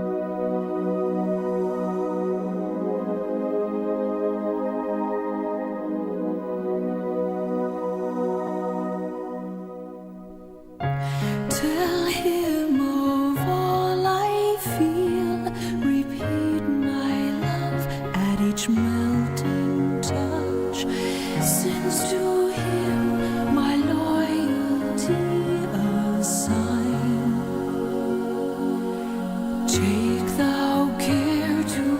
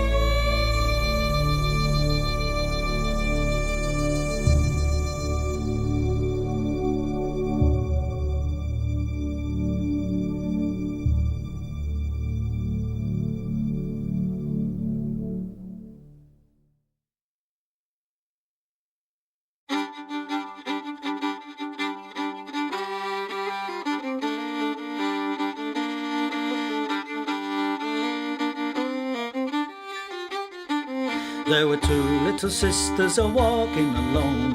Hey, the gay and the grinding. Two little sisters a-walking alone by the bonny, bonny bows of London. And the eldest pushed her sister in. Hey, the gay and the grinding. Pushed her sister into the stream by the bonny, bonny bows of London.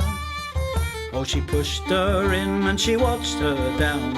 Hey, the gay and the grinding. Watched her body floating down by the bonny, bonny bows of London. Oh, they laid her out on the bank to die. Hey, the gay and the grinding. For with the fiddle came riding by the bonny, bonny bows of London. And he made some strings from this yellow hair. Hey, the gay and the grinding. Made some strings from this yellow hair by the bonny, bonny bows of London. And he made fiddle pegs from a long finger bone. Hey, the gay and the grinding. Made fiddle pegs from a long finger bone by the bonny, bonny bows of London. And he made a fiddle out of her breastbone. Hey, the gay and the grinding. Sound would pierce the heart of a stone by the bonny, bonny bows of London. But the only tune that the fiddle would play was Ho, the bows of London. The only tune the fiddle would play was the bonny, bonny bows of London.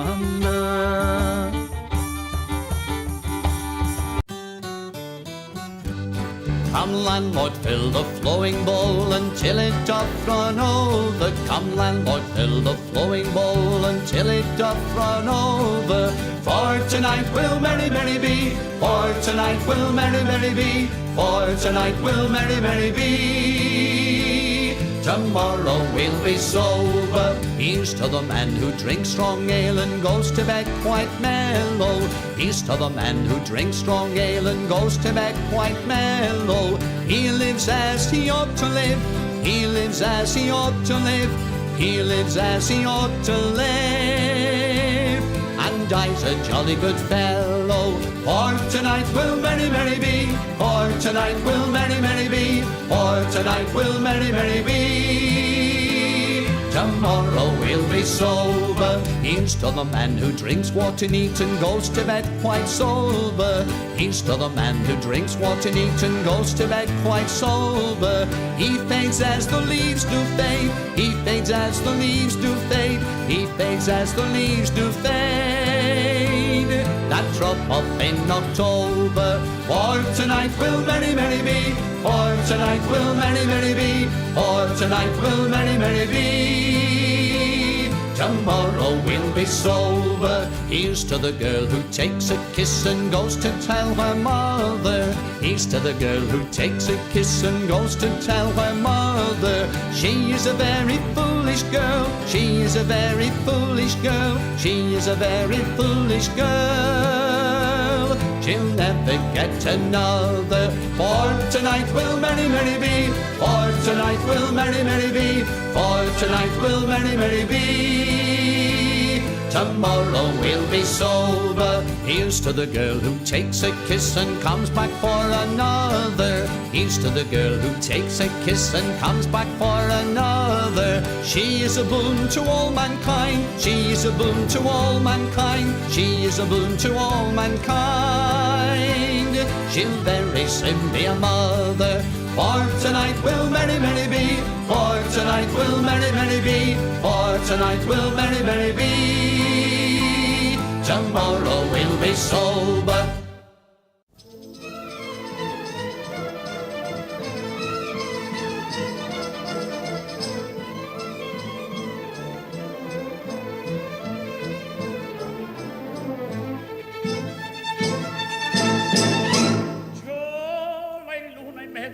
Mamma mia si salterà, l'ore bella bella sole tiene buon monterà. Già la luna mezzo al mare, mamma mia si salterà, l'ore bella bella sole tiene buon monterà.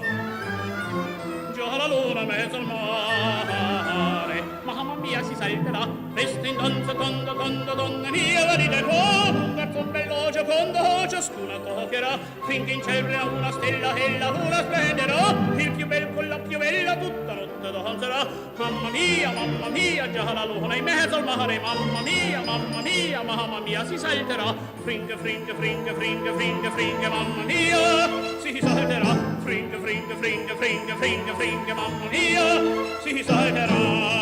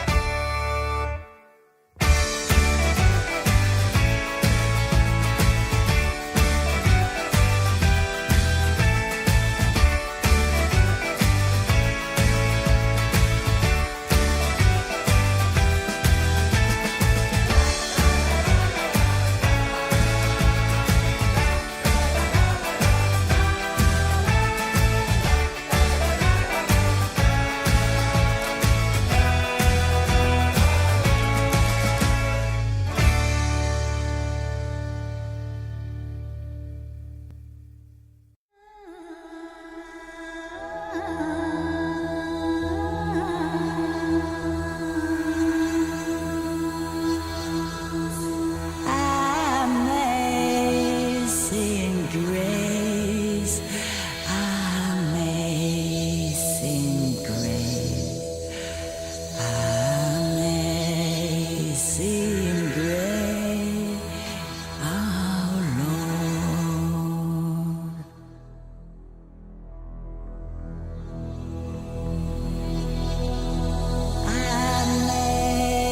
Amazing grace, how sweet the sound that saved a wretch like me. I once was lost, but now I'm found.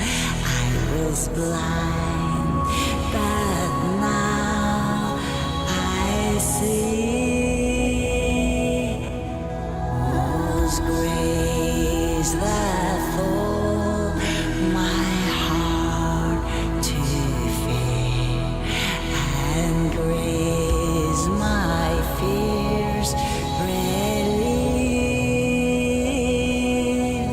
How precious did that grace appear the hour I first believed.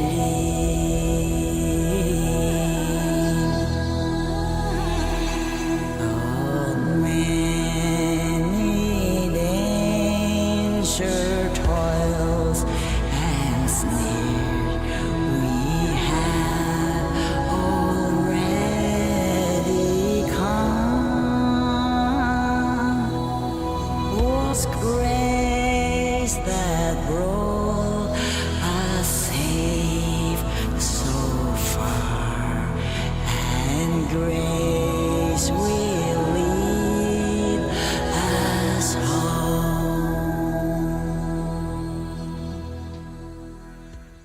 Hello and welcome. We know this is the moment you've been waiting for. The final match for the final qualifying slot to DreamLeague Season 26 in South America here. You've got Gunnar Dota and myself, Malibu Jesus, bringing you the action. Hello, Gunnar. Our only match of today. You ready? Yeah, I'm excited. We get to get a heroic game. I think we've been missing out on that between the two of us. I know. Such a tease, man. They just dangle it in front of you saying, oh, they advanced in the lower bracket. They made it again. It's like, now it's our turn. Let us drive the boat. See them. Right? And I think, is this a best of 3, best of 5? It's not a grand best of 3. Yeah. A best of 3. Okay.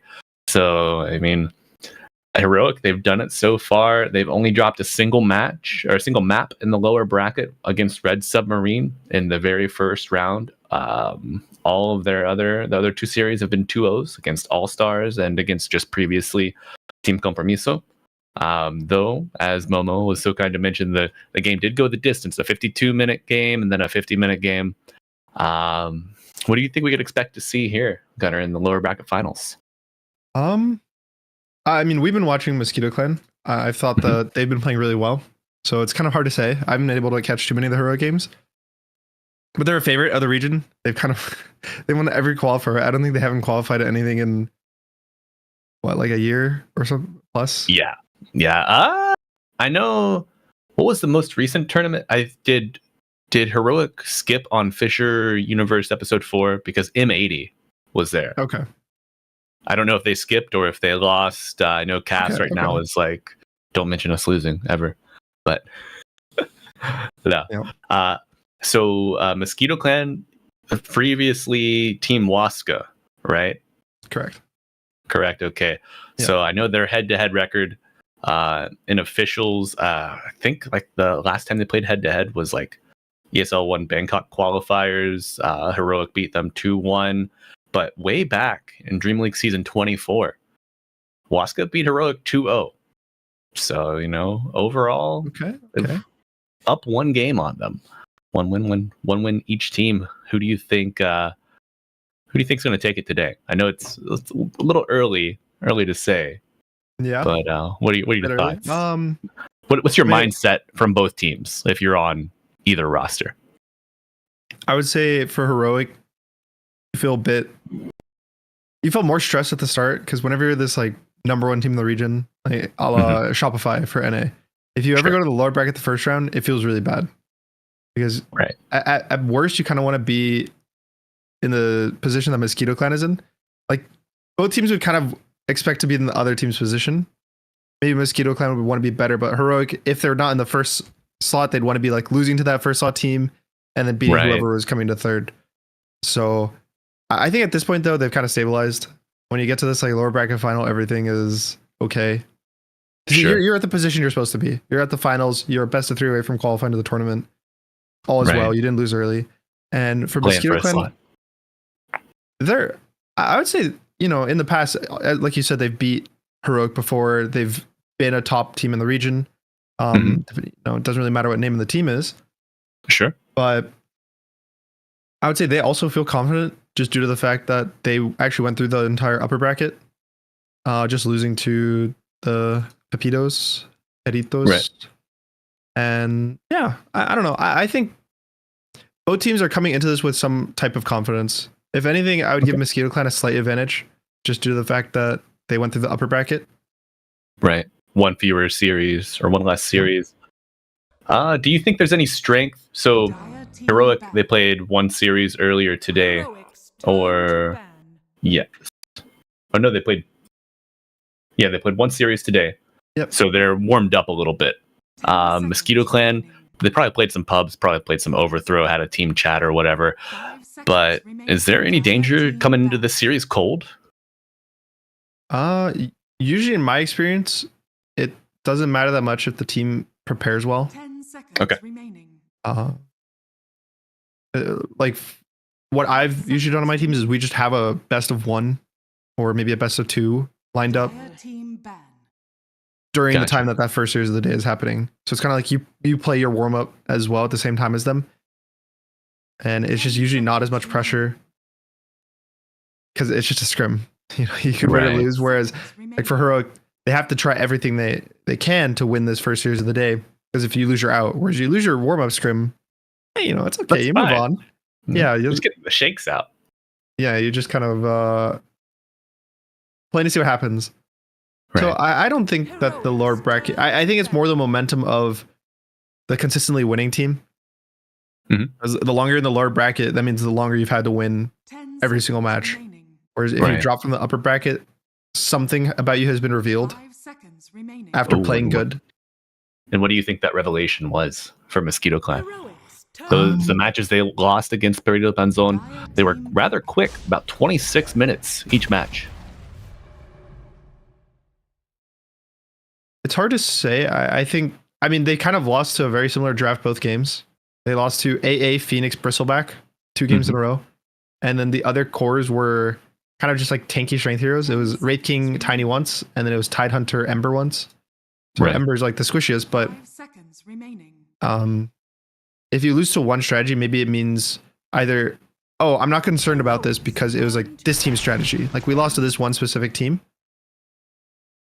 Or it means that they know what this stuff is good for them and how to ban it. Sure. Okay, well, let's see if Heroic tried to exploit any similarities that Perito Panzon could have found yesterday in the draft of Mosquito Clan. Sand King, first pick coming out here.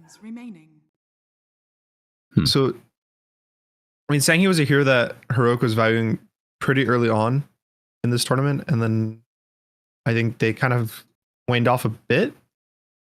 They beat it once versus All Stars, and then it kind of was unpicked in the last 2 series after that. But going back to it, probably due to the bans, like finally we get to, the carriers are all being banned. Phantom Assassin, Nature's Prophet, Magnus, get all them these out like of here. very strong, stable. We get a real game on our hands. Finally, some honest Dota, some good food. Yep. 5 seconds remaining. All right. What are the strengths of the Sand King hero? He's been through a couple changes recently. Received some tuning. I know in the past he was able to be flexed between mid and offlane. I think Heroic is still doing that, if I'm not mistaken. They're just like able to play in 2 lanes, which is always super good when you can pick a flex core. I think that's like the strongest thing you can do early, because not only does it mean that you can't get countered as hard, but it also sets up your supports to pick a bit later, which helps a lot in the draft. And I think it's a tanky hero with a stun. Usually you can never go wrong just picking tanky heroes with stuns. I think throughout the years we've seen so many teams that that's all they do. Right. And then it ends up working. If it ain't broke, don't fix it. Genuinely, one of the strategies or mistakes people make in draft consistently is they don't pick enough tanky heroes or they don't pick enough stuns. A lot of the time where you watch games that look kind of rough to play or the drafts feel unbalanced, it's because one team either didn't have someone who's willing to start a fight or like stun the fight. And so just being able to early pick these heroes in the draft helps the ending of the draft a lot, because now instead of having this last pick, oh no, guys, we have a carry and he has to be the strength here with a stun. Right. You get to pick. Hope you like to pick CK or Sven. Maybe Wraith King. Exactly. But now you pick these heroes early and it kind of lets the ending of your draft be, you can pick what's going to win us the game. And you can see both teams are kind of doing it with the Tiny from Mosquito Clan. So I like it because it just ends up with stable drafts. Yeah. 10 seconds remaining. I mean, you've convinced me, Gunnar. Certainly. And Mosquito Clan lost against that Ancient Operation both times yesterday. So maybe taking a lesson from that thrumming they received in the upper bracket final here. They're just copying the draft. Yeah. Tiny Phoenix or Tiny AA. Right. Okay. So do you think they're going to follow up with the Phoenix or the Bristle next? If they're following that pattern that Perito gave us.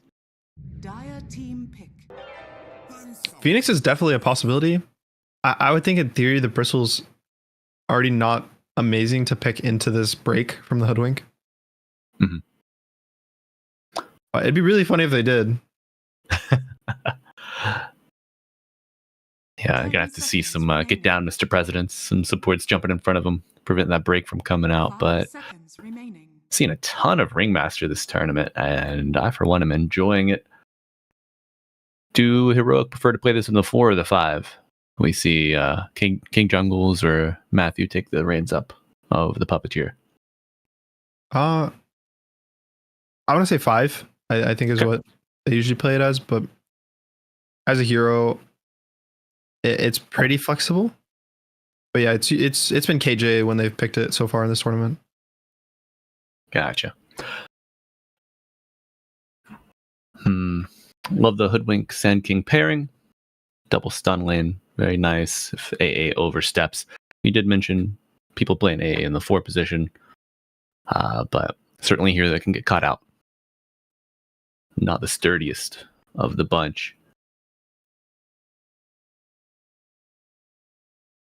And no big egg hitters just yet either.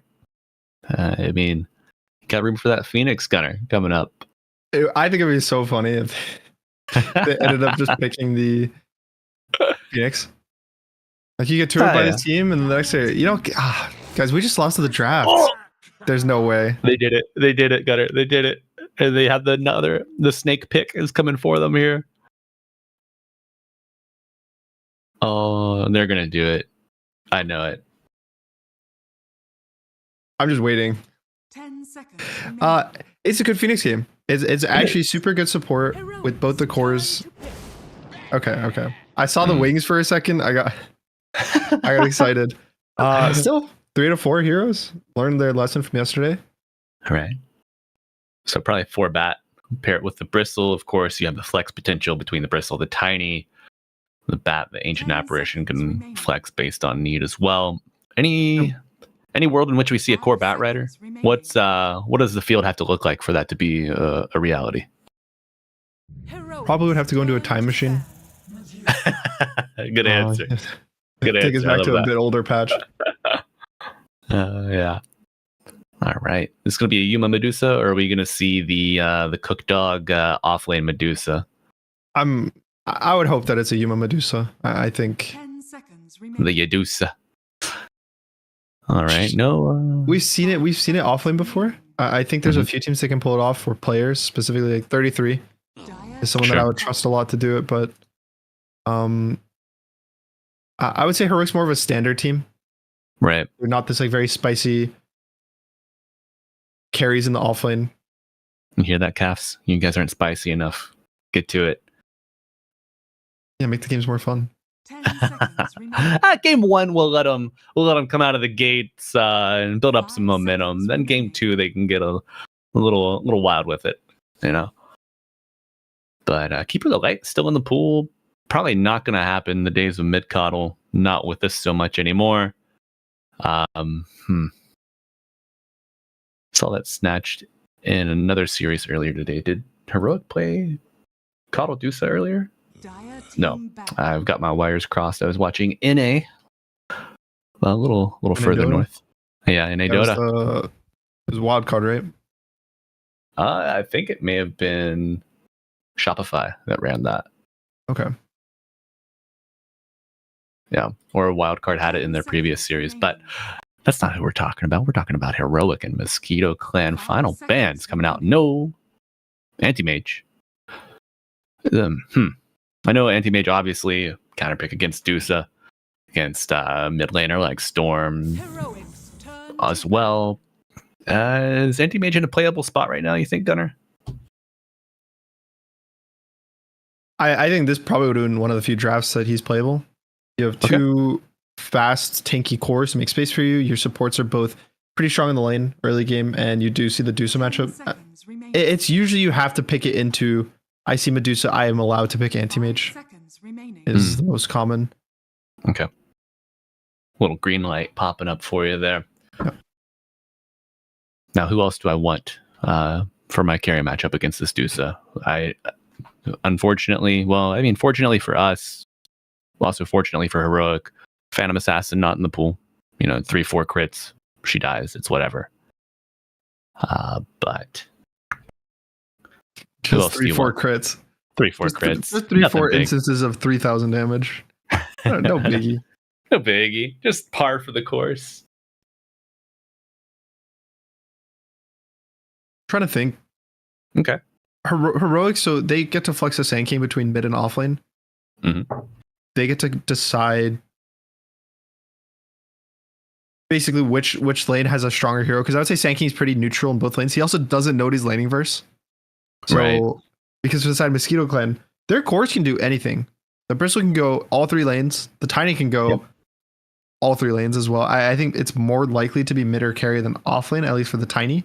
The Bristle's also slightly more likely to be in the side lanes than mid. They banned the Storm. Okay. Huh. I would say that might signify Sand King mid. Yeah. It's just you're eating overloads, you're eating static remnants if you're playing Sand King mid against the Storm.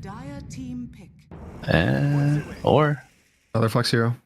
Another flex hero.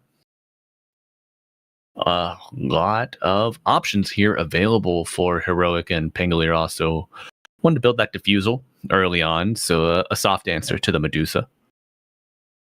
10 seconds remaining. Little preventative pick ban situation. 5 seconds remaining. Now, a little bit of reserve time left here for Mosquito Clan on their final pick. Is there anybody that dominates this mid melee matchup? Tiny does okay into Sand King Pango, but no armor can kind of be a little rough. I feel like you out damage both of them decently though. Yeah, Tiny will be. I think you want Tiny in the safe lane because I don't think there's many heroes that are actually pretty good versus Sand King there. That would fit their draft. So maybe you pick a new mid versus Pango. How about a Shaker? Yeah. All right. Yep. Ooh, PP on the Shaker. You love to see it. And I'm going to look back real quick at their last DreamLeague matchup and see what the picks were in that, if I can find it. But I might need a little bit of time for that. I like this Shaker a lot. Okay. Yeah. Talk to me about it. What are your what makes you feel good about it? the main reason that I was looking at heroes that are good versus Sand Pango. You would think heroes like Templar Assassin, Bloodseeker, stuff like that for the carry. And they're all kind of bad versus Dusa. Because Dusa's good versus armor reduction because it doesn't work against Mana Shield, I believe. Right. And then obviously Bloodseeker, she's 100% health. So it's not good versus her either. So there's not many safe laners that were good versus both heroes. And except for Tiny. Tiny's actually good because he has enough damage to kind of last it through the Sand King and be tanky enough through the Sand King. And is honestly pretty decent versus like Dusa. It's not like good or bad, it's neutral. And Bristle, I think as well, you'd rather just put in the offlane. Bristle versus Dusa side lanes are super stable. You can cut the wave. Dusa's too slow to deal with you. And so you'd want to pick something that's good versus both melee mids. And like Shaker's probably the cream of the crop for this anti-melee mid hero. All right. Now, how do these supports rotate? King Jungle's on the Ringmaster, Matthew on the Hoodwink. I feel like they give Pango a lot of options for a very good 3v3. Are the Bat, the Ancient Apparition, can they hold their own with this Earthshaker? Contesting runes, moving around for early objectives? I would say Heroic has a slightly stronger early game sub duo. Okay. Hoodwink and Remaster are both really strong heroes at this level 3, level 4 timing. Whereas the AA Bat, they're okay, but they need a bit more timing to kind of get online. They both really want their level 6s, or when they feel very strong. I think there used to be a time where Bat Rider was this insane level 3 hero. Would just get 2-3 stacks of sticky and you felt like you were going to die, but I think the time is kind of long gone. Sure. Now, I look at both of these teams and I see a lot of stack enjoyers, a lot of stack takers. Is there one team that can invade a little better? Is that just related to the support duo of Heroic being a little stronger? In terms of pure invading, it would be Heroic with Sand King. Gotcha.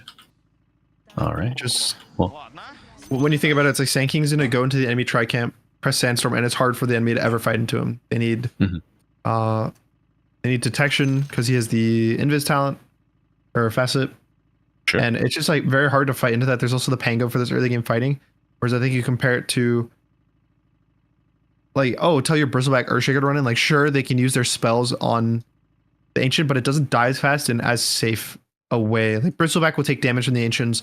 You're gonna have to commit the Echo Slam on the creeps just to kill them on the enemy Ancients, which also means you're not from your own stacks. So I think it's just a less commitment thing for Heroic to be able to go in and contest. Mm-hmm. All right. Thank you for that, Gunnar. And let's see. Taking a look at all of the facets here. See that Yuma's taken undulation. So that's the move speed related. I was gonna mention that. How do you feel about this? Yeah. I've heard differing opinions from people that I know that have taken this facet on Dusa. Okay. A lot of people did not like it when I was talking to them because effectively you're permanently slowed. Right. If you compare Dusa to other heroes in this game, Dusa is the same wound speed as Ringmaster, same wound speed as Hoodwink, slower than Shaker, and slower than Bat. So there's 4 heroes in the game without boots that are the same movement speed as Dusa will be permanently in the game. And even the heroes that are slower than her right now are going to be faster than her once they buy their boots. So effectively you're slowing yourself 80% of the game so that the other 10% of the game or 15% like during fights, you're actually faster. Now, is this maybe a read on the nasal goo, the sticky napalm? Are you just feeling like you're going to be slow anyway, so it doesn't matter? Probably. I think there's definitely a use to it. It also means you don't have to buy boots. Most facets that allow you to skip boots good to be this good. end up being really broken. You think of the Centaur one? Yeah, horsepower. He gets to skip boots by a second or a third bracer even. And yeah, you just take it because he goes... It's an extra item slot that you don't feel forced to buy. Right. Even though you are slower, you could look at your team and be like, hey guys, I have this facet. I literally can't buy boots. It's worthless on my hero. Yeah. So you get this excuse. You just get an excuse to have a 6 item slot early game. All right.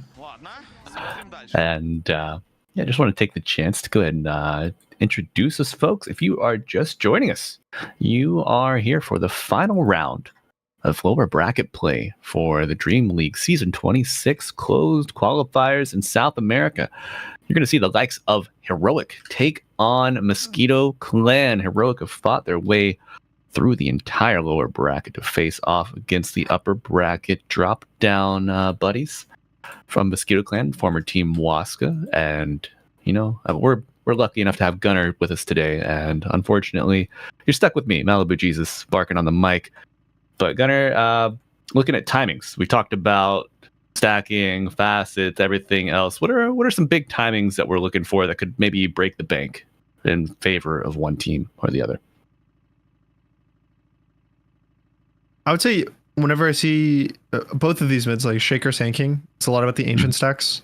Okay. So it'll depend on if a team stacks ancients more than the other, or if a team does contest it, like we were talking earlier. I think it's actually, even though Heroic has a better draft, Mosquito Clan does the ancients faster. Mm-hmm. Like a Shaker can walk in with an Echo Slam, kill it in press R 6-7 seconds, versus Sand King's gonna have to sit there 20 seconds, 25 seconds in the sandstorm, kind of like slowly killing the creeps over time. But Gunnar, one thing that just occurred to me, because I'm a little slow and way worse at Dota than you. Okay. Both of these mid laners, they love their on-death effects for these creeps. So if the wrong person steps up, or if somebody gets there just a little bit quicker, the slugger facet or the caustic finale innate could mean like a free kill, not only on the stack, but whoever might be unfortunate enough to walk up at the wrong time. I'm calling that shot right now. Do you think someone's gonna die to the slugger? Dude, I hope so. Just 50 ancients go flying by. Just looks like I don't know, a hailstorm almost. That would be something. I can't wait. Have to wait and see. Yeah, I have to wait and see. And folks, if you are wondering what's going on, I'm having some mic issues. So I know they put Caffertato on a bicycle and sent him out to the nearest store to get a new mic to use. I'm sure he's pedaling as fast as he can. I even think King Junkles lent him his unicycle. What a nice guy. What a nice guy. He's got plenty of them. Look at all those souvenirs. And, one of our newest heroes, actually the newest hero to Captain's Mode, Rank Master. Take a second to review those Dark Carnival souvenirs. In case you haven't played Dota for a while, you're just showing up, you're like, who the hell is this creepy puppet? New hero, right? Not as new as Kez, but Kez not in Captain's Mode yet. Do you have a favorite souvenir, Gunnar, between the mirror, the tonic, or the whoopee cushion? I mean, overall, it's probably the unicycle for the other facet. From these, the tonic, I think, is crazy. Yeah, especially with the strength heroes, right? Yeah.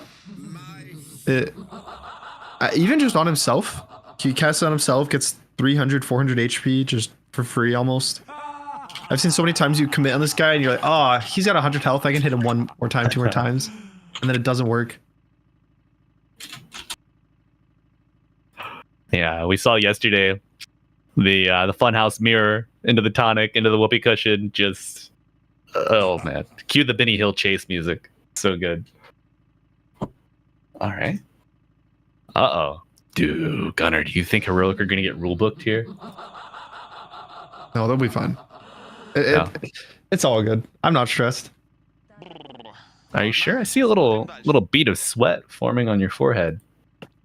You nervous for your buddy? The chat can't see. No. But we are almost ready. I'm also curious as to what Whisper's going to build this game. Yeah, I think Pango offlanes this really cool position where you kind of get to build any items in the entire game. Like anything you want, you can do. Yeah. So I mean, in still this universal. Game, yeah, in this game, I do like more of the core Pango usually. I would like to see, the diffusal, the Ags, instead of the aura items. I don't think the aura items are... A pipe is good, but it's also not ideal with a Medusa. Mm-hmm. Just, It's I don't know, not gonna anytime help that I her. have a Medusa, it's like Yeah. auras are bad with her. Because armor and resistances don't work on her mana shield. It's all before resistance is calculated, like armor, magic resistance, barriers, everything. So it's kind of just useless to try to help her survive. Right. So how do you help her survive? Do you get like these solar crests, these like glimmers, Lotus Force stuff, or do you just make yourself enough of a threat to pull that away from Medusa? There's nothing really you could do to help Medusa survive. If she's dying, Force Staff. Force Staff is the only item in the game that will actually give her health. Because again, like if you Solar Crest her, that barrier doesn't get eaten into until she's 0 mana. Right. And if you give her armor or if you give her magic resistance, all of that doesn't get used up until it's actually hitting her health instead of her mana. Sure. So there's not this like, it's not a stagger carry. It's like, oh, I'm going to Solar Crest my Alk and Glimmer him, and then he's going to be able to survive through physical magic damage. It's kind of, I have to Help her stun. positioning. You have to stun for her, move her around with the Force Staff, or just kind of give her more damage. Right. Arcanes, not bad as well. Arcanes, that's true. Yeah.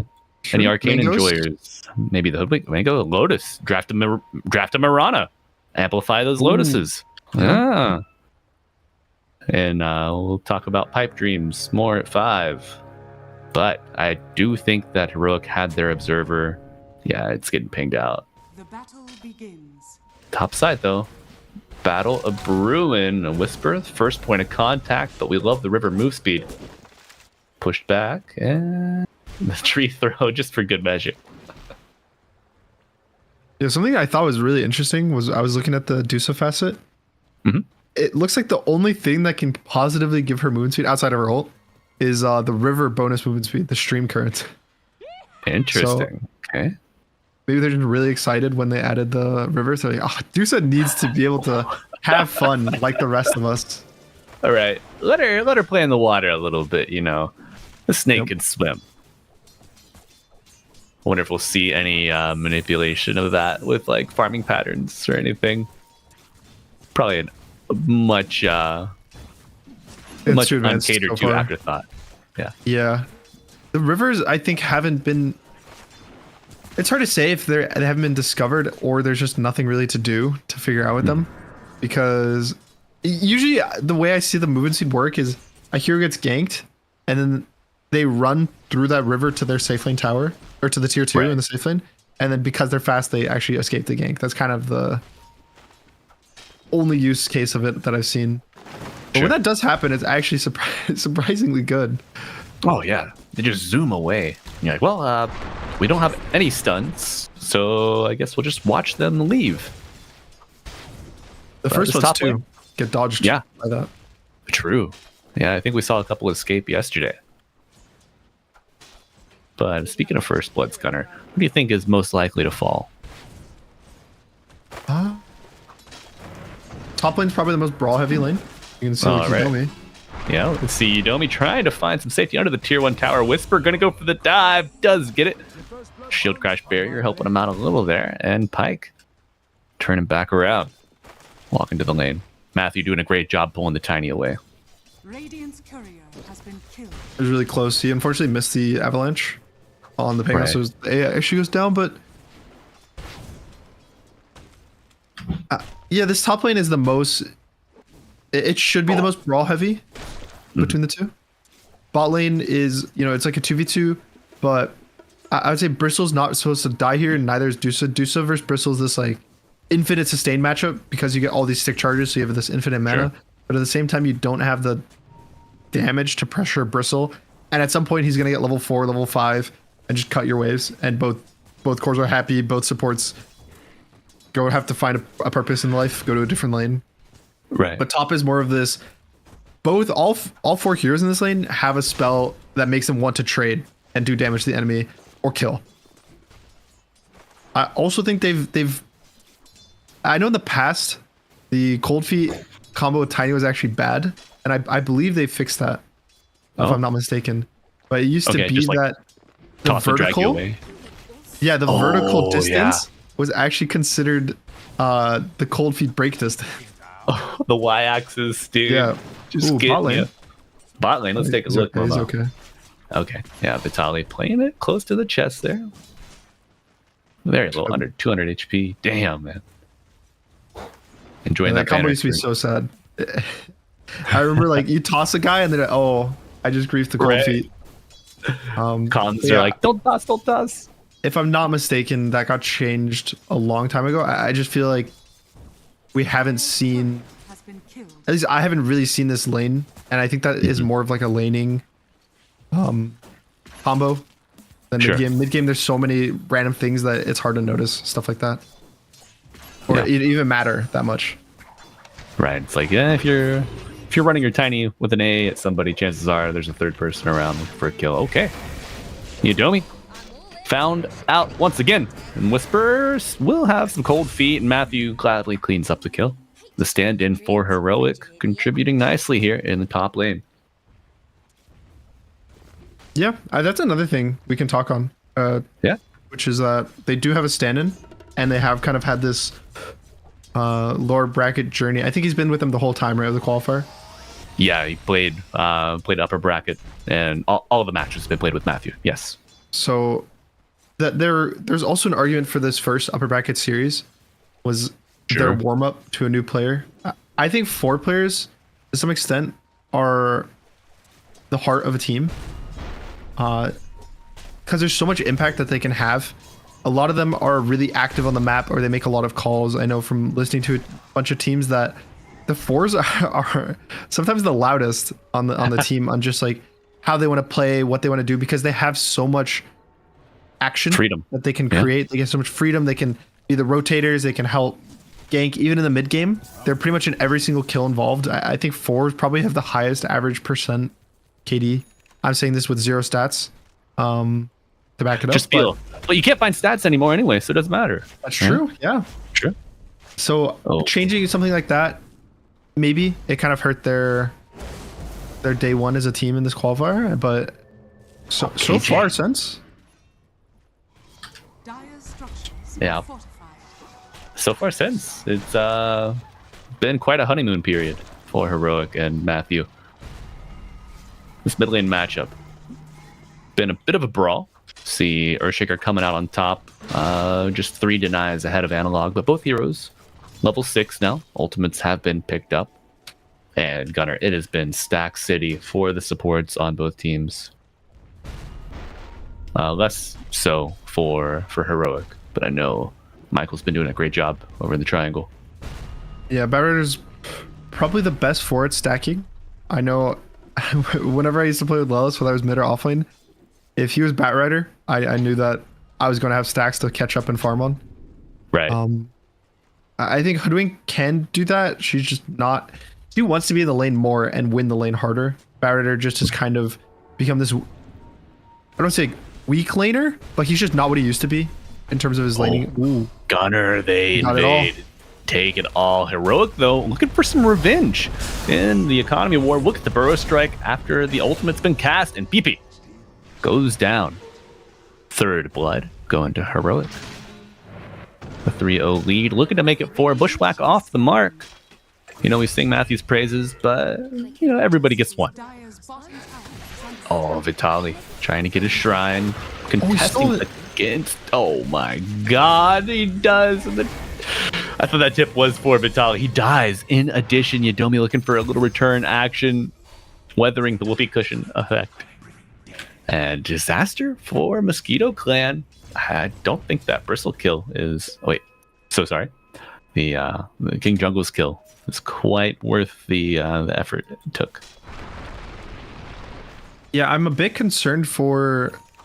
not concerned, I guess is the wrong word, but that was kind of my concern with the Ancient attack for Mosquito Clan, which is that they have to walk in and Shaker has to commit a lot to kill this, and then he gets ganked by the Sand King on it. And it's kind of this whole big series of events that both supports are helping the Shaker because they want to fight these stacks. And then now they're not there for the 7 XP rune. Oh, Rune's Analog top. stunned in. Yeah, Heroic did get it. However, it is on Whisper. And an Echo Slam coming out. Analog gets put into the box, temporarily saved, and a Rolling Thunder from Whisper on the back line. Lines up perfectly. Getting a spare. Can we get a strike? A PP walking out. Oh, fortune favors the bold is applied to him, but not really doing anything. And Yuma says, I'll take that. A little cheeky thing. Shaker getting experience for the creeps that Yuma kills right now, thanks to his little statue. That's sure. Just an observation, nothing significant. Don't worry. It was big. Yuma's now level 6 instead of 7 because he had to split the XP with the That's right. Shaker. That's right. Look at that. 10 experience. 10 experience deficit there, but that Midas certainly will help his acceleration. Now he got level 7. Damn. What can you do? I think this whole last 2 minutes was just based on the choice to contest the ancient stacks. They lose the XP rune, so their supports are behind now comparatively. If their support's at this +1 level, Yudomi. Oh, Yudomi. Mosquito Clan looking for the Sand King, but Matthew has a little something prepared. Little wide to the right. Yeah, they're going to lose their own observer as well. And Yuma happy to gobble up a second kill. Fly a little too close to the snake. The game's starting to kind of break apart. I would say for Mosquito Clan, they're now, before that whole engagement, I think it was really even. The lanes all were going pretty decent for them. They were all farming their own right in their own lanes, but now it feels like they're a bit behind. Yeah, certainly. Ults on both of the Radiant supports. No Ice Blast or Lasso yet for the Dire. However, Juicy Stack on the Ancient Camp might help both of them get just that. And will we see the Echo Slam come out? The answer is yes, and my computer's on fire. Wow, look at that. Look how much gold he got. It was worth it. It's worth the sacrifice of a computer. Oh my god, yeah. Oh, I just got a new 3080 Ti too. We hardly knew ye. And we hardly knew Vitali here. Subject of a gank from 3 Radiant heroes. Taunted in with the Wheel of Wonder. Will get maybe a walk down. Regenerating 12 HP per second. Is it enough? No! Yuma. A hat trick now. A 3rd kill. I also want to point out something I think has been really good this game is actually Whisper's movements on the Pango. He's been able to show up to every power rune fight as the offlaner, which I think is a really delicate art of actually being able to have a good enough lane that you can do that, but also knowing when to give up kind of your and creep not wave. over pursue. Yeah, because if you look at him, he's ahead in XP of the Tiny while having been so active compared to the Tiny just sitting in his own safe lane. And if you're able to move around like that on the map as the offlaner, it just opens everything up for your team. Right. And I mean, he's still ahead of net worth on top of above the Tiny. He's 3rd in the game. Participated in 5 kills, even though he may have missed out on a couple waves. Like, this is a Tiny that's been undisturbed relatively. Sitting at 0-0-0. But what's going on over here? Some stack action stolen from Analog. Blink Dagger now on the Sand King. 12 minutes looking for that rune. And yeah, Gunnar, as you mentioned, Heroic placing a very large emphasis on bodying this mid area of the map around those even minute intervals. I just think their supports are significantly stronger than Mosquito Clan. Mosquito Clans, they have this AA bat, which now finally they got the 6 in the AA. They're about to get the 6 in the bat, but still fighting wise, they're a lot weaker than Hoodwink Ringmaster. There's just so much damage when you look at these supports. Hoodwink and Ringmaster could kill probably any core just between the two of them. Yep, the break, the max HP is damage, and they go on to Whisper here. Ice Blast hits the mark. Whisper getting very low, not going to survive this gank. Did Ice Blast actually miss? He should have shattered there. If he I think Ice Blast missed, and the Avalanche also missed. So just a lot. Is enough damage. Yeah, it's enough. It works out. Mosquito Clan waking up. You know, they had that first round bye in today's action, so the hands are now warming up. And Analog, the benefactor of the staction happening here in the triangle. It's the big Sand King. Goes for the treads first as well. This is something that you just want the ability to tread swap here. Treads are just good. I think pretty much they're worth buying unless you want to have the ability to buy travels. It's a travel later. But gotcha. I think most players have actually started buying treads more and more these days, on core at least, because of the tread toggle. The attack speed is good on every hero, and even just going to strength. Like you go ganks, you press strength, maybe you live with that extra health. Oh, well, we're going to see the strength of Heroic flexed here as Vitaly is caught out, broken with the Rolling Thunder coming through, looking for more. Can we get a +1 for Heroic? Yudomi saved by a fissure, and the Wheeled One are coming in to split up the fight further as Whisper looking for a second go. We hear Sand King cooking something up, but Whisper killed under the tower with a slugger shot. Yeah, and Yuma got no Stone Gaze, looking to double back for the Shrine. Analog does claim it, but Lasso pulling Yuma back to the low ground. Gonna hear an Epicenter coming in, and that blink is ready, but turns out to be a punt fake, and King Jungle's buying time as PP very low puts Yuma in the box. The save buys enough time to kill the Earthshaker. Going further, the toss back. We're seeing Tiny really start to get in there and work his magic. Stone hands up. Unable to get a kill yet, are all alive. Medusa does go down finally, and Pike trying to get back under the tier 2, but King Jungle's not going to let him escape. Jumps forward, and Pike playing the tree line, but does bleed out as the Bushwhack finds its mark. Matthew picks up another. Vitaly and Yudomi looking for revenge, chasing down this damn squirrel, and it just might be squirrel for dinner. But what's that? Whisper back for more. Round 2. The squirrel does pop. Analog gets a stun onto the bristleback. Vitaly looking for a little more blood, but he's got sand in his eyes. Analog blinking out, buying some more time. Burrow striking 1. Whisper gets to the bush pit, but PP's back for more. Finds Whisper another totem, and our right hook comes in. The Echo Slam will finish it off. Vitaly gets the true hat trick, a triple kill for the bristleback. Who even won the fight? I don't know, man. I think the viewers at home won that fight. What an exchange! A 2.3k gold boon for the Dire, 1.6 for the Radiant. Experience, though, I think, even though they lose their Wisdom Shrine, the supports were alive for a fair amount of that fight, so it gets a little bit of love. Yuma does use Stone Gaze. Yuma top. Yeah, can we take a look top? Never mind. Yuma's already dead. Good job, Mosquito Clan. Taking the blood right out of him, you know.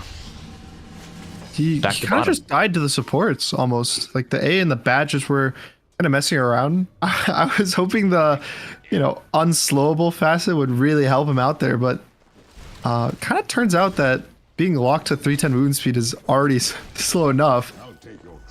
And yeah, that's 2 deaths for Yuma back to back. Yeah. That seems to be the trend with these carries that get like Omega ahead. They die once, and they get found out again. And it's just tough break for the Medusa. Still top of the net worth. Really the only one on Dire in striking range is PP on the Earthshaker, about 700 behind. Are we going to see... No, Blink BKB on PP is the go-to. Yeah, so no ads, I think you go standard. Yeah. I guess that the Ags is technically the standard, but it makes sense. I don't think the Ags sucks when you just get pulled out of it every single time you jump. And there's so many random things. It's even the Dusa E will root you out of it. Sanking stun, Pango ult, Hoodwink, Bushwhack. The whip from the Ringmaster to tier 2. So every hero has a way to kind of cancel. I think it's way better for him to buy BKB, able to like commit in, not be scared of the Pango rolling through him, and then buy the Ags as his like third item. It makes a lot more sense to me. Agreed. Amplify damage bottled up on Analog. And Dire on the high ground. Oh, does he have a read on this play? They have a ward. They're going to see Analog. They see Analog right now. With PP, look. They do. They get the echo on him. He's stunned, and the lasso coming out, but a rolling thunder from Whisper might just be what the Radiant need. Do they have any follow-up? Ice Blast misses the mark. No Dire here or Radiant heroes hit. Whisper looking for more. A way out, perhaps. So Look at the swashbuckle he is, but he takes a lot of mana off of PP here. Going back in Shield Crash Barrier, not going to be enough to save him. Mosquito Clan are a buzz, Gunner, as they look to double back for that Tormentor. Yeah, that was a really nice ward. It gets dewarded by King Jungles right after, but so I really like that positioning of it. It kind of showed the Sanking like as he peeks out from this tree below, like right next to those Ancients, and they able to jump him. He had DD and the ult up the epicenter, but just gets bursted. And yeah, that's Tormentor. That's probably gonna be like a 3k gold swing after everything is settled. Right. What an advantage going to Mosquito Clan here. Do you think Analog wants to fight? Yeah, maybe a bit. Also, something that is really interesting. I know this is, I don't want to say affected me in the past, but something I've noticed that these regions with 2 slots, they don't have a best of 5 for the finals. It's a best of 3, and losing in a best of 3 hurts so much more than losing a best of 5 game. Agreed. Losing your Bat Rider, not as painful. Yeah, it's just a Bat Rider. It's not. It's no biggie. But losing this first game for Heroic, bot lane. Oh, let's take a look. Bottom. Epicenter coming out. The Sandstorm. Is it enough? Bristol living through a lot of damage here. KJ arriving with the Medusa will be enough to bring him down.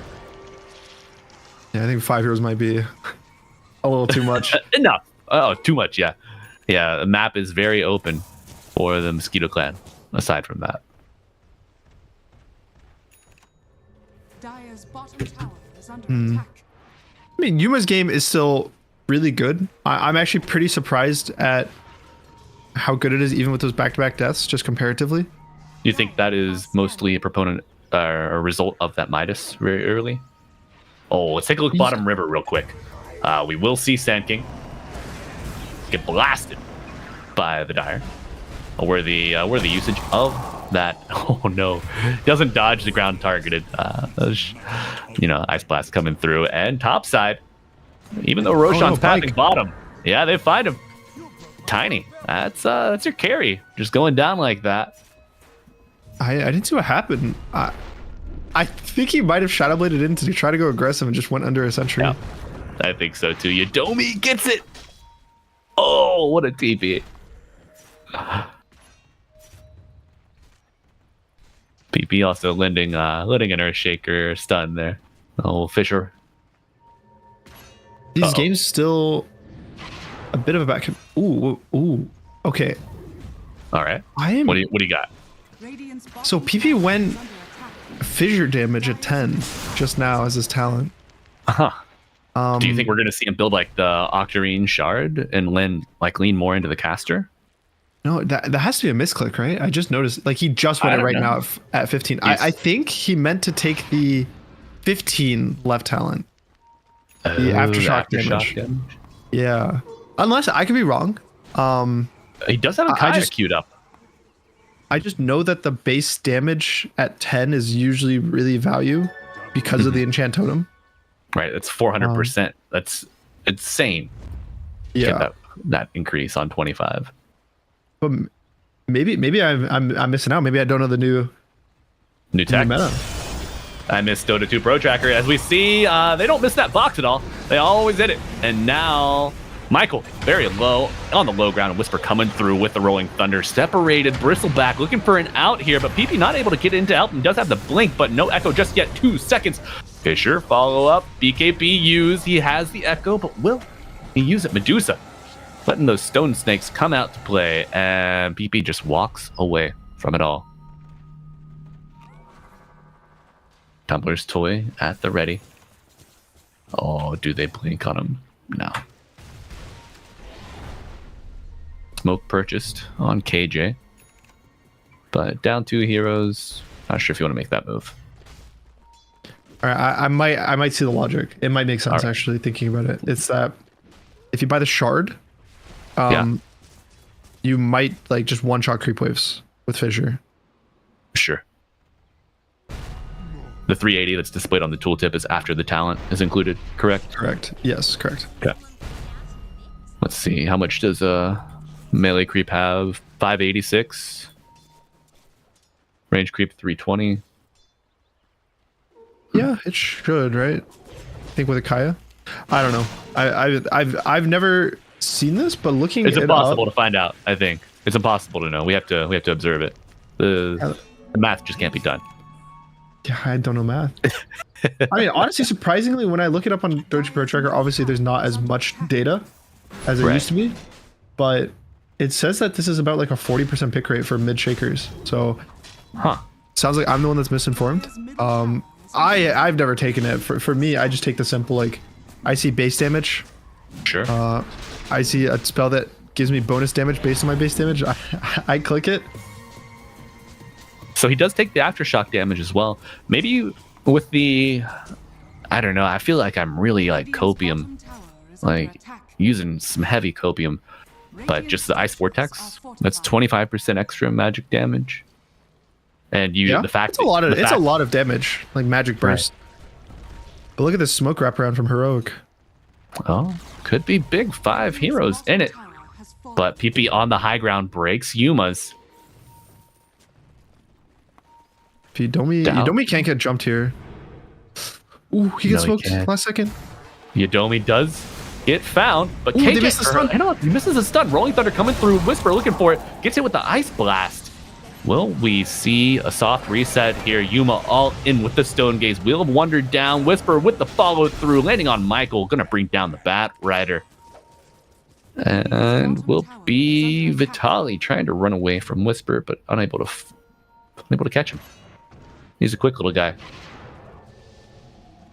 I think it's a shame that the supports were the ones that got caught for Mosquito Clan. Like, say that was a Bristle that was in the position. Right. And after the initial stun, he gets force-staffed out to like break the Hoodwink stun and the chain CC. Sure. They can actually kite out the fight with their supports. I think both the Barrier and the AA are like really good supports when the fight doesn't start on top of them. Like, it's on a core and you kind of save your core with mobility because of the amount of slows and like damage over time, magic amp that they both apply. Right. And so it definitely feels bad that they get bursted at the start. So how can we prevent that, Gunnar? If you're a Mosquito Clan player, just gotta get this BKB on Tiny and let him run in, or the Bristleback can run in without a BKB. All he needs is one Force Staff, which both supports have their own Force Staff, and you like break generally just a Bushwhack break, or you Force Staff away from the Pango roll. Like anything to break this like chain CC in one position on the Bristle, he'll probably live an extra. I think like 6, 7, 8 seconds, which is an eternity for a Bristleback. Which is so much time just for everyone, right? Because those 6 seconds might turn into 10 seconds because of a fissure, because of a tiny avalanche combo. Right. Every second that you're alive means that your team can click more spells to make you alive for longer and longer, and eventually just meaning you don't die. Right. More branches come into play. Just every choice can be extended made whenever you have a little bit of extra wiggle room here. Speaking of wiggle room, Earthshaker has a gem. Already seen him take out a couple of wards here. Do you feel like this is a move that Mosquito Clan are making in a timely manner? Should they have made it earlier, or is it dangerous for them to have this gem here where the game is so even? I think even games are the best time to get a gem. When you're winning, they're really good, obviously, because it's like, oh, we're gonna get more of an advantage because we're not scared of them. We'll deward all their sneaky wards. The game's good. But in terms of like when you're ahead, it doesn't matter as much to deward everything because you're only dewarding so you kill them and win harder. Whereas in the even game, if you actually get away with this gem and deward the wards so that you get the pickoffs as well, or you get to dodge them, it matters. It's like a high risk, high reward play. It's almost like a rapier. Yeah, it's like the mid-game rapier. Essentially, yeah. Yeah. So I like it. I've always really personally liked these like mid-game gems, like the 25 to 30 minute gems. So. And I mean the elephant in the room, well, actually maybe the Scorpion, the Sand King, lets you stay on top of him. You don't have to worry about your support placing a sentry down for you, or popping a dust. You can just chase to your heart's delight. Heart's desire, right? Heart's desire. Heart's desire. Words are hard. What can you do? The game has slowed down a bit. I don't know. It has. I would say going to the mid-late game, I'm trying to think. I should kind of value Mosquito Clan's draft a bit more scaling-wise. All right. And what are the key points of their scaling for us? Ice Blast, always good. Ice Blast is really good. Obviously not versus the Dusa. The Dusa, yeah. But I think the amount of like stuns from the two cores between the Shaker, the Tiny, like sure the Pango Sand King have stuns, but I would say they fall off when it gets to late game because there's more health. Like Pango's gonna roll and no one will die. Right. And they just kind of have the survivability because they have 3 strength cores. They're all gonna have like 4k HP end game, and they won't die to the epicenter. It's all based on the Dusa damage at that point. All right. Yeah, the Dusa is having plenty of time to come online, and we do see Heroic. They have sacrificed their tier 1 tower mid. 28 minutes in the game, that's fine. But it's afforded them the chance for a very wide wraparound with this smoke.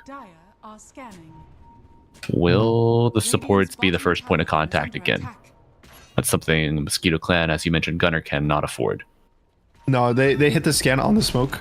And so you see like Vitaly is standing in the perfect position. He wants to get he knows that he's supposed to be the one that gets broken on first. Right. I think they can kind of tell Heroic's a bit scared to walk into them, which means that this Tormentor's free. Another free Tormentor. Last time gold wasn't as free. Yeah, 3k. Oh my god, and what a shard. Going to your dome. You're going to see a little bit of cold feet applied with that Ice Blast. All right, are you excited for the Ice Splash Echo Slam combo where they're all stunned? I can't wait, man. There's no way. Right? What should we call it? What should we call it? That's the what? TI 5? Yeah, the $6 million Echo Slam. $6 million Echo Slam. This is like, I'm trying to think of like, what is it what's something snowy that you can like destroy? Like you always, when you're a kid, like you see a snowman, you're like, you should go tackle that snowman, but it's been there for like 5 days and it's just sheer ice. Your tiny friend runs into it and just falls to the ground. That's not what's gonna happen this time. They're gonna pop like a balloon. I missed out on my childhood. Gunner's never seen snow. Also, Gunner can't swim, chat. I don't know if you knew that. You know so much about me that I didn't even know about myself. You don't remember the meme that we started? Yeah, or that I started? Okay, okay. Yeah. You're just... See, I knew you remembered you couldn't swim. Yeah. Good times. Good times. Good times. Good times and great smokes coming out here. Bat Rider gonna be the first point of contact, but no, it's PP. Hits the BKB, looking to get Bristle back in front. Rolling Thunder ready. It is. And Whisper coming through, finds Tiny, but hits the corner. The roll. Back. Yeah. Sandstorm used already. Analog not gonna be able to hide under the guise of the grains. So the only thing that was really used for Mosquito Clan was the BKB on Shaker. They have everything else, and the no roll matters quite a bit. Look at this chase. The slows are adding up. The stuns with the Ice Blast on and 2. They get him. The Hoodwink down, dragging him through, and now will they find Analog on the high ground? Michael looking for him, but the TP is timely enough. Taking a look, bottom side, Yuma has to Stone Gaze TP. Lot used, and you lose just so much. 3 heroes dead on Heroic. A very large net worth swing to the tune of 2.5k. And Gunner, first Roshan attempt of the game. We saw Heroic do a little damage earlier. They peeled off. Yeah, and then they went to smoke. The first real kill of Roshan. Yeah. Oh, I think so. The initial jump was really nice BKB by the Shaker. I think some players would try to hold their BKBs, you know, try to play for this like blink out play, but instant BKBs when he sees the smoke pops. The Bat Rider missed his blink, so he doesn't get like the lasso. So Bat Rider runs away, and then the Pango misses roll, hits a wall. So then the Tiny doesn't have the early BKB. He runs away, and now this whole like full initiation ends up being trading a Shaker BKB for a Pango roll, like the main cooldowns that got used. Right. And then I think they kind of find the Sanking on the side right after that, like the Batrider and the Shaker just like re-go in for the Pango. And then Pyke goes in 1v3.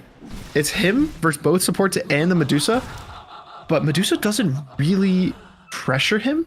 At this point in the game, he's so much health. He also has the BKB. He's not concerned. And Pyke just killed both supports, like in this 1v3, and walks away full health.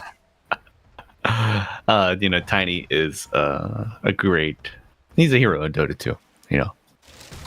No man like Tiny carry. How far it's back? A really fun hero. Yeah. How far back has Tiny carry kind of been viable? Like ever since his Ags used to be the tree. Right. You remember that was so fun. I used to do a meme where, because it was like having the tree was based on having the Ags. It wasn't like a spell, and so I thought it was really funny to not skill up my ult and get the Ags, and so I'd be like a level 1 Tiny with a big tree, because usually by the time you got Ags you'd be level like 12, and so I looked like a modern level 1 Tiny back then. You're ahead of your time, Gunner. Ahead of your time. I would always, I don't know. I thought I would do stuff that I thought was funny back then. I would, if they like had a stun or a banish or something, like a Shadow Demon, I'd wait until they would like banish me, and then I'd spam my ult all 3 points in it, so that I'd come out of the banish like super tiny. I don't know why I used to do that. I was a kid. I was young. Stepping out of the booth. Yeah. Yeah. It was a good Super days. Gunner. Right. But you can't go back, friends. You can only go forward here. 34 minutes into this first game of Heroic and Mosquito Clan. An 11k advantage with an Aegis in hand for the Buzz Boys. What do you think the next move is here, Gunner? They can probably look to start just taking these like last 2 outer towers. High ground's a bit scary. I don't know. In general, the call to push high ground is one of the most stressful things in Dota. So if they end up making the call, they have the tools and the heroes to do it. They have Batrider. This positioning. PP on top of the pedestal here. You put PP on a pedestal, he's gonna give you some vision. Oh no, but Yadomi. Break the smoke. Yadomi, you gotta be careful, young man. Walk backwards, please. Don't stag. Okay, he's hiding. He's hiding. PP breaks the smoke on the high ground. Analog is in. Rolling Thunder from Whisper on the far side, and the Yule's control, but you get an Ice Blast off. Onto 1, maybe. And Yadomi buying a lot of time here. Does go down eventually. Vitali trying to run away from the snake. McGorgman looking for a grasp, and they found the Hoodwink Pyke with 2 swings, brings down the squirrel. Burrow Strike onto 2 with the epicenter afterwards. BKB on Pyke trying to return fire. The big slam with the sideshow and traction. It's not enough. 2 buybacks coming through. Pyke now running away from the snake, but brought down with a swashbuckle. Aegis will bring him back to life here in 1 second, but he's controlled. Analog closing the gap. The Avalanche stuns 2 with toss to follow, but it's not enough. Pyke is going down fast. 1 swing, and that's all he gets here. Beautiful reversal coming out from Heroic. And they get the gym. It did cost them 2 buybacks. Yep. So not just like this free, stomp of a win, but still really good. It was a fight through the Aegis. I think every time I see this A get jumped at the start, it looks like the fights end up being so difficult compared to the fights where the A is actually alive, casting his spells. It's just the slows and the magic amp, I think, helps his whole team out so much. Like Shaker is 40-50% magic damage. Tiny has these magic damage nukes. Even the Batrider kind of kiting around. I think having this vortex in the fight or not in the fight really matters for their ability to win.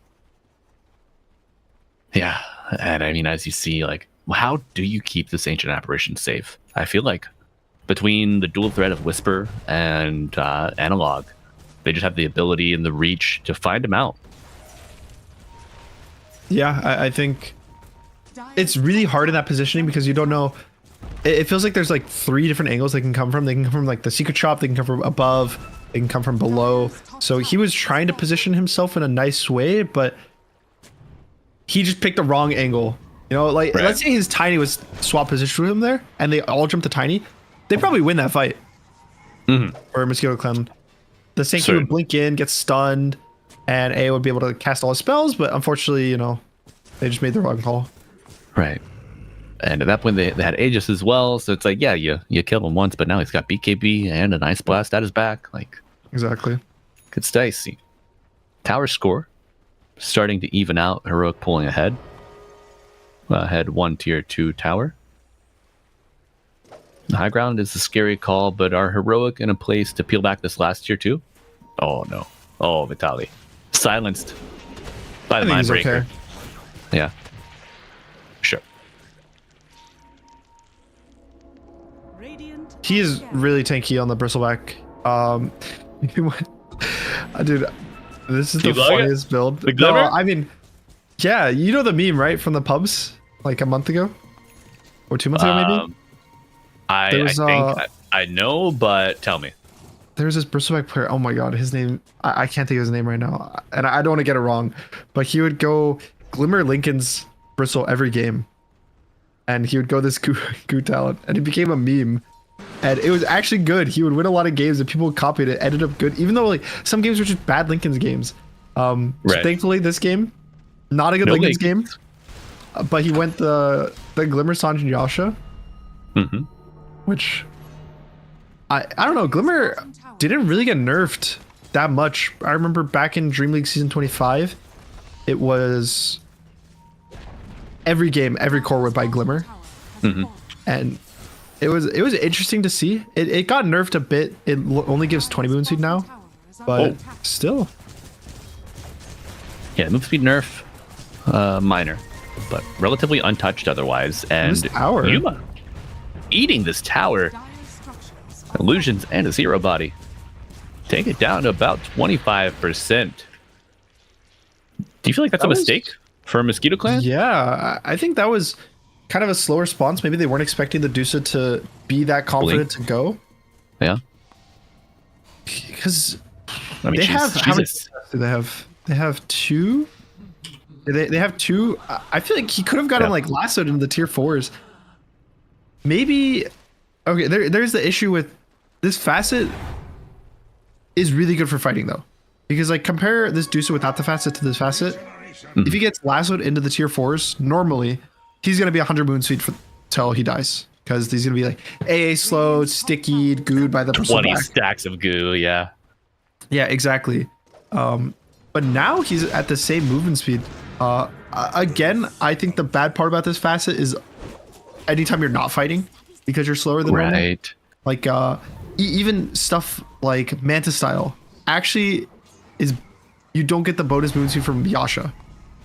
Do you think, Gunnar, that's why the Midas was so integral to Yuma's build? Like he got it after 2 null talismans because he knows that his farming speed is hampered by his move speed. Also because you don't have to buy treads, or not even you don't have to, but you can't buy treads. Right? Why would you? You want some attack speed? Yeah, you're losing this early game attack speed from treads, but for a few extra 100 gold, you're basically buying the attack speed back in the form of a Midas. Right. So I think Midas is just the treads replacement. It's 800 more expensive treads for this facet. And you get 10 more attack speed unless you have the agility, right? Because treads are 25, Midas 35. Ends up balancing out. A new meta. New meta. Thank you, Yuma. I'll run to Reddit right now. Make your post. He went Arcane Blink, which I also agree with. I think he had a Swift Blink queued earlier, but with this facet, it also makes more sense to go Arcane rather than Swift, because so the big thing with Swift is that it gives you. There's a fight. What about a lasso though? Yuma wishes he could Swift Blink out of this one, but the stuns aren't adding up. Ice Blast in, not going to do much against that mana. You gotta get her to her HP pool. The Rolling Thunder coming through. One dies the Bat Rider. We hardly knew you. Pike turn it around with the BKB, looking to lay into her. Will it be enough? Vitalia on the high ground as well, but an Echo Slam coming out onto the Hoodwink and everyone else around. Medusa does fall dead for 95. Tiny look to be next. Yeah, Center doing a lot of work here. BB unable to walk out. Wishes he had an anti-slow here. Knocked up is Vitali, but Whisper is very low. The barriers come out and save him for just a little bit of time, but it's not long enough. 3 dead now on the Dire. Taunted. Vitali wishes he could get off of this ride. KJ, Matthew joining Analog, trying to bring down the big bad bristleback. Will it be enough? Atos puts him in place, and the sharpshooter kills him. Michael, can you do it? No.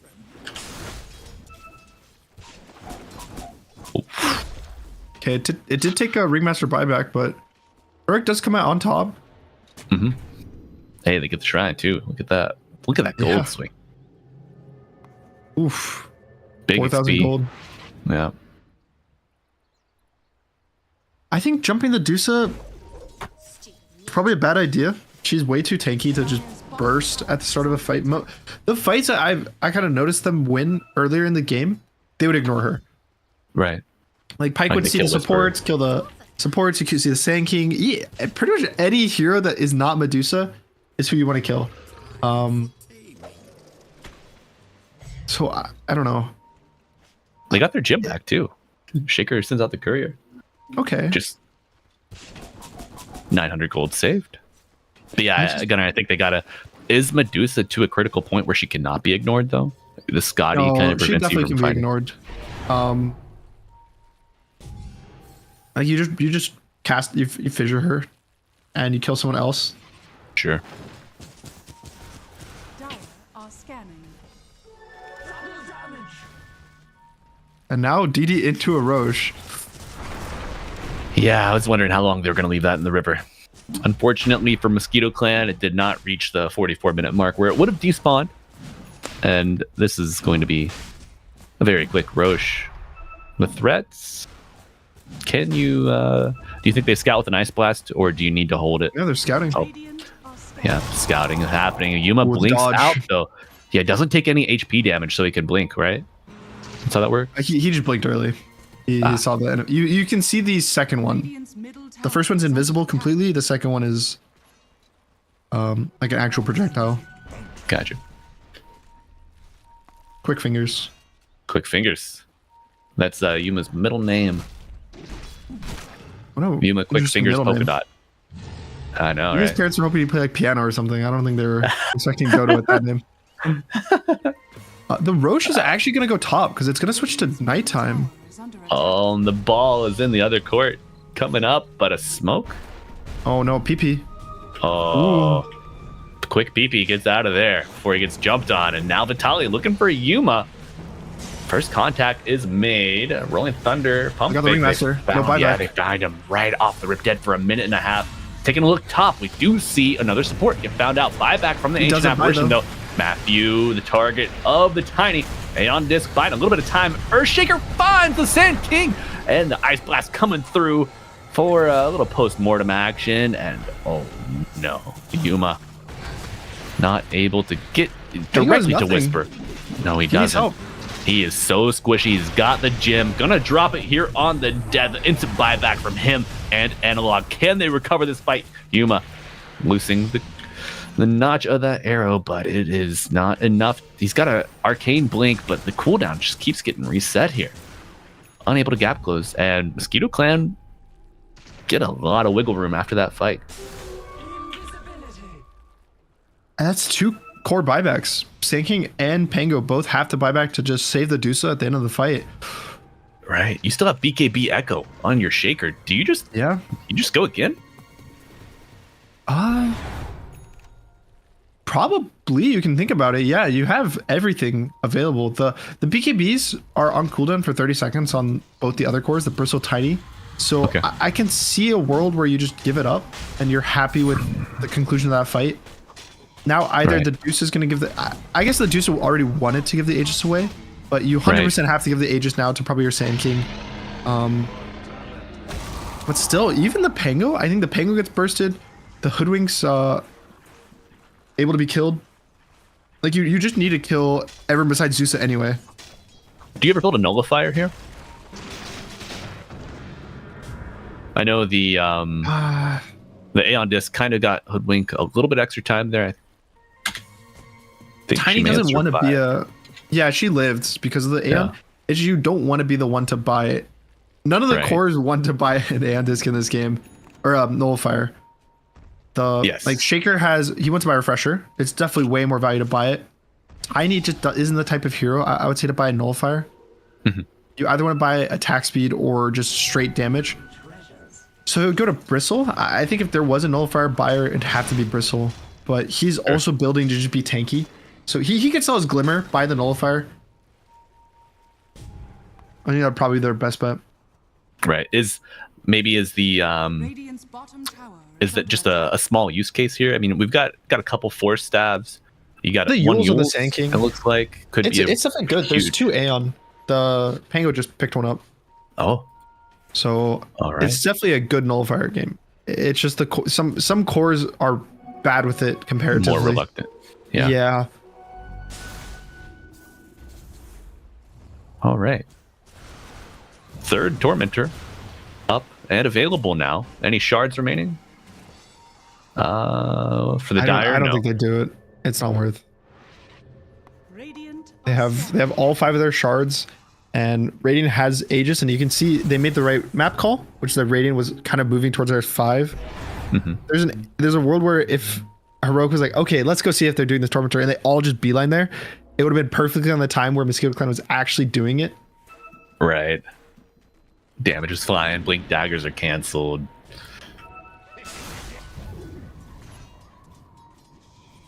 I don't think Mosquito Clan's in a rush in this game to have to end it. They're also starting to hit their level 25, so Bristleback got more damage. The Shaker, so PP went the Echo Reduction, which I really like that facet or that talent. Is Echo's a 41-second cooldown, which is crazy. Like that means you'll have it 2 times every fight, and then the Tiny just went the Avalanche. So getting to this late game. Yeah, you touched on that Avalanche cooldown yesterday as well, Gunnar. The 6-second Avalanche is massive. What do the buybacks look like? Okay, so Tiny, Shaker have... Bristleback is about 400 gold off his 500 gold. But I think if he's dying, something kind of is going wrong in the fight, usually, or he's messing up massively. So he doesn't need this buyback early. Oh, he got his blink canceled or something. Or he blinked backwards? I think so. It looked like he was poised and ready to go in. I thought I heard a BKB go off, but no. Yeah, the Batrider pressed BKB. Ah. Oh, that's an expensive usage there. All right, who's the gym on? They've got 2, Matthew and Whisper. Michael has one for the Dire. These guys hate wards. All 10 players on the map, they do not want to see a single ward. If they do, they're going to be very upset. I think there's only 2 wards I can see, and they're both for the Dire, and they're mid and I don't top say like side. useless positions, but they're not really helpful for this high ground push. Right. But you know what is helpful for high ground defense, Gunner? What's helpful? The Refresher Orb. The Refresher Orb on Mr. PP. Gonna see the $1 million Echo Slam coming out here soon. Pump fakes from Analog. Vitali daring them to step to the high ground. The Mindbreaker. All right, Rolling Thunder coming through. The Mindbreaker silence is everything as the Epicenter adding up 2 dead off rip with the Wheel of Wonder on the backline. Another dead Ancient Apparition, and they just roll through unchallenged. Now 5-Axe coming out. Whisper gets out of the tier 4s. Vitali trying to get up. Yuma blinks forward. Says you will not pass as Bristle ignores his order, running right through, looking for the backline. Stun coming out, but he blinks in time. And King Jungles gets Force Staff in it. Dies immediately. Toss on Analog. Yuma disarmed, looking for the Tiny blinks forward. It's a good play with the catch, but the stun misses the mark. Analog Force Staffed out. 3 seconds left on this Aegis. Okay, I guess you don't really want to force this fight. There's no supports for 30 seconds, but... They're going to force something. Yuma tossed up to the high ground behind the Fisher. Good stun. Trying to isolate her, but she gets across the gap. Now Pike BKB looking for those right clicks. Medusa gets slammed. Yuma returning fire is Analog. looks to control the Shaker. You got a refresher. You could get another BKB and another Echo Slam here, but he's stunned. He's controlled. You get the Fisher off, goes to the low ground. Bash. Or the suplex from the top. Oh my god, Analog gets the burrow strike. Whisper in for more. Yuma now out of mana and out of life. Got the buyback available. He's cutting everything right now. He is. Whisper looking for a little bit of roly-poly action to the low ground. Nullifier does come out. We see it as they're looking for Jason Fisher. Where did he go? Did he get the TP? Yes, Yeah, he he got did. the TP off. Oh my god. That was wicked. There was magic. Good. So many crazy things. So there's a Mindbreaker on both the Dusa and the Pango, and so 2 different times, or maybe almost 3 different times, there was a hero that like blinked into a random auto attack and just got instantly Mindbreaker. Right. Some blind projectiles just. Oh, I'm silent. It's great. I think this is definitely an intentional choice, but the Ags from the Dusa,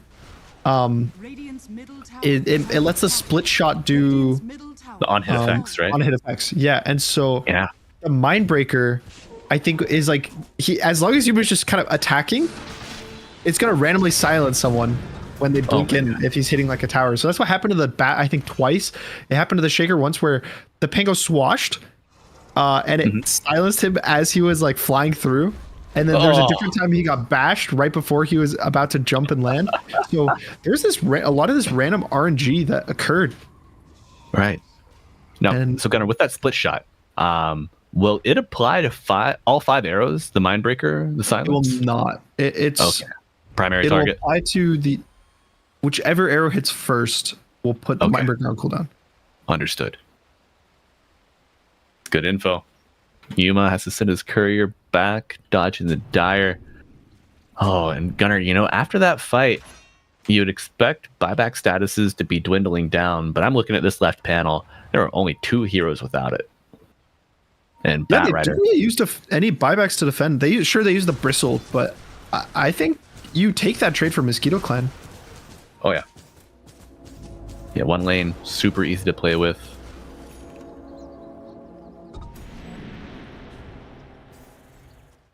Itemization starting to get zany. Yuma gonna buy the Ag's Blessing. Has a Rapier queued up. Oh, goes man. BKB. BKB is definitely a better choice. He doesn't need damage. No, that's fine. He's doing it for the crowd, for the fans out there. Yeah. Until it doesn't work out. Then the Yuma fan club, it's just gonna have you and I in it after that point. King Jungles is going the Ags. I don't know how good it is. I mean, I think the secondary effect of it, which is like the daggers, it's pretty bad. But the having 2 saves is really cool. Like you can save a guy in lasso, and then now, usually what's been happening in the fights is he'll save someone else, and then he'll get jumped at the same time. But now it's like you save this guy, you get jumped, you save yourself. It gives you kind of more gameplay potential. All right. Well, looks like you might need some saves here. Both teams neighboring on an encounter, but playing about a screen away from each other. Got to make sure you have a good jump if you're Mosquito Clan. Really appreciating Yodomi's positioning here. Yuma walks forward, pops the Manta. They're trying to figure out which one is real Dusa. Right. Surely they know that's an illusion. He wouldn't walk up there with his real body. My god, those illusions. Oh, all right, here we go. Got a lasso. Yep, he found the Ringmaster. Can you take him out before he gets into the box? He's stunned by the Ice Blast. 1 goes down. And can they connect more? Analog him with the ult, but BKB on Vitali going to stop a lot of the damage here. Stinger procs popping around, and the Batrider does go down. Matthew very low. Analog and Vitali glimmered up as we see PP with the slam coming through, looking for another target, but it's just going to be a reset here, Gunnar.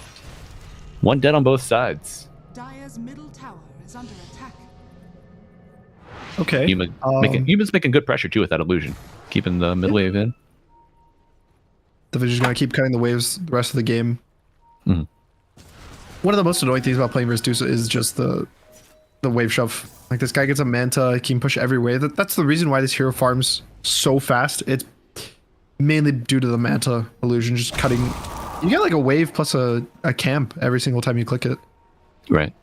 Even with the nerf to Manta, right? It used to be stronger, like a couple bounce patches ago. All right, Mr. Roshan being challenged for his Aegis. Mosquitoes know though. His refresher. Oh, BB with a Fissure on the back line, creating division. Look at it all. It's going on. Huge Earthshaker. It's the refresher is ready. Rolling Thunder coming through looking for a Pike, but he's got the BKB active. Analog channeling the ult goes in, and another Fissure disrupting the fight. But Pike is controlled. This is his only life. Has buyback. Where are we going next? Vitaly gonna get hit with the snake as the chase is on from Yuma. There's an Echo Slam again in 15 seconds. Right, he doesn't even need his refresher just yet. That cooldown talent. Oh, Vitaly the Brave stepping up to Yuma, challenging the snake. But Yuma blinks to the high ground. Yudomi gets out. What the hell? You know, they say Yuma has fast fingers. Yudomi, maybe second rung up. And now Vitaly hits the BKB, dodges the sideshow.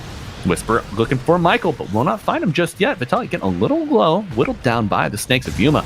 Oh, Echo Slam on top of the Ice Blast. They get the mid laner. Sand King falls. PP looking for a soft reset. We'll get it. Mosquito Clan. Taking some names. Tried it out. Yeah. It's a thing of beauty, Gunner. Now back into the pit. I also really do like how Tiny isn't using his buyback early. I think some players in these fights see Roche and they're like, I gotta buy instantly. Go. Oh, the travel too. Ooh, okay.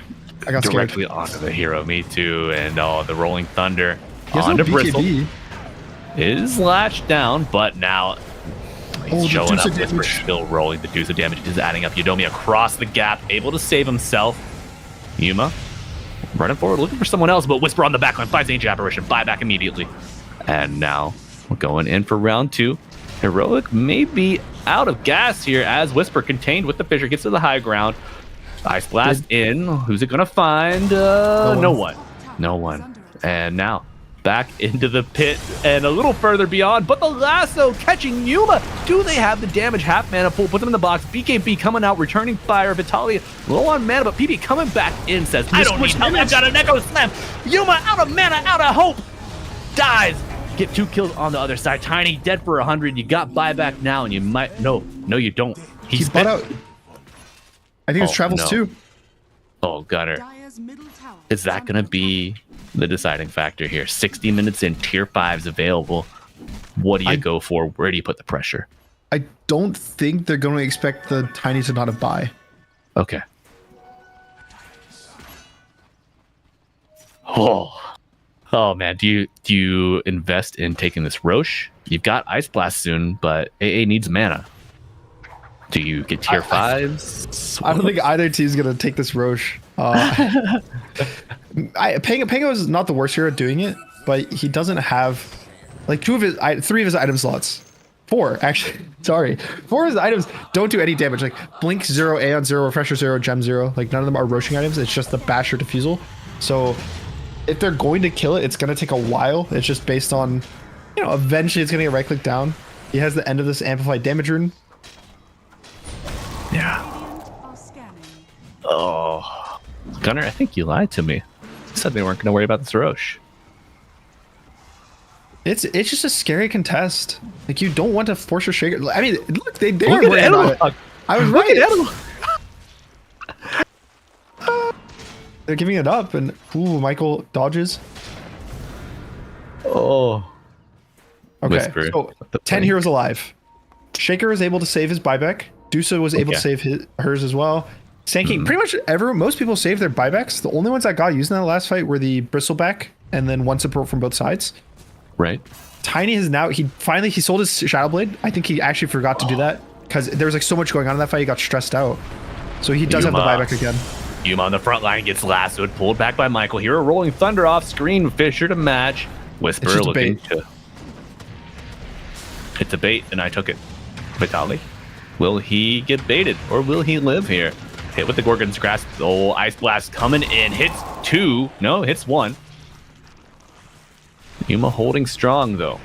Aftershock, not going to stun him, but a hasted Pike gets stunned with the Stone Snake. And these fights, Gunnar, just getting drawn out here. Everybody trying to find a weakness in the armor. I think that jump was mostly to try to bait the roll. Like when you jump this Dusa, you want to hit him enough that the team is like, it's a real threat, right? Oh, we have to help the Dusa. We go in. But you're kind of in the back of your head thinking, okay, they're going to waste roll. Maybe they're going to waste BKB and Dusa, and then we take the real fight. Oh, this is a like great you get the smoke, Sand Gunnar. King. They find the Sand King exactly right. Ice Blast to land and decapitate him. Yuma gets frozen, stunned up, back on the Sand King. Now the chase is on. Yuma hitting Pike, looking for the Ancient Apparition, the value target, but they blink out. Rolling Thunder coming through with Whisper on top of Pike, gets the stun, knocks him up. Right clicks landing, brings down Tiny, dead for 100. You got buyback as Whisper continues on once more. The Basher stun, and PP gonna have to cut tail and run. Another Rolling Thunder, a la Refresher Orb. And now the Hex, the stun, the Bushwhack, the Sideshow coming in, and Vitali BKBs to run out as the Self-Glimmer still. And BP ready with a Fisher. Gonna cut him off at the pass. Says, you shall not pass. Radiant's top tower is under attack. It's a good jump, I think, on the Sand King. But Yuma is really big at this point. He's about to hit level 30 with every single item that he could possibly want. Just, missing a Moon Shard is it. And he blinks into 5 heroes, and you just see the like Ags plus the Scotty plus the Daedalus. He's critting everyone. He's slowing them with the Scotty. He's doing so much damage that you get a kill, and if you're not able to disengage like super cleanly, then you're all just gonna start like chipping down your health like bit by bit. And now Analog gets the Refresher Shard, gets the Aegis. Radiant's top barracks are under attack. That's tough. It's hard to say who is kind of in the lead right now. I'm having a tough time saying who's gonna win these fights. Me too, my man. I mean, both teams doing a great job at spacing it out. I feel like the supports on Mosquito Clan tend to be a little more vulnerable. Yodomi has been playing beautifully since acquiring that Blink Dagger. Yep. Just finding these nooks and crannies to hide and then dodge.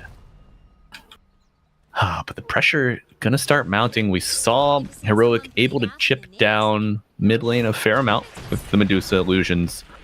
I mean, she was able to just blink and take bottom tier 3 tower nearly.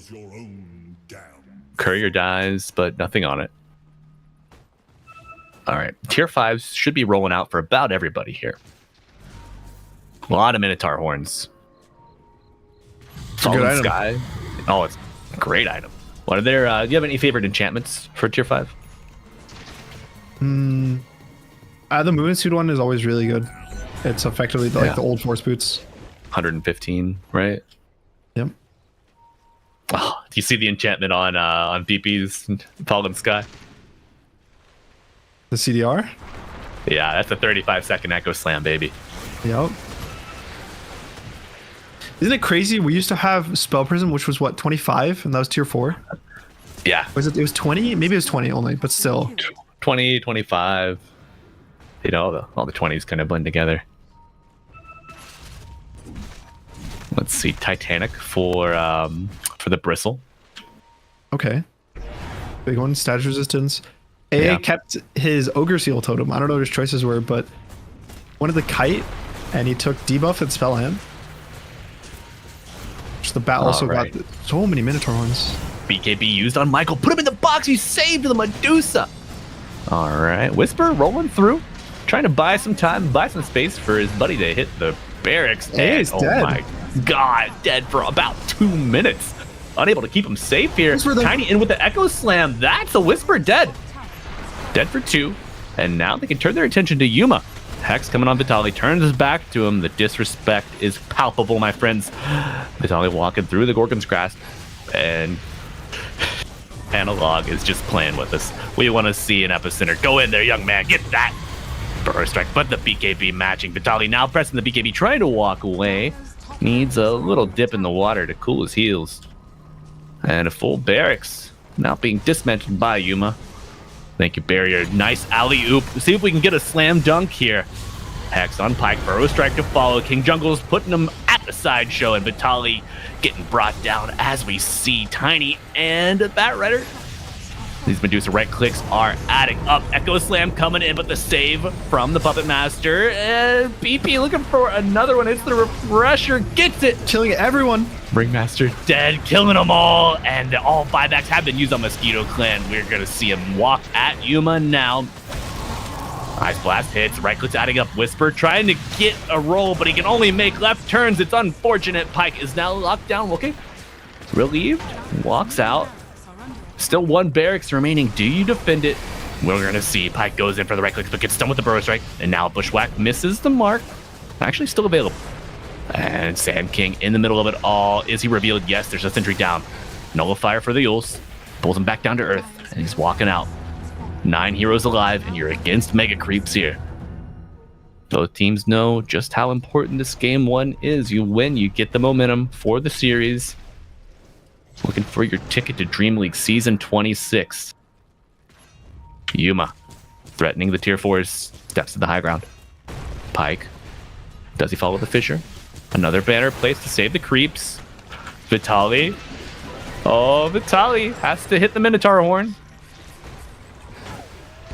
You know, that wheel is some really nice coverage to allow you to hit your objectives. Hit the Tier 4. All right. The Shaker hit 30 in that fight, so now with all the CDR, it's a 2-second cooldown on the W. Oh my god. Is it gonna be enough? When does annoyance turn more fatal? We're gonna find out. He misses the stun on Analog. He misses the stun, yes sir. And Yodomi very low, has to get out of the fight here. Vitali holding the Tier 4s as they're getting burst down by the Medusa. Whisper trying to run some coverage here. But one Tier 4 goes down, and now the fight moving to the bottom side. Pike right clicks. Gonna have to walk away with the Stone Gaze. No mana on the Medusa Gunner. Yuma gonna have to go for a bit of a reset here while Mosquito Clan lick their wounds and try to clean up these creep waves. Oh my god. All right, Amplify damage in the top river. Pretty much all buybacks used. Mosquito Clan still have 2. They have the Shaker and the Bristle. Okay. Whereas Heroics still only have the Dusa, but I don't know. Looking at this, it feels like Dusa's unkillable. I think this level 30 on Shaker is probably the biggest 30 in this whole game. Just for the fact that he's gonna have way more stuns than he did before, and like, all the others are all like okay. Like sure, 2 tosses is like great, but the Dusas is whatever. The Bristles is whatever. Shaker one actually matters in every single fight, just between all the random extra stuns off the Fissure, off himself, more damage. Right. It is scary. There are, if you get hit by a Fissure and then the enchant totem aftershocks afterwards, there's a 0.9 second window where you are unstunned. You know, where you're free to move. For the rest of the Fissure. Yeah. Just madness, man. What a hero. What a kid. I think they're going to smoke. Could be the move. They have an amplified damage. Only a few seconds left on it, though. Yuma blinking forward. They found Tiny. Hex. And now hits the BKB. Echo Slam to cover him. Ice Blast coming through. Pike trying to go for a soft reset. Yodomi in danger. Do they get him another Glimmer applied? Final Tier 4 now threatened by 2 catapults. And some creeps. Pango does a lot of damage now. He went oh my god. He went to Beso. He's level 30 now, so he has like the low swashbuckle cooldown. He also has all the talents. He's strong. Yeah, he is very strong, and so is Yuma. Taking down the tower with a couple arrows. Vitali trying to eat the harassment here. Michael going in for the lasso, but you gotta get the Ringmaster first. He saves him again with the box. Whisper running coverage. The Ancient is exposed, starting some chip damage. Vitali getting very low, but still staying confident, staying in the fight. Knows he has the buyback. He does have it. Will use it. And Pike gonna get an avalanche as another save from King Jungles. I feel like you need a smoke pincer move, but the Megas, are they gonna let you do it?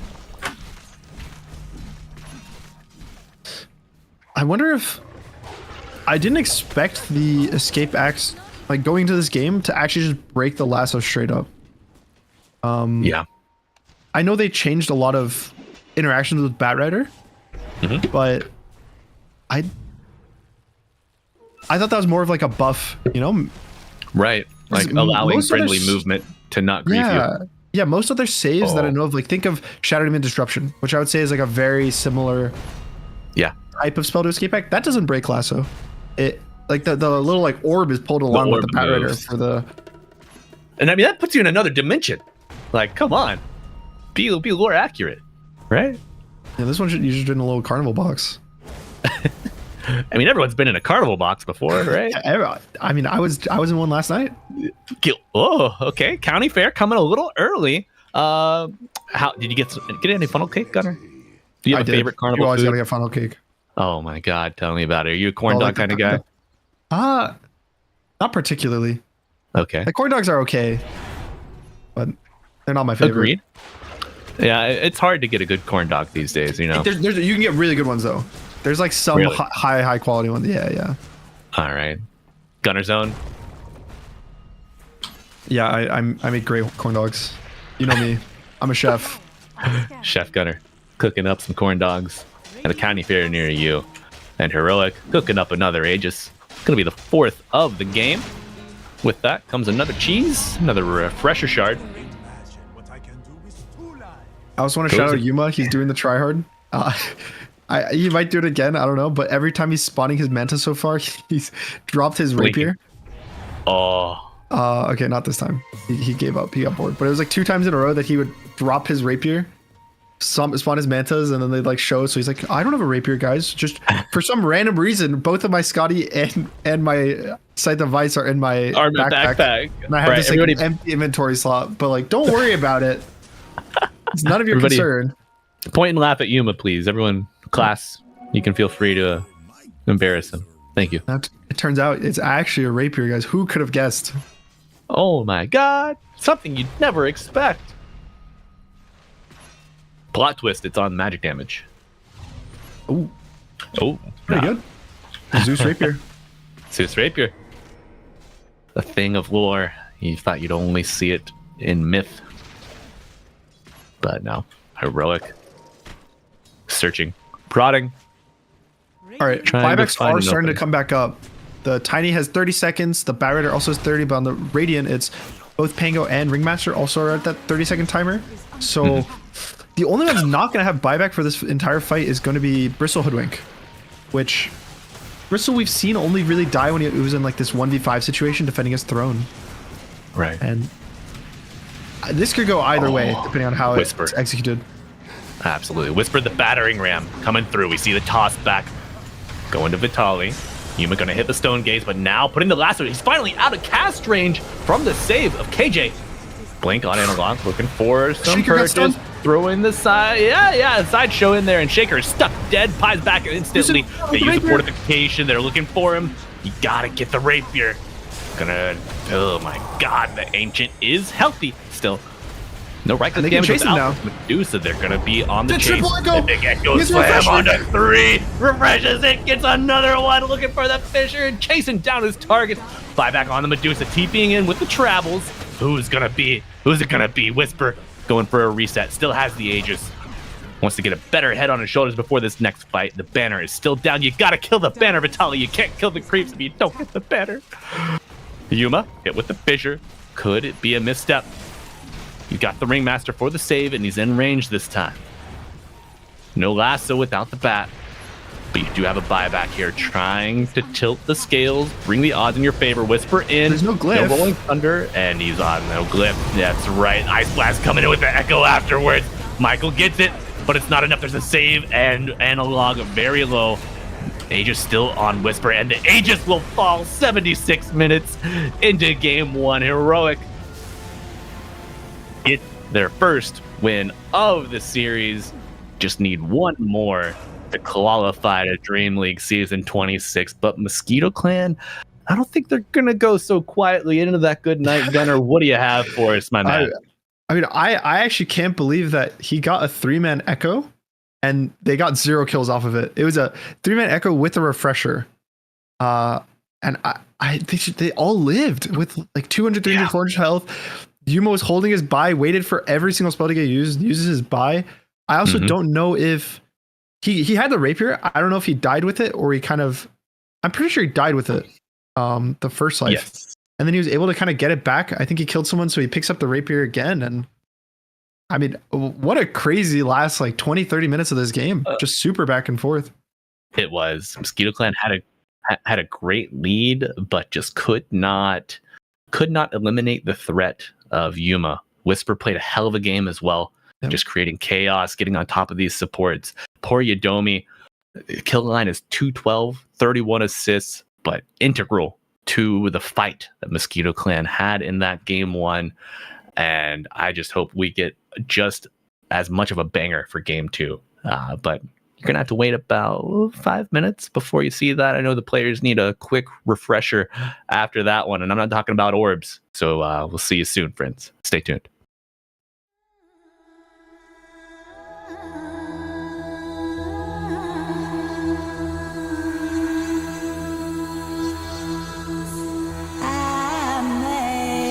Amazing grace, amazing grace,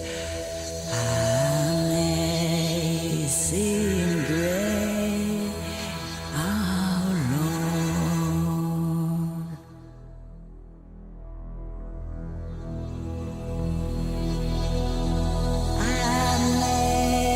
Amazing grace, how sweet the sound that saved a wretch like me.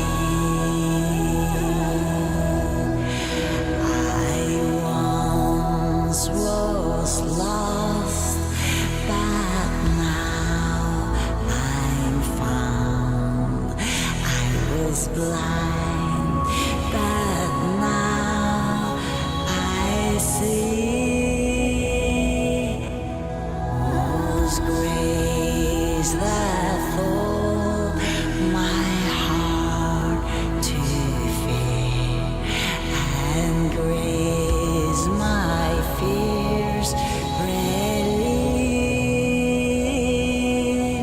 How precious did that grace appear the hour I first believed.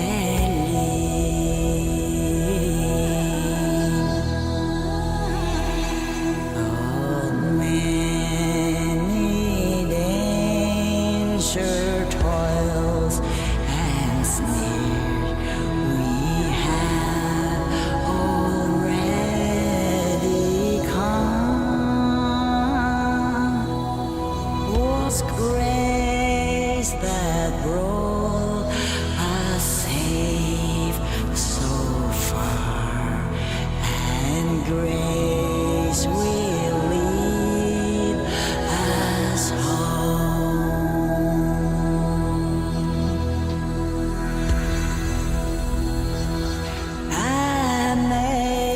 Amazing grace,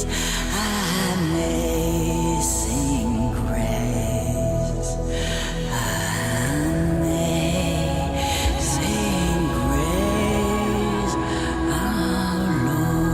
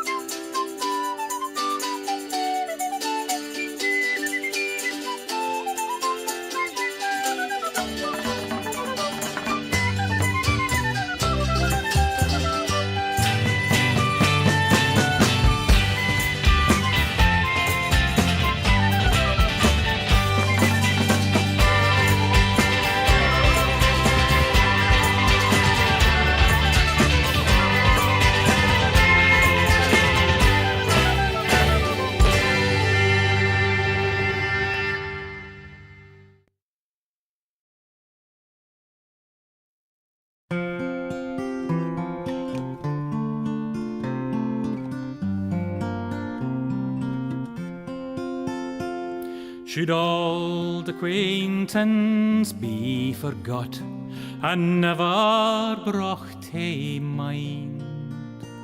Should old acquaintance be forgot and old lang syne? For old lang syne, my Joe, for old lang syne, we'll take a cup o' kindness yet for old lang syne. We twa hae paddled in the burn fae morning sun till dine. We've wandered mony a weary fit sin old lang syne. For old lang syne, my Joe, for old lang syne, we'll take a cup o' kindness yet for old lang syne. We twa hae rin aboot the braes and pooed the gowans fine.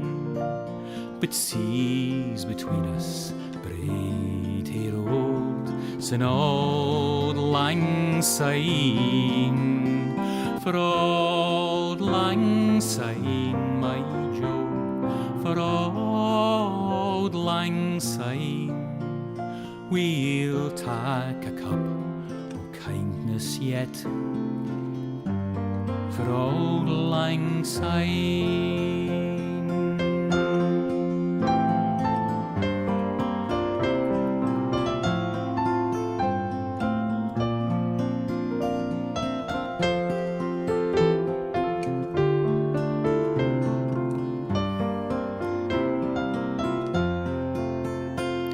And surely you'll be your pint stout, as surely I'll be mine. We'll take a recht good wally wacht for old lang syne. For old lang syne, my Joe, for old lang syne, we'll take a cup o' kindness yet for old lang syne. So here's a hand, my trusty fear, and gie's a hand o' thine. We'll take a recht good wally wacht for old lang syne. For old lang syne, my Joe, for old lang syne, we'll take a cup o' kindness yet for all. Hello and welcome back to all of our tiny little friends out there. We hope you liked that 70-minute walk through the park. Gunnar, any thoughts, reflections, feelings about that match? I mean, I hope we get two more bangers like that one. That was a really fun game to watch. Let's go. What a series for it to be this exciting. Yes. We're in the final series of the South American qualifiers for DreamLeague Season 24. Yes, sir. One of these teams will be going to Europe, playing this really important tournament for just everything, for qualifying to especially EWC at the end of the year for like, these ESL points, and one team's just going to go home. Unfortunately, but what can you do? So Gunnar, winning a qualifier like this, obviously you get a ticket to the main event. What does it do for like the trajectory of a team? Does it give you like yeah, you're playing semi-pro or full professional Dota? It's kind of amorphous, there's always a picture of like what could be, but you don't have anything tacked down. What does this do for a team to qualify to an event like this? It feels so. It's very relieving when you actually qualify to an event. Sure. I guess it changes. So when you're a team that consistently qualifies to the event, it's relieving in the sense like, okay, we get to keep like doing what we're supposed to do. You know, Right. and then not qualifying is the shock. You're like, oh no, we've qualified at every event. Like this sucks being at home. Versus if Right. you're one of the teams that maybe qualified to an event here or there, but it's not a consistency. You get to it and then you're like, okay, like now that's step one. We still have to prove ourselves in the tournament. We don't want to get last. So it's Right. more of an opportunity just to Sure. show off what you can do. All right, we've got both of our teams here, Heroic and Mosquito Clan, are kind of Waska or Mosquito Clan, former Waska. This is a team that's been there before. They're trying to get back there again. Heroic, obviously, the juggernauts of South America. More on the first part of what you said there. And, I'm just happy that we're going to be along for the journey into both doors of this existence here. And we got a draft for you, folks. All right. No Phantom Assassin, no Natures. Get them out of here. Get them Probably do gone. the same beds.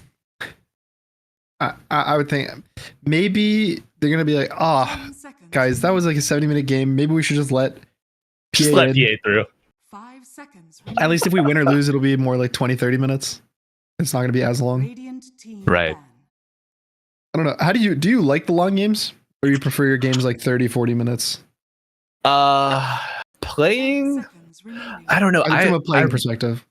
From a playing perspective, I don't have, I've played on a couple like 5 stacks in just like random amateur leagues.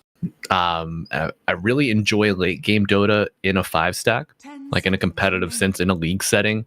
Okay. But like pub Dota, not so much, because it can just be a little more disjointed, a little less like team focused.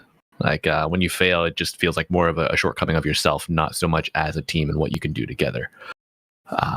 Yeah. So league setting, late game, enjoy like the 60, 70, 80-minute mark sometimes. But I mean, dude, sometimes you just want to queue up a pub, play for 30, 35 minutes, and then go get lunch. You don't want to be at your computer all day. Right? Yeah. Right? I mean, some of us do. Everyone Everyone who's here to watch this tournament is probably at the computer all day. Yeah. I'm you hear that, glued to folks? my That's screen. what Gunnar thinks of you. That's what Gunnar thinks of you. You only have computer in your life. We know you have more. It's just we got the peak entertainment right here, That's right now. right. Why would you go anywhere else? Why would you go anywhere else when you got your buddies on Heroic, your buddies on Mosquito Clan, and your 2 big buddies, Mr. Gunner and Momo? I'm just a small fry. Momo is our producer, by the way. Shout out everyone working behind the scenes. You never get the respect you deserve, and you know who else doesn't get the respect they deserve? Nature's Prophet. Nature's Prophet. Thank you, Gunner. Set him up So and knock him down. I was wondering if that was the layup I was supposed to get. That was, yes, sir. You landed right on it. All right. And it's a heroic 1-2. I was hoping it'd be like, okay, we'll not ban the Nature's Prophet, give it to Mosquito Clan, but giving it up after losing this really long game, it's beatable. The hero's not. I don't think there's many heroes in the game that I would say are strictly unbeatable. Like, okay, it's been a very long time, but there's heroes in the game that are close to unbeatable, and I think Nature's Prophet's one of them.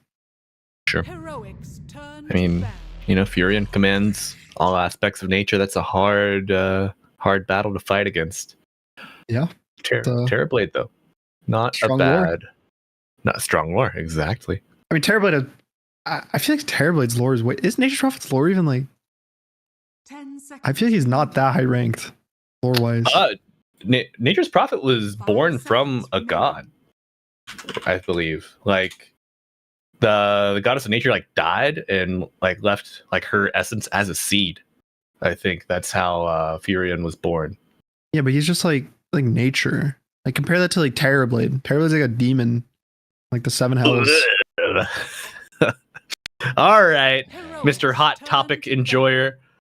That's what a Hot Topic Enjoyer would say, Gunnar. I'm a Hot Topic Enjoyer myself. You might not tell it from my... This guy's an outlaw to demons. I mean, He's that's been pretty... in demon prison. He's escaped. I feel like escaping a demon prison is more powerful than controlling a few trees here and there. What if they're like really okay, one side you big literally have the trees? Lorax, What if and then the other side you have a demon that demons are scared of. Momo, can we get the rights to the Lorax soundtrack, please, for the next break? Thank you. I know we got the budget for it.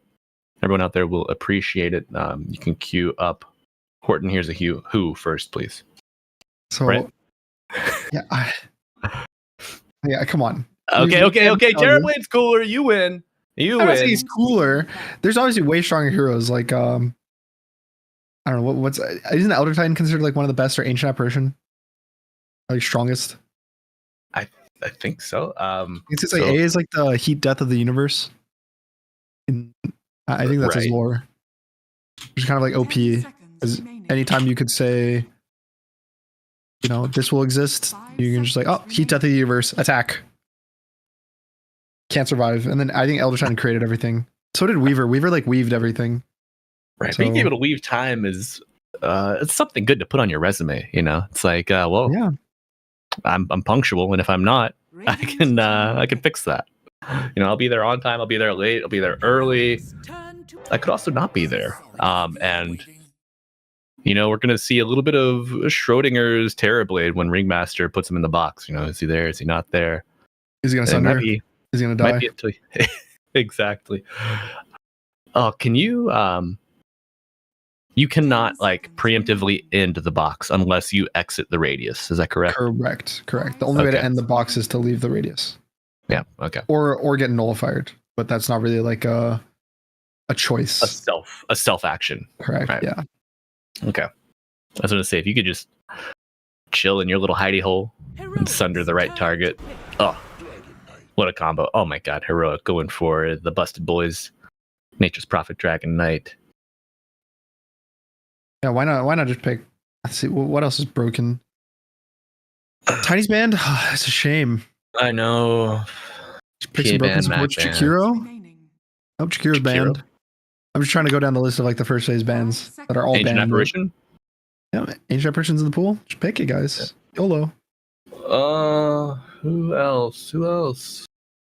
I think they're gonna pick Hoodwing again. Yeah. I think it's good for Terrorblade. Or Snap. Right. She can scurry out of a sprout as well, or just bushwhack the target, whoever gets sprouted. So a little synergy, anti-synergy. God damn, Connor, you're just so good with it, man. Are you? I need you to turn your cam on real quick. Are you in the room with them right now? Yeah, I'm actually coaching Heroic as we speak. And fortunately for us, I'm also coaching Mosquito Clan, so I also know what they're picking. All right, which happens to be offlane duo. That's a flex. Oh my God, he's done it again. Is it a bristleback? Well, probably not going to flex the Terrorblade. He could. I need to cook. Sorry, it's like as a coach, you don't have all the answers right away. Some stuff is still, in the works. Sure. We're patient people here on ESL_ Dota 2 Storm. We got time, 76 minutes even for that game one. Looking for a return. Tide +1. Tide +1. What about a Tide Bringer +1? Yeah, that's what I meant. I also meant Tide's enemy, Kunkka.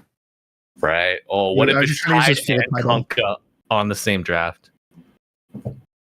You instantly lose if you pick that. It's like a secret. Right. Anti-synergy. Yeah. Red. Your screen just turns red. They start fighting each other in the spawn. A wall comes up outside or like at the fountain, and you just can't leave until one dies. Okay, that is exactly an offlane duo flex that can go mid or can play offlane with the 4 that got picked. Gunnar, I think you might have a good handle on this drafting thing, my guy. Yeah, I might have played a few games of Dota back in my day. A couple. But speaking of that, you mentioned it's time to make your grand return, right? And I know you were willing to debut this information here.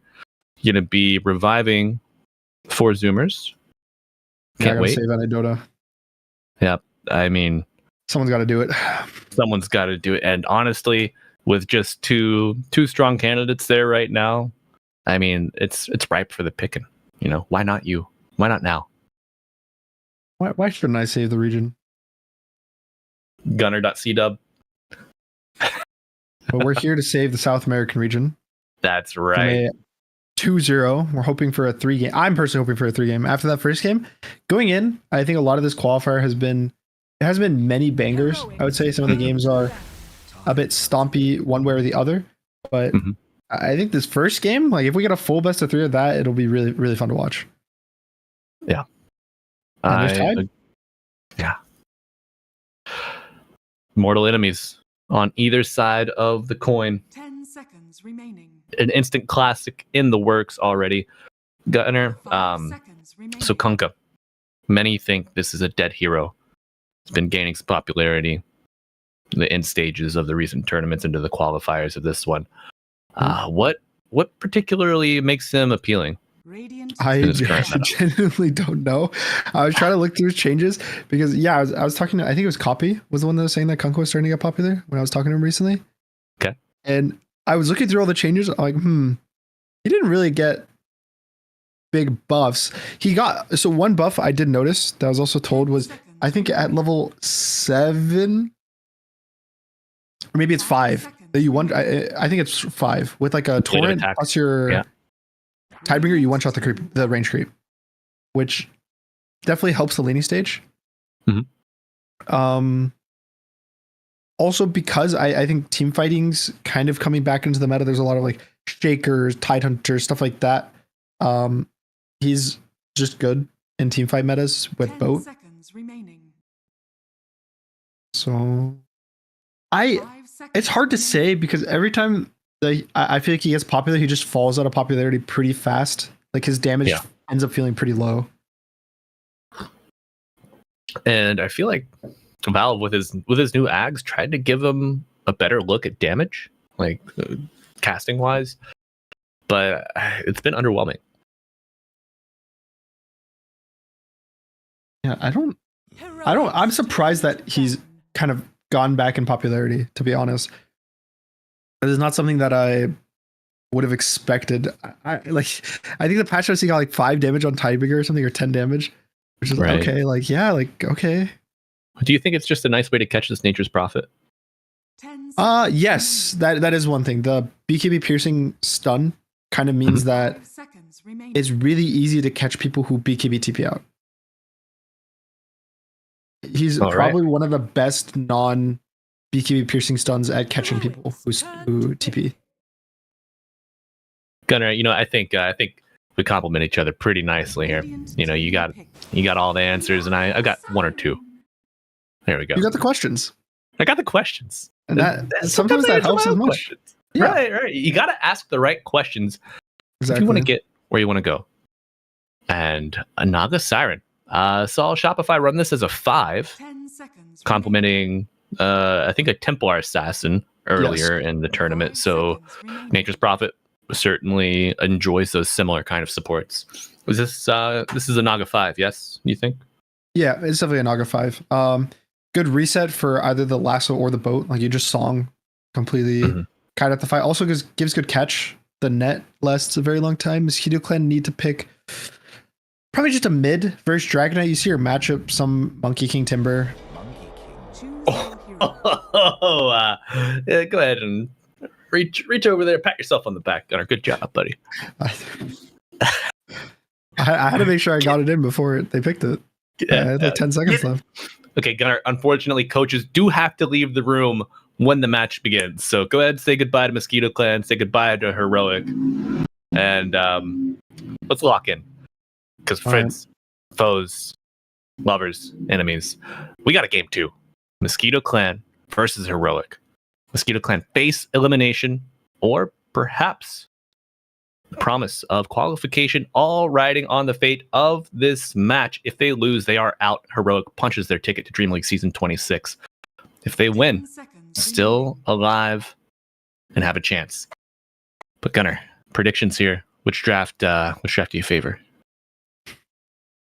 I've actually been liking Terrorblade a lot throughout this qualifier. Okay. The hero looks really strong and provides a lot of damage, but at the same time, I think it's really hard for me gut-wise to go against Nature's Prophet. Sure. No matter how, like, oh, this draft is good versus Nature's Prophet. They do this, this, and this. End of the day, it's still a Nature's Prophet. Right. And I think he definitely has the team as well to sustain it. Like, you have tanky cores that also have catch that enable you to TP in late to the fight, which is the best way that you want to play. Like, you don't want to feel like, oh, there's definitely Nature's Prophet games where you have a squishy mid and you have a, not like initiator offlane, and the whole time you're like, oh, when can I TP in? Like, when can I go into the fight? When can I do something? But now you have these clean angles to go in. You also have a Naga, which is really good to catch and start the fight 3-2. So should have a really easy game for Yuma in this one. Well, this is going to be analog Nature's Prophet. Oh, I didn't DK. see that. Okay. Yeah, DK picked up by Yuma. The Yuma here. As we get into game 2. The one and only. The Yuma boy. Coming to you from the safe lane with the DK and friends. We are coming at you live, and by we, I mean none other than Gunner on the mic. I'm blessed to have such a wonderful, kind, funny co-caster here, and unfortunately, I am none of those things. It's mean old Malibu Jesus. Mean? Barking on the main line. Oh, that's mean. That's true. But smoke coming out from Mosquito Clan. How do you feel about this aggro smoke here? Right under the washer. It's one of those things that I'd say for the last about year, maybe a bit longer. Almost every game I've watched or played, there's one of the two teams smokes, if not both. And surprisingly, always heroes get caught by it. Just consistently. Or both teams do it, and then so they both just dodge each other because they're both smoking. I think sometimes teams do it even if they don't have a good catch, because they're just like, all right, guys, it's level 1, let's go smoke, see what happens. Right. Like, certainly someone will just be in the wrong spot. Gunner, look at all these observer wards. 3, like, boom, boom, boom. Just wicked. Yeah, they see everything. They do. 3 eyes are better than 1. Are there any heroes in Dota with 3 eyes? Like, only 3 eyes, no more, no less? No more, no less. 3 exactly. I think default skin, no. I think there's a Shadow Demon skin that gives him 3. Okay. If I'm not mistaken.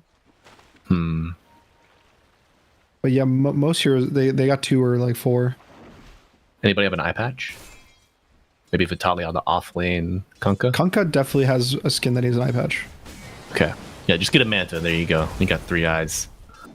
But Michael, with the Flame Break, getting some damage onto King Jungle. So Naga, a lot of armor. Decent regen under that tower as well. Any of these lanes particularly entertaining to you, Gunner?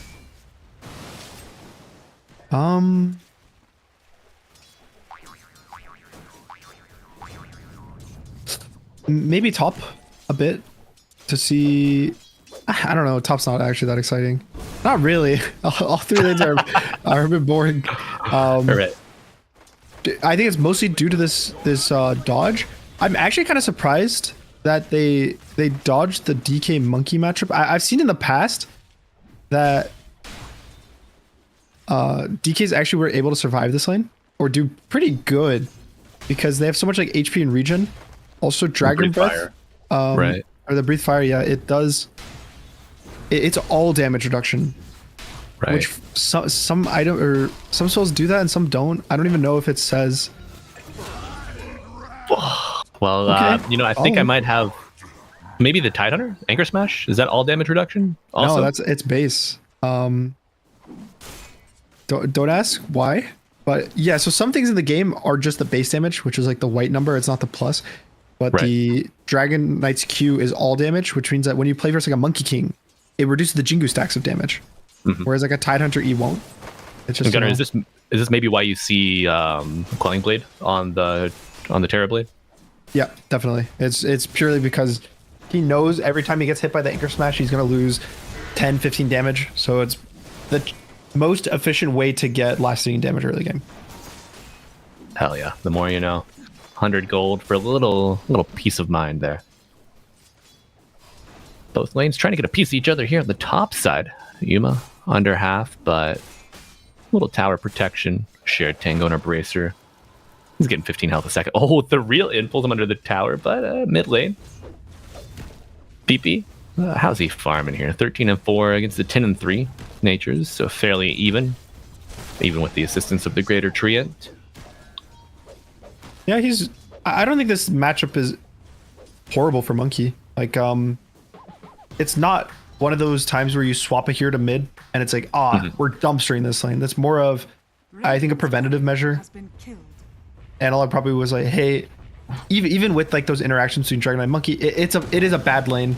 Like, strictly speaking, for Dragonite, it's worse than it'll be top, because top Dragonite will free farm versus Kunkka. He has armor versus all this physical damage from the Tidebringer. So it's probably better to put this like 50-50, maybe like slight advantage in matchup for your mid laner and a good matchup top, rather than potential like skill hard matchup in the mid lane. Right, you're just playing the percentages like the across the game. board. Whatever helps you break even. Exactly. Gotcha. Gunnar, an itemization question here. Early laning stage. Nothing pressing, but just looking at Analog's itemization. He finishes the one Wraith Band, keeps the other Circlet, doesn't have another Wraith Band queued up. So are we just looking to maximize efficiency of stats in these slots? Like, he's going to eat a Tango or two on the branches, but go in the treads. Is it just too much gold to invest into 2 big stat sticks, like a double Wraith Band? Yeah, I think it's just kind of a waste of gold to some extent. Okay. He's a universal hero, so the Circlet is the most value part of any of the stat items, like whether you're going Bracer, whether you're going Wraith Band. Right. So I've definitely had times where you'll buy like 2 Wraith Bands or something, or 2 Bracers, and it feels okay. From the mid perspective, it'll feel okay for the first like wave or 2 waves, and then you'll see the enemy mid and he has like boots or something, and he runs to the side lane, and you're sitting like, I'm kind of sad about this one, guys. Yeah, you know who else might be sad? Whisper. Metamorphosis comes out, but counter with the Bushwhack, the fear, putting that beast right back in the corner, and Whisper gonna fall. Yodomi getting revenge for last game. Just getting picked off by that damn Pangolier rolling through every time, you know? Yeah, great start. I think this is the Terrorblade effect, kind of. Hero's super strong every time he presses meta in the lane. I think we've seen so many times that it's like meta kill, and then he gets meta a second time, gets another kill, and both times line up perfectly, killing Whisper. And I think a bit surprising that he's struggling this much, but it's not like, oh my god, he's playing bad. I think it's just, I would have expected the Tide would do slightly better. But if he doesn't get the Anchor Smash on the meta, it's a lot of damage. True, and then if you miss the Anchor Smash on the meta, it's like, and you're in that kind of middle ground. Like, do I try to go in further and delay this, like prolong this this engagement, try to get out? I'm still getting hit from far away. So creates some tough scenarios. Yeah, even the same it's like when you pressure Kraken Shell and you get this bonus. Oh, mid. Monkey King gets the haste rune. BP making a rotation, or actually, with the rotation from Michael, it is enough to get the kill on the natures. And when he's TPing top with Jingu stacks. Yeah. TP top with Jingu stacks. Got another, both supports coming up. Getting body blocked by Vitali. You love it. And Vitali quite low, but willing to stay around for long enough. And that's that's Pyke's second courier death. This time he lost the components of treads. He doesn't need a courier. He does need a little help though. Oh, he sure does. Matthew trying to get in range to help out, and that's going to be 3 bringing down the Terrorblade. Heroic with a great response to the aggression mid and top. Yeah, really good read. I think they maybe TP'd 1 too many heroes top. Probably Yodomi's TP wasn't necessary for this Monkey King rotation. Sure. And so that leads to TB getting Dove. He was also just like 1 creep wave away from getting 6. Maybe with a Sunder, they're able to feel confident, but still, it's like whenever you don't have TPs, it's hard to stay in the safe lane, specifically. Right. Yeah, that kill gonna really, I think, kind of snowball forward for Heroic, because that puts Tide, who was having a tough time bottom, he's able to just stick around and get Ravage a little more easily. Still not level 6 though. And the meta Whisper. coming out. Oh my god, the damage added up. And he's so afraid that he has to run back at him. Nature's Wrath going through. Whisper surviving. He's tanky. A fairly long time. That damage block with the Morbid Mask giving him some lifesteal, but it's not enough to sustain through it all. Pyke very low. Does have the Sunder, and PP getting reeled back in under the tier 1. But not a fatal encounter just yet. Michael. So low. Oh, Michael and Vitali sitting in a tree. Dire's middle tower is under attack. Monkey King being played by PP. Do they get this tower, Gunner? What do you think? Radiant's top tower. I eventually. I think Yeah. they've kind of. I mean, they should cut their losses. I'm just worried that it's gonna be one of those things like, all right, guys, we've committed here. We got to stay till the tower dies, and then eventually. Okay, no, they give up. Okay, nice. No sunk cost fallacy happening here. That's my for favorite. Mosquito. I love the sunk cost fallacy. It happens so much in Dota. It does. You'll be like, guys, we fought for this Rosh and you all die, but the enemy doesn't get the Rosh. Like, well, we died as 5, but like, we got to go again. We were close last time. Right, Udomi. It looks like pings coming out from the Radiant about possible vision. And gonna be more stacks happening. Matthew walking over with KJ. Trying to sap some experience, maybe a creep or two. 2 going the way of Matthew, but PP walking over into the trees. Did he take Wukong's Faithful? Yes. Yep. How I do you think the feel other, about those? the other is just kind of bad these days, unless you're a support Monkey King, because it procs like your jump gets canceled off of creep damage, even neutral creep damage, just like any damage you take. Which right. Okay, as a Monkey player, like I have a lot of games of this hero. It feels so bad. Yeah.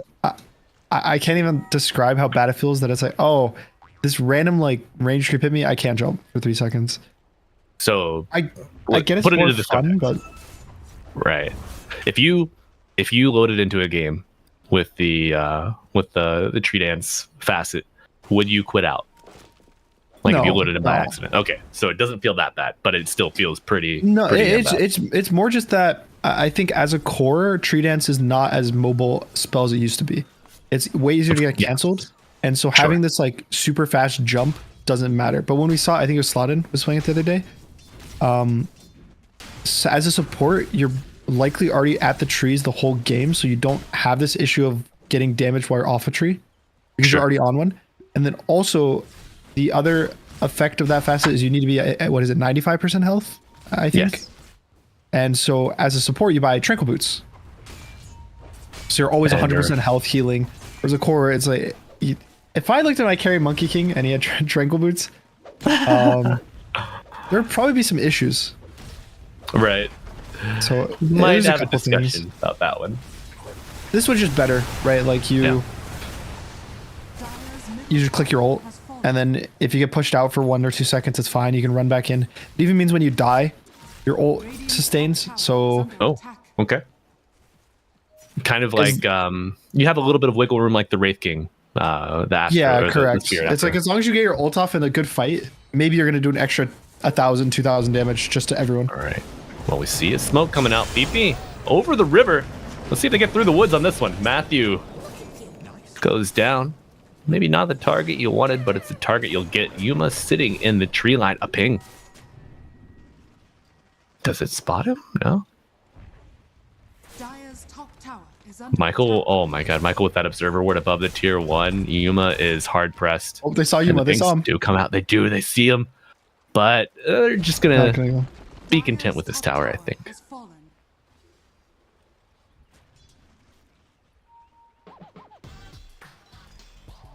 Okay. I mean, this game. I mean, the first game I feel like wasn't like crazy fast from either team. There's some action around like the ancient stacks, but I think both teams kind of played it a bit slow. And I wouldn't be surprised if this game kind of goes along the same way that one side has a Terrorblade, so they just want to play slow, and the other has Nature's Prophet mid, so they also know this like very active mid. Probably we're not going to see much action until Blink Daggers come out, which Yuma doesn't look like he's interested in buying one. Whisper's buying his, and then for the side of like the Radiant, they don't have a Blink Dagger buyer either. It's just like Kanka X marks the spot. Oh. Well, we might not need to blink to get on top of this squirrel. Yeah, Flame Break been having does a a rough little bit of one. work. Yeah. Still level 5 on Matthew's Hoodwink. That circle lasts forever. Oh my god. What the hell? Yeah, 4 seconds. Extra duration. Well, not extra duration, but the circle will last for 4 seconds without you in it. Alright. Yep. I also think it lasts longer, just in general. I think it's like an extra 2 seconds or something. 3 seconds. So the ult lasts 3 seconds in general longer. And then it'll also, if you leave it or you die, it'll last 4 seconds. Sure. Of you not being in the circle. That could be so nice. Like a lot of these area denial spells, like if you're playing against the Jakiro, an ice path comes through, you sidestep You can actually it. dodge it. Yep. Yeah. All right. Do you remember long time ago when it would persist through Aegis? Like your Monkey King was still considered in the ring during Aegis? See, Gunnar, I'm not a big Monkey King player. I don't have this well of experience to draw upon. But Okay, what about the Basher? Surely you remember the Basher. Oh my god. Yeah, I suffered through the Basher. I didn't Okay. I'm not a war criminal, man. I don't do that to other people. But That I've was so experienced fun. it. I loved that. Who was it? It was Baboka, right? Yeah. He would play Monkey Paws 4. He would just rush Basher Echo Saber. So then the first hit from all the clones would Echo Saber you guaranteed. And then you just get bash. Oh, okay. It's like you're in a chronosphere almost. That's just continually beating you. You know? It might not be There's fun been the some whole time. fun things in patches. We need to bring back fun to Dota, you know. Oh, Ooh, and this is his stun? King Jungles has a little fun dodging that stun, as you mentioned. Yep, Michael gonna drag him back into the embrace of PP. Didn't want to waste the Gets song, another but it's just a Naga. yeah, Right? it's just a support, right? Like it's okay to not waste the song to save yourself.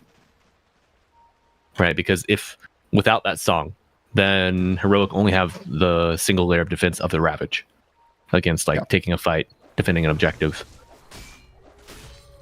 And speaking of taking a fight, maybe Heroic look to contest this Tormentor. I think it's a bit scary though. Like you're gonna be fighting into a boat. Sure, you have Ravage, but I think just like the boat plus the Wukong's command is a bit too strong. It's a lot of control. The armor that you get from Wukong, the damage reduction from the Rum, I think it could really be like an X factor in these fights. Yep. What other fun patches were there? The most valuable shard in the game. Yeah, love it. Michael. Oh yeah, this is not the worst support shard. There's some bad ones. Like I would rather have this than a Muerta or Tiny. Yes.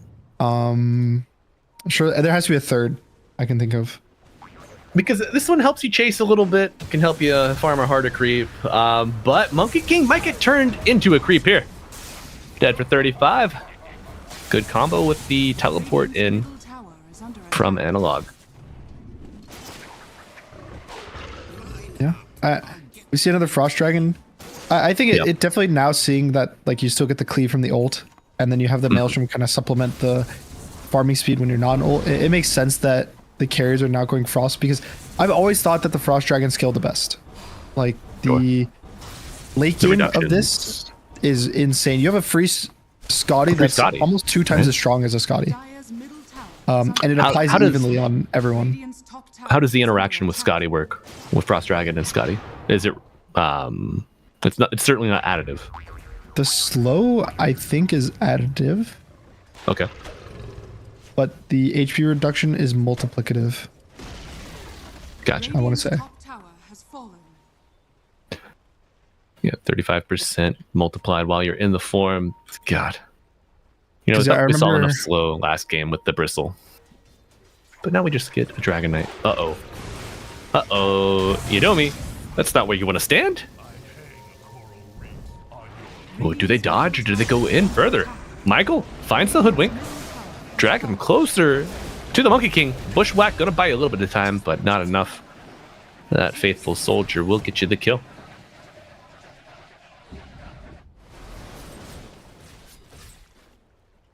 What was your favorite broken hero from a patch? Favorite broken hero from a patch? Or like version of a hero that would be considered OP now. Version of a hero that would be considered OP. Trying to think. I've never really been one to play like the busted heroes because I feel like a lot of them have been like, no, because they just don't fit in my roles. Like a lot of them have been like the mids, you know, or just like the carries. And when I started playing Dota, I was playing like pause 1 and stuff, but as I like got more experience playing Dota, I wanted to like diversify my experience. Started playing off lane, started playing like supports, just because I wanted to round out my experience, my knowledge of the game, because I know I'm not going to be like the best player, you know. So I just want to experience more and know more. But I don't know, busted supports. I feel like the Zeus support was pretty busted for a while. Played that a decent amount. I always feel like Jakiro's been busted, honestly, even before the icebreaker was introduced. But I don't know. Well, we're gonna see Batrider get busted up here. Another kill going the way of Heroic. What do you think, Gunnar? Did you ever happen across the like when the Harpoon had the bug where you would sell it and buy a new one? Did you see anybody like use that? Double attacks? Yes, infinite double, or like the max attack speed got capped out. I don't think I played. When it's like game breaking bugs, I dodge. Sure. I remember we were at, I think it was our TI boot camp last year, and that was the Midas week. Oh my god.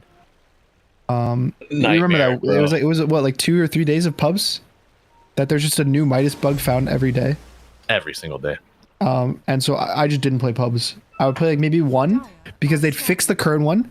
You'd have like an hour to play pubs or 2, and then a new one would get discovered, and then it was over. So I would just like, I think me and Copy, we went to like a castle. We were in, where were we? We were in Serbia. We went to some like castle. We got ice cream together. All right. With some grass. King Jungle's looking, he could touch some grass. He's got 30 seconds to touch grass. Yeah. Quick, get up, run. Ooh, now Whisper. Castles in Serbia sounds nice, and Whisper wishing he could have a vacation from this one. Instead, he gets a trip right aboard a new cruise, a la Vitali. 2 kills. Whisper dead for 35. Is that long enough to get anything out of this, or just a little more? Kills usually in the first like 20 minutes aren't commonly these days like, oh, what are we gonna get out of it? Like sometimes there's teams that can rosh relatively early. I don't think Radiant's draft is like a quick roshing draft. But once like the tier 1s are dead, you just kind of play the game. It's more like this guy's dead, so it's one core in the enemy team not farming, and now all of our cores get to farm what, like 5-10% more of the map, and everyone's a little more greedy. So it's more of just like a gold injection every time you get a kill. Understood. You say that, but Mosquito Clan are pretty clustered right now. There is this extra room, yeah, but it's not like the enemy team can't be there, be ready. So like they take it, but it's a trade. I would say it's not really the it's kind of a wash. Yeah, you got Demonic Zeal or Demon Zeal meta, but you lose your catapult. Do you pressure this tier 2 here? Yeah, you have meta. All right, let's roll the dice, Mosquito Clan. See how that comes out for you, boys. You are pushing against the Nature's Prophet, who's doing the same thing with one hero to your safe lane or your off lane tier 2. The tree is he's gonna win the race. Naga trying to cut the wave. Does so successfully that tier 2 lives with a little bit of health, and King Jungle was able to escape. Yeah. Backdoor protection not strong enough there. Usually it's good to just take these towers whenever you get the opportunity, especially with Terrorblade. Meta has gotten, I don't know if it buffed is the right word, but they gave him a new 15 talent somewhat recently. It's been in the game for a long time, but now with the talent that lowers the cooldown, it's 120 seconds on meta. I think it used to always be like 155. This is like super long cooldown. So it's like it's worth it to just you get in this position, you're next to a tier 2, like guys, I'll just pop meta. You can't fight it. You don't choose to fight into a TB meta ever if you get the chance. Right. And you can't defend the tower versus either. I'm looking back to see when that was when that talent came into play. It's somewhat recent. It's not like, last like 4 months or whatever, but probably like last 6 months, 8 months. Gotcha. It's because he used to always have the meta cooldown at 25. Mm-hmm. Which was minus 50, 60 at 25. Whoa. But now you get the duration. Yeah, now you get the duration. I think this is a better setup, like to have it up more, but with less duration early game, because the fights aren't really as long. Like you don't need these really, really long metas. And then late game, you get the super long meta, which helps you for these like long extended fights or a fight into a high ground. Because right now it's usually when you're like level 50 on TB, you don't win the fight and they're like, okay guys, let's just go high ground right now. When you're level 25, yeah, you win a fight, you instantly go high ground. Something I don't really see too frequently, the Aghanim Scepter. What's the best use case for that? Well, hold that thought. Ravage. Really? And Vitali getting very low. He got the damage present. The Blade Mail used just a little too late to really do anything. Now without your offlaner, what do you do? They have to use Ravage for that though. But still, Kunkka is a lot of their team fight, a lot of their catch. So taking them out before the boat is always just a win. Oh, I hear a lasso and a Wukong somewhere on the map. Nagasong coming out. They get the hoodwink. And the Atos from Yadomi. Well played, lad. What's the Atos? Oh, you love it. Does he have no extra cast range on that? Yeah, there's just an Atos. It's the level 1 song has been nerfed a lot. The radius is really small. It's basically smaller than the cast range of Atos by 100, which is wild. I think the past it always felt like Nagasong was just the entire map would just go to sleep. Wouldn't that be nice? Just a little 5-minute pause. All right, close your eyes, boys. Just kick back in the chairs. Put your feet up if you want to. What So out of all the different types of naps, like a couch nap, floor nap, computer chair nap, floor nap is when you are like, you're kind of gross from either like, I don't know, like exercising, playing a sport, whatever. You come inside, you're just like hot and sweaty. You just don't want to like lay on a couch or a bed. You just lay on the floor, go to sleep for a little bit. You have a favorite nap type, Gunnar? I think couch naps out of those choices. All right. The computer chair naps like it's a bad sign usually for me. If I ever fall asleep on my computer, it's bad news. I've been up too long. Yeah. I'm either in my feels or I've been up way too long. Yeah. What about you? The couch naps though, it's really nice though. Usually, the worst is if you're wearing like jeans and you fall asleep in jeans. But I don't know. Yeah. That's like the only bad part. Right. Oh, maybe catching Matthew sleeping here, but no. PP misses the mark. I don't want to limit like the types of nap that I introduced. I feel like by only offering 3, that may be prohibitive. I really like a hammock nap. Hammock nap? I don't think I've ever hammock napped. No, I definitely did. I used to camp a lot. No, I used to camp, but camping runes, maybe. Sorry, have I offended you? No, I'm just trying to think of it. I've definitely done it once, but I don't know. The best though, you go hiking for the day and then you come back to your tent. Ooh. You have like your like sleeping pads ready. You got your sleeping bag. You're all cozy for the night. Wait for the night. Chris Bear. Yeah, the Chris Bear. I think you take naps in the middle of the day too. Yeah, like I don't nap at night, Gunnar. Not usually. I nap at night sometimes. You nocturnal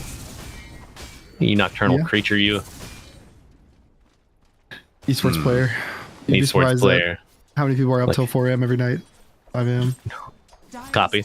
This is your sign to go to bed if you're listening. He's probably listening right now. He's watching his boy Yuma. We're all That's here. right. And he's watching his other boy Gunner. Yeah, 2-for-1 special. 2 for 1, dude. How could And you he was- miss it? He was playing with the boys Lelis and Tao earlier today or yesterday. Right? Oh my god. It's like y'all are just still together, you know, in spirit. And we're all here. All here. The band's all back together as we see Kunkka play that familiar tune. Brings down KJ once again.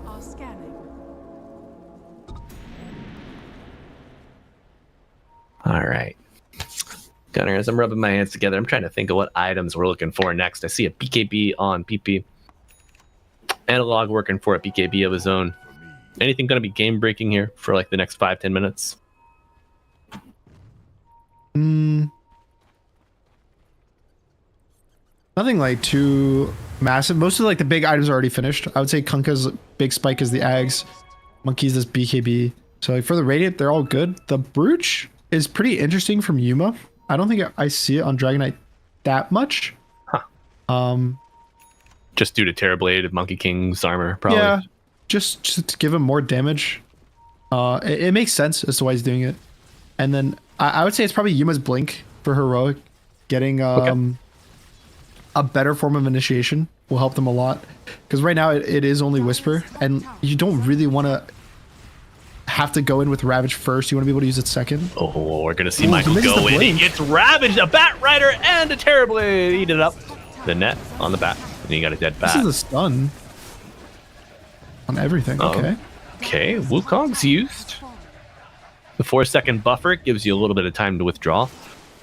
Okay, I think Wukong's for Ravage and a Bat for a tower is a damn good deal. What do you say? Yeah, that's a fine trade, but that's one of the situations you wish your DK had a blink. Because instead of your DK blink stunning the bat and killing him off of stun, you have to commit this Ravage. Because imagine in that case, it's the DK who went in, he stuns, and the Tide doesn't have to go in. Now, when the Monkey King is kind of like poking around, then there's a Ravage follow-up. Then there's the actual chase. You don't have to just blow the Ravage first CD of the fight. Unfortunate. Do you think Dead in the Water would do the same, like his shard? Is that a good answer for the Bat Blink initiation? I mean, yes and no. Like, sure it is, but usually you want actual stuns as like a counter initiation. I would say Dead in the Water is more like a follow-up. Okay. Like your DK blinks and stuns, and then you Dead in the Water to make sure the guy is dead in the water. Right. Wow, it's such it's a in good the name. So appropriate, yeah. I do really like Whisper's item build, or his item choice though, rather. He's going for the Hex, the Scythe of Ice, which is really cool because sure, your DK is going to help you, but now it kind of allows him to be this blink stun initiator offlaner while not having to use his Ravage every fight. Yeah, love it. And he purchases it here at 30 minutes. I wonder with the timing of Tide Hunter hexes in officials and how that stacks up. It's got to be a fast one, right? Oh, okay. Speaking of fast ones, Matthew trying to get out of this with a TP away, but Boundless Strike. And PP leaves the kill for Michael. How charitable. What a nice guy. What a nice guy. You know, I don't hear a lot about PP, but everyone says he's very kind. Ooh. Speaking of kind people, Analog isolated here. No interruptions that pierce debuff immunity, and they almost have the damage to kill him through the BKB. You wish you had your Kunkka around, huh? Yeah, the X would have definitely caught the BKB TP. It actually probably would not if it was like an instant BKB TP from Analog with like the full 9-second BKB. But I think when it gets to 6 seconds, as long as he times the X right, it's really hard to TP out. Right.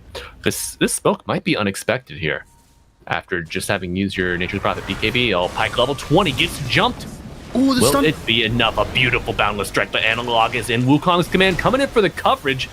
Oh, Pike free to go back in. However, he wishes Vitali doesn't find anybody with the tidal wave, but the Bat Rider does with the lasso. And that's going to be a dead Yuma. The song will not be saving you today, my friend.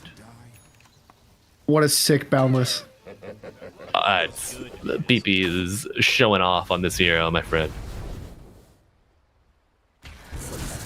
It was like he was in the Ravager animation, and then the Terrorblade would have died if he gets that Ravage off there, right? Like they're able to just pop the BKB on the Dragonite, just hit him through whatever comes, but gets stunned. Terrorblade gets his own, he gets the Pike off, gets the Manta off to get get the spell off everything, and then just really good fight. I think Mosquito Clan leveling up here through their series. Took it to him in game 1. Can we take a look topside? I know that push is going on, but we do see Analog use his second BKB charge, trying to find Michael. No lasso, and the Janku heal. He gets put up to the high ground here. The cliff helps save Analog, and the Sprout gave the vision. Insane. I think he might have been able to fight that if he actually was low ground. Didn't get piked to his death. Oh my god. Oh, what what an interesting change to the topography over there. Look at mid lane Kunkka. Yeah, Kunkka gonna BKB's the Ravage. BKB's it. Yep. Gonna save the gym. Cool guys don't look at Ravages, they just walk away.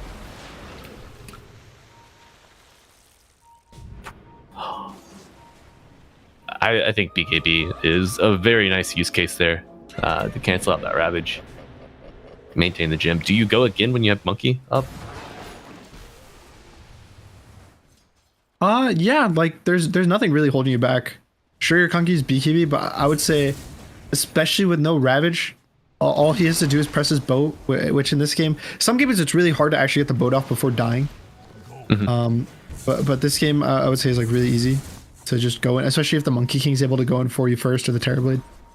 And if you boat Terrorblade, no matter what, I think you'll always get the Sunder off. It's, I don't know.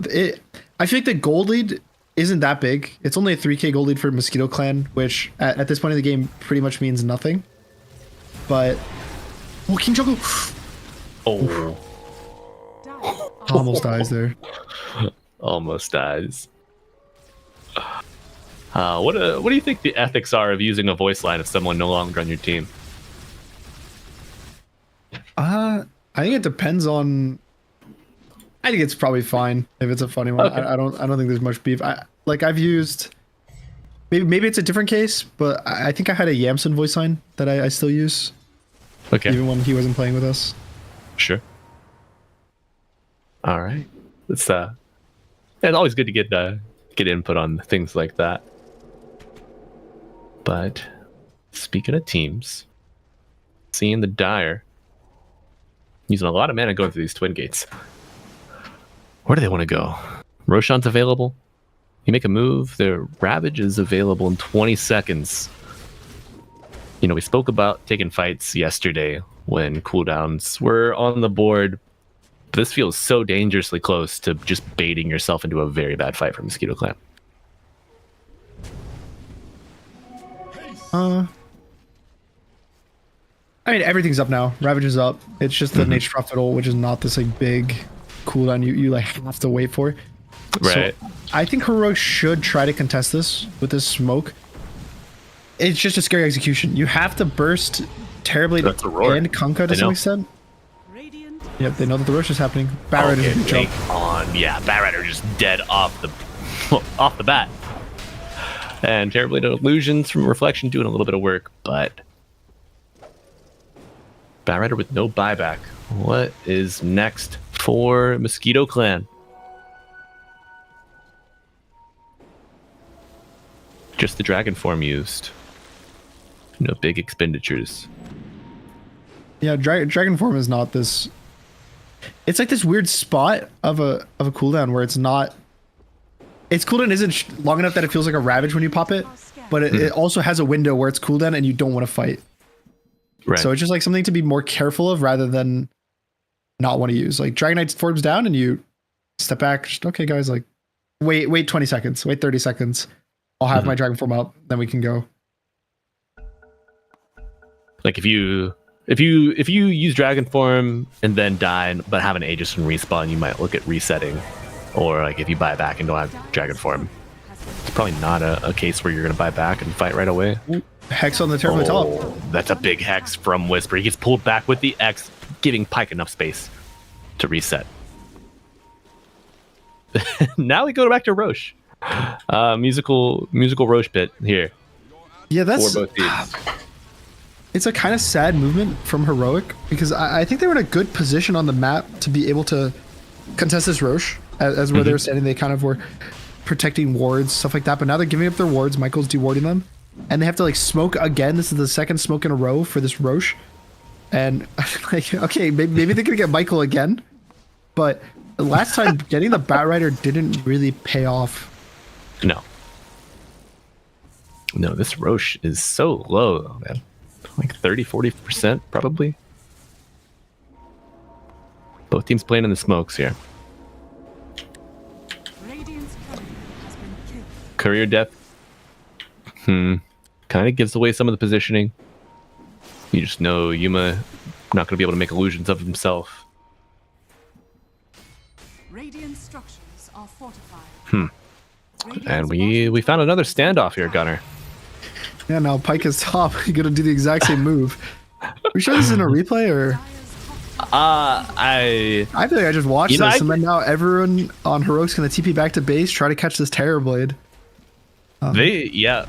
Ooh, they make the call. Okay, Heroic make the They Chad just take call. the Roche. Yeah. They give up the side of Rax for a Roche. They say this is gonna hurt me more than it's gonna hurt you. We'll just take the Roche on. But in the pit, Analog gets the Aegis, and what can you get after this, boys? Dragon Tail. Looks like. Oh, the Ravage coming out, but Yuma now surrounded on all sides. Will it be enough? He hits the BKB. The right click's mounting here. Terrorblade attack from the low ground with the illusions, but Analog getting low. Will die for the first life. PP putting down the Wukongs. King Jungle is trying to blink in, getting Analog saved. The statue's not going to do enough damage to kill the Natures, but oh, no way he gets out of this. Matthew trying to scurry across the grounds. Will not have success in his escape. All right. You kill the Aegis, you get 2 other kills, you get a full lane of Rax. I think Wildcard or Mosquito Clan. Oh, you said Yamson earlier, and I'm like, yeah, Wildcard. But no, Mosquito Clan. I think they're playing chess, not checkers. Yeah, I mean, like, sure. It's maybe it's the right call there that you actually get something right. Like they did get the Aegis, but this like evac, I feel like they took the wrong route. They like walked into the enemy, maybe just going to the left, trying to TP out, save your. Oh, Gunner, they got the banner though. They don't have any creeps right now. Hilarious. Good job. Is this just Megas? There's a glyph. There's a glyph. Yeah, a glyph. Glyph would be nice, but when will you use it? Probably after Yuma respawns.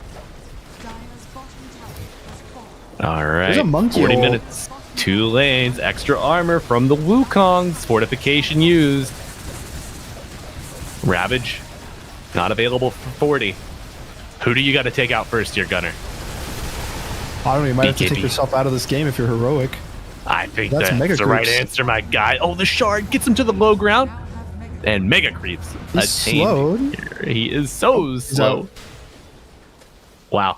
Masterclass. And Yuma looking for a kill. Ooh, Vitali uses the BKB and gets out. Wow. Now that's an evac, Gunner. Yeah, that's what you do. You get your objective, you all get out. Ooh, Hell okay. yeah. Wow. 18-9. 41 minutes in. Only a 9k net advantage. But Mega Creeps are in the game.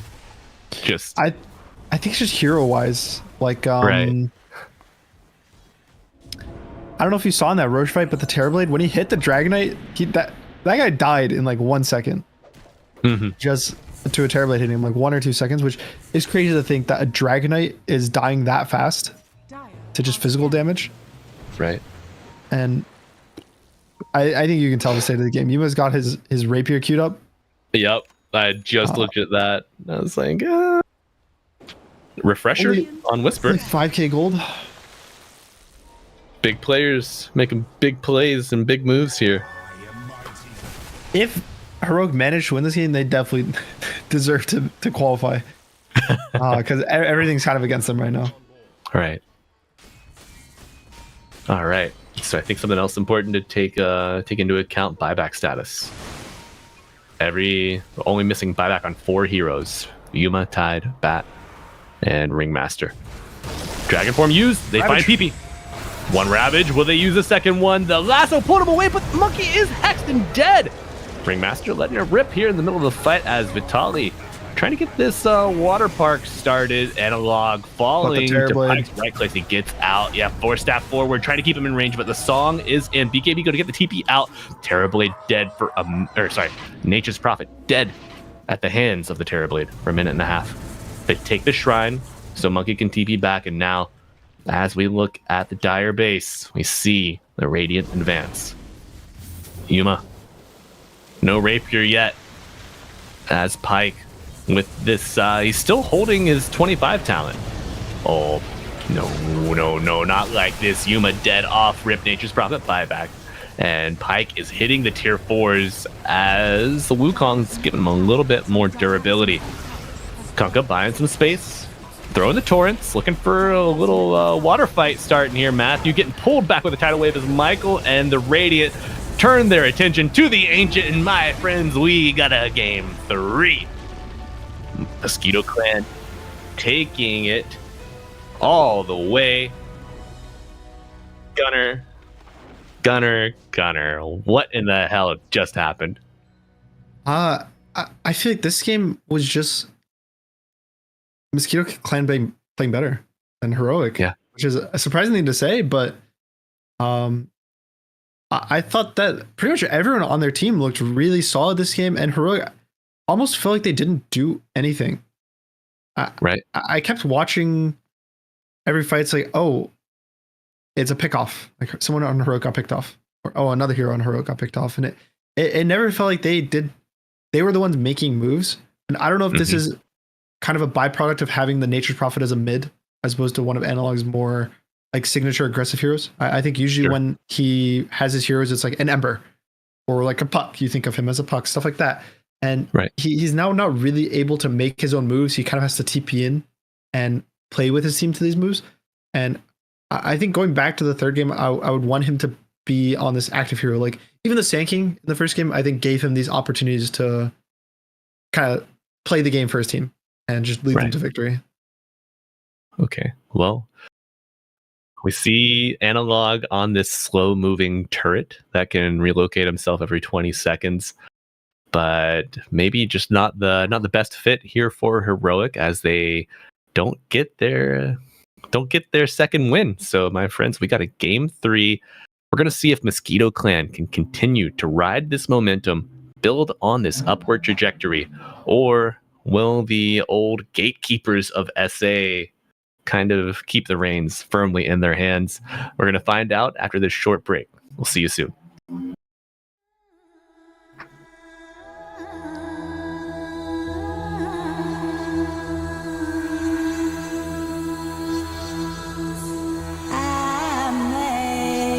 Amazing grace, amazing grace, amazing grace, how long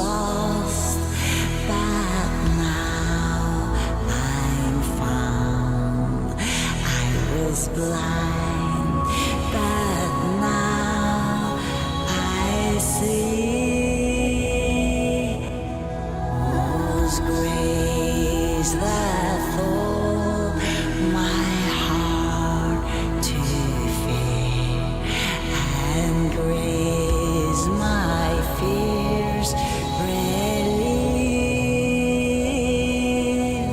How precious the grace appear. The hour I first believed.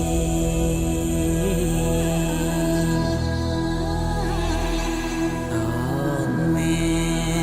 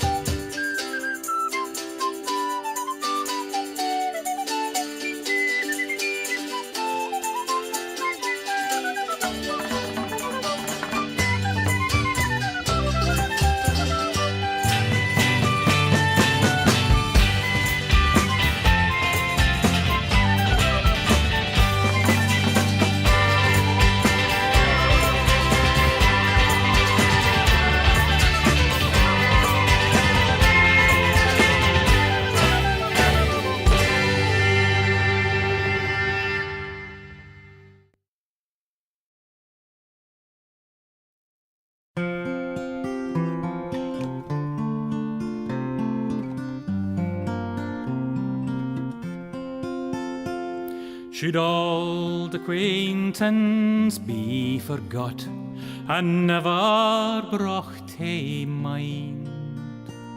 Should old acquaintance be forgot and old lang syne?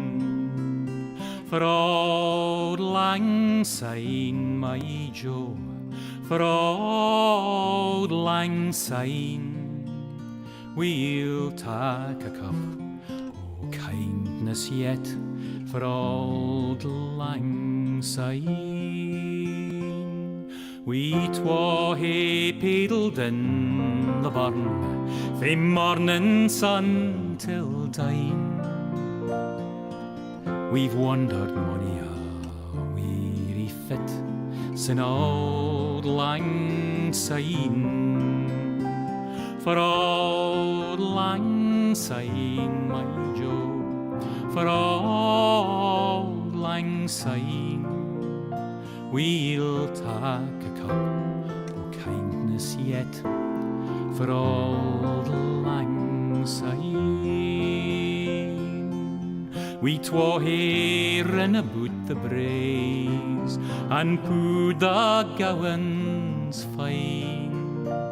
But seas between us braid hae rolled sin old lang syne. For old lang syne, my Joe, for old lang syne, we'll take a cup o' kindness yet for old lang syne.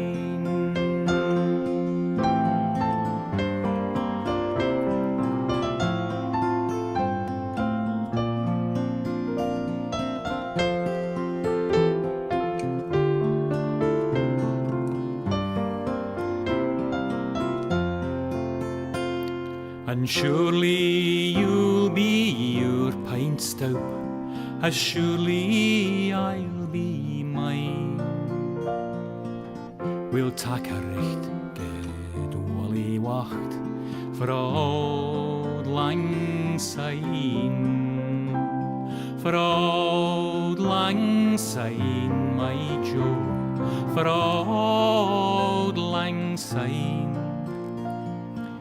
we'll take a cup o' kindness yet for old lang syne.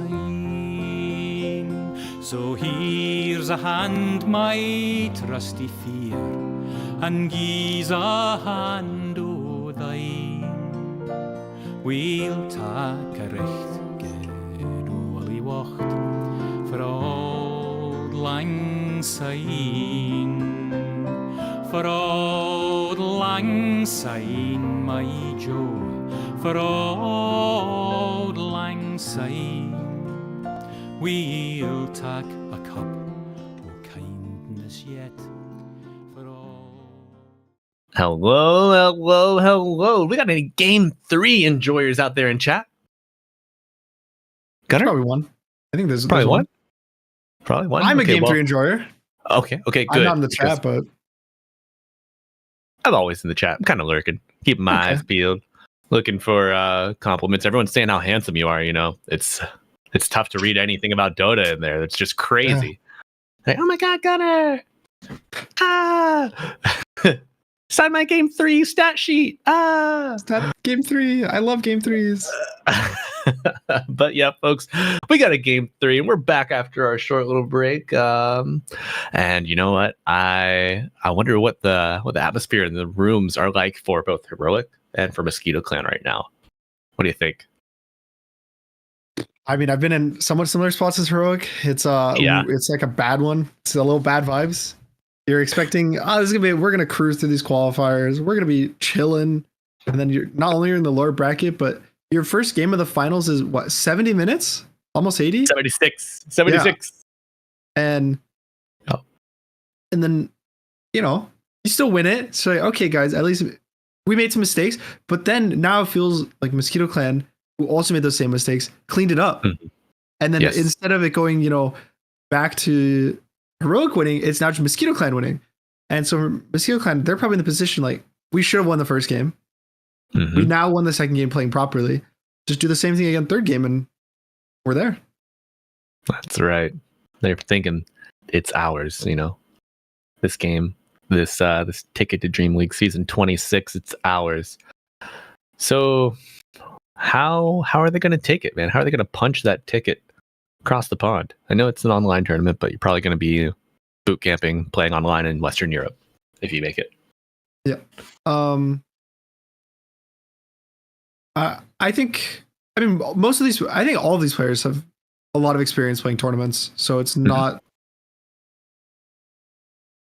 It's not so much like a magical thing for these guys. It's more of it's always a relief. I think to qualify to tournaments is the first step. Yeah. So this game 3, what can happen in the draft? What can you kind of let through? What is a little less permissible? What do you think? The Nature's Prophet didn't look too like unbeatable. I think it was completely fine. They beat it. And the Dragonite. Just the PA, just ban the Phantom Assassin. It looks like that's the only issue. All right. And they will have to Mosquito Clan will have to ban it out because Heroic, they do have first pick.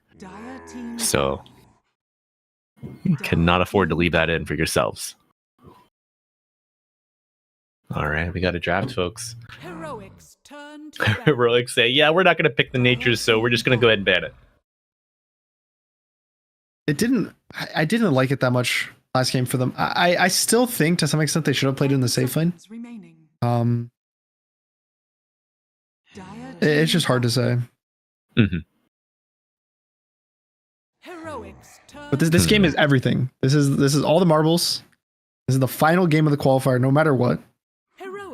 And sad to see it go. Where you do everything. I feel like we've only just begun. We had 3 matches on Tuesday, 2 yesterday, and just down to a paltry 1 series today. I feel robbed. But this is the best of the best. This is the best of the best. You're so right. We didn't need to see that first series anyway. They saved the best for last. That's right. And the draft is now underway. First ban phase, first pick phase finished. The Heroic get the Terrorblade. Mosquito Clan, the Elder Titan response. We saw this pair well with a Ricky yesterday. Yeah. Kind of freakish, the blink strike damage, the magical attack from that, and then the physical damage resulting from the attack. A good recipient of the natural order debuff. Where do they take it from here? I mean, I don't know if they're going to pick a Ricky out of the phase. Probably just some. The best things for CB is like long range magic damage. Mm-hmm. The worst things you can pick into Terrorblade, I guess is a better way of putting it, is ranged auto attackers that want to stand there. Because the Scotty really slows them. Mm-hmm. And he pretty much wins every right click battle in the game. I want to say, like we saw in the last game, every time you want to walk up as this Dragonite, it was just sad. Right. He would just die. Even like Tinies have looked good. Rickies have looked decent. In the past, there was heroes like Tinker was really good. Zeus, Storm, Void Spirit. They're like half magic damage, half mobility is just your best bet. All right. No Monkey King for PP on the mid lane this tab. They ban out analogs. Sand King. No Jakiro either. Ooh. Jakiro Elder Titan. What a pairing. All right. Possible flex pick here in the Kunkka off lane. I feel like we never saw any like super big boat moments. I don't know if it just to me got lost in the chaos of everything else. The song also acted as a nice way to interrupt it, throw the rhythm off. But Mosquito Clan convinced. Go back for round 2 with Kunkka. It looked good. I thought it looked pretty solid. I don't think it was anything like he destroyed the game by himself, but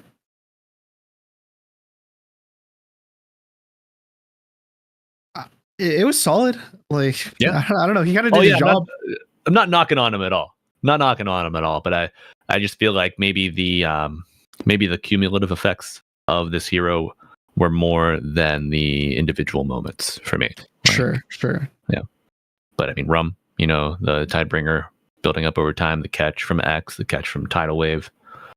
I think also sometimes all it's great. in a series, if a hero works for you and you see kind of a reason to pick it again, sometimes it's nice to just pick the same hero and run it back, because you have to, you're forcing the enemy to deal with a strategy. And right. From a competitive standpoint, it's almost always better to make the enemy deal with you and what you're doing rather than keep changing to deal with the enemy, because then the ideal concept is, if I'm playing a hero, I should understand this hero better than how you deal with it, because I'm playing it and you're the one responding to what I'm doing. Right. You hold your ground and state your challenge. So this Tusk, a good lane pairing with the Terrorblade, wherever they might go. Could be a 3-4, could be a 1-5. Flexibility is there. Have Heroic played Terrorblade offlane? The team strikes me as a team that wouldn't play it offlane. But I could be wrong. I just know, again, I feel like this team is like a very more standard team. They like have their carry. They have more of like a position 3 offlaner. I feel like all their players played their role. If you think of 1 through 5, compared to say like a Falcons, like Amar doesn't. Is Amar a 3? Is Skeeter a 1? Like, not that they're bad. Like, not that Skeeter's a bad carry, but like, I would I don't say know that if I call Amar their pause 3. Amar is 3 curious. Yeah, he plays a little pause 2, sometimes a little pause 1. Yeah, 3 curious, and yeah, as you mentioned, the Terrorblade. Like, when I think Whisper, I think I mean, obviously Timbersaw. Of course. I think Mars, Magnus, Beast, all of these traditional 3s, as we saw the Tide last game. Gyro. You mentioned you didn't want to see your ranged right clickers, Mr. Gunner. How do we feel about the Gyro? Mixed damage, partners well with the Elder Titan. Can kind of reach critical mass, maybe a little. Is his timing similar to the Terrorblade? Yeah, kind of. It depends. I don't know what the best build is on Gyro. I've seen a lot of different builds. I remember one of my favorite ones I saw was PJ Wallachia. I think like 5 months ago, about where he would not go the Ags. He went like stats, damage, right clicks. He would go like Sanjin, Yasha, Pikes, Daedalus, Scotty. Like, it just pretended that Ags didn't exist, because usually when we see Gyro, it kind of consumes your build. You're like, I'm gonna go Ags, and then I'm gonna go Satanic and Daedalus, and like, sure, it's good, but I don't know. Like, it feels like a lot of sunken net worth. Yeah, like the components are the okay. Attack speed's really good. I think it's the equivalent of like 200 attack speed. That works while stunned, right? Still, right? But I don't know. I don't know what Pike is going to choose for his build, but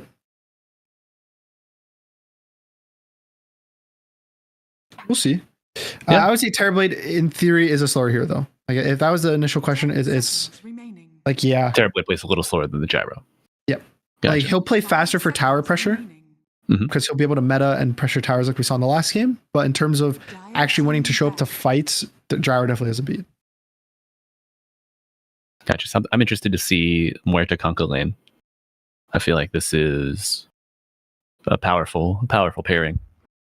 Dire team ban. Dead shot to the torrents is gonna make me jump out of my seat. I can already see it now. It's beautiful, Gunner. You're really hyped. Oh man, I'm gonna not break my desk, because I love this thing. Oh, I love my desk, but that has to be like one of the hardest combos to hit. If you could genuinely hit a dead shot into a torrent, because not only you have to predict which tree, because you have to torrent before the dead shot.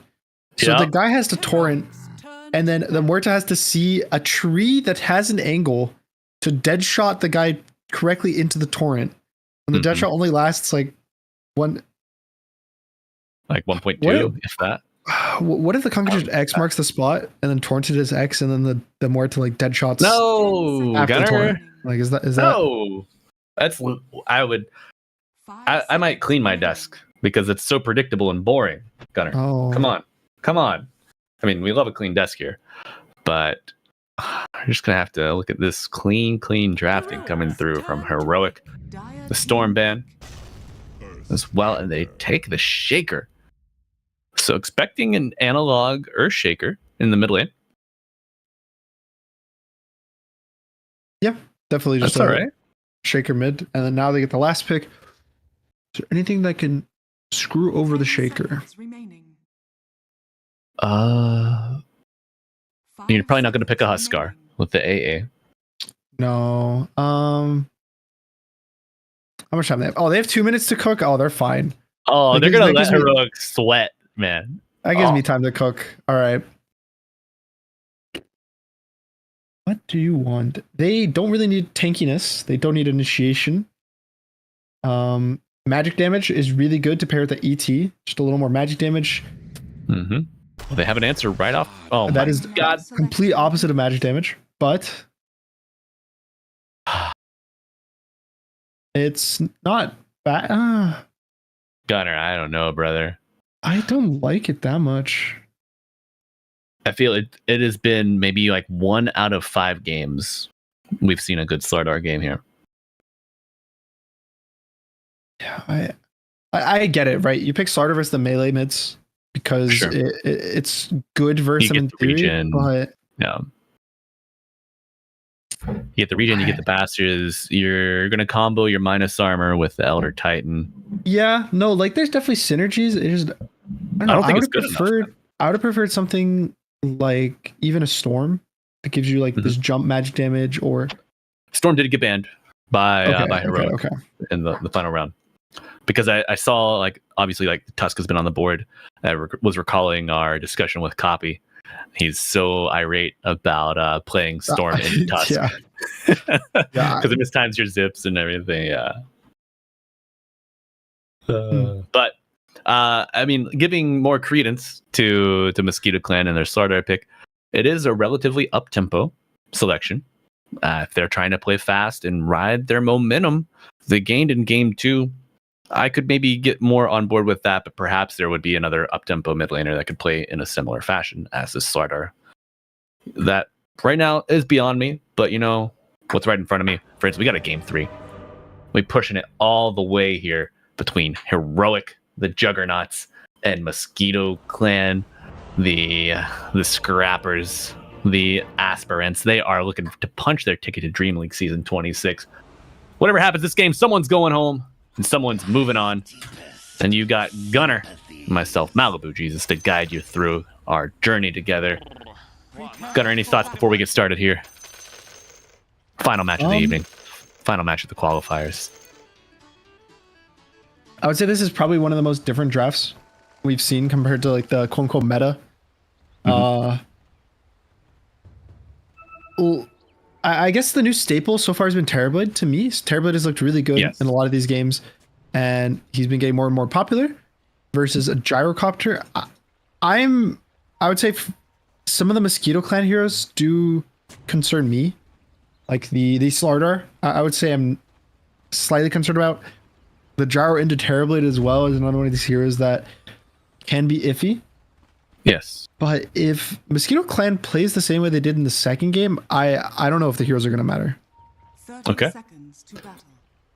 I hope that skill and heart can supersede selection here in Game 3, Gunner, because it's been an absolute pleasure, an honor, and a hell of an entertaining road here, and I'd hate to see it fizzle out in like a little 20-minute stomp. But both teams playing it pretty close to the chest here. We do see Heroic with a wider wrap around on the bottom side. Vitaly gonna have to be careful. Oh, don't do it. Don't do it, Vitaly. No, he doesn't do it. All right, 2 for Heroic, 2 for the Mosquitoes.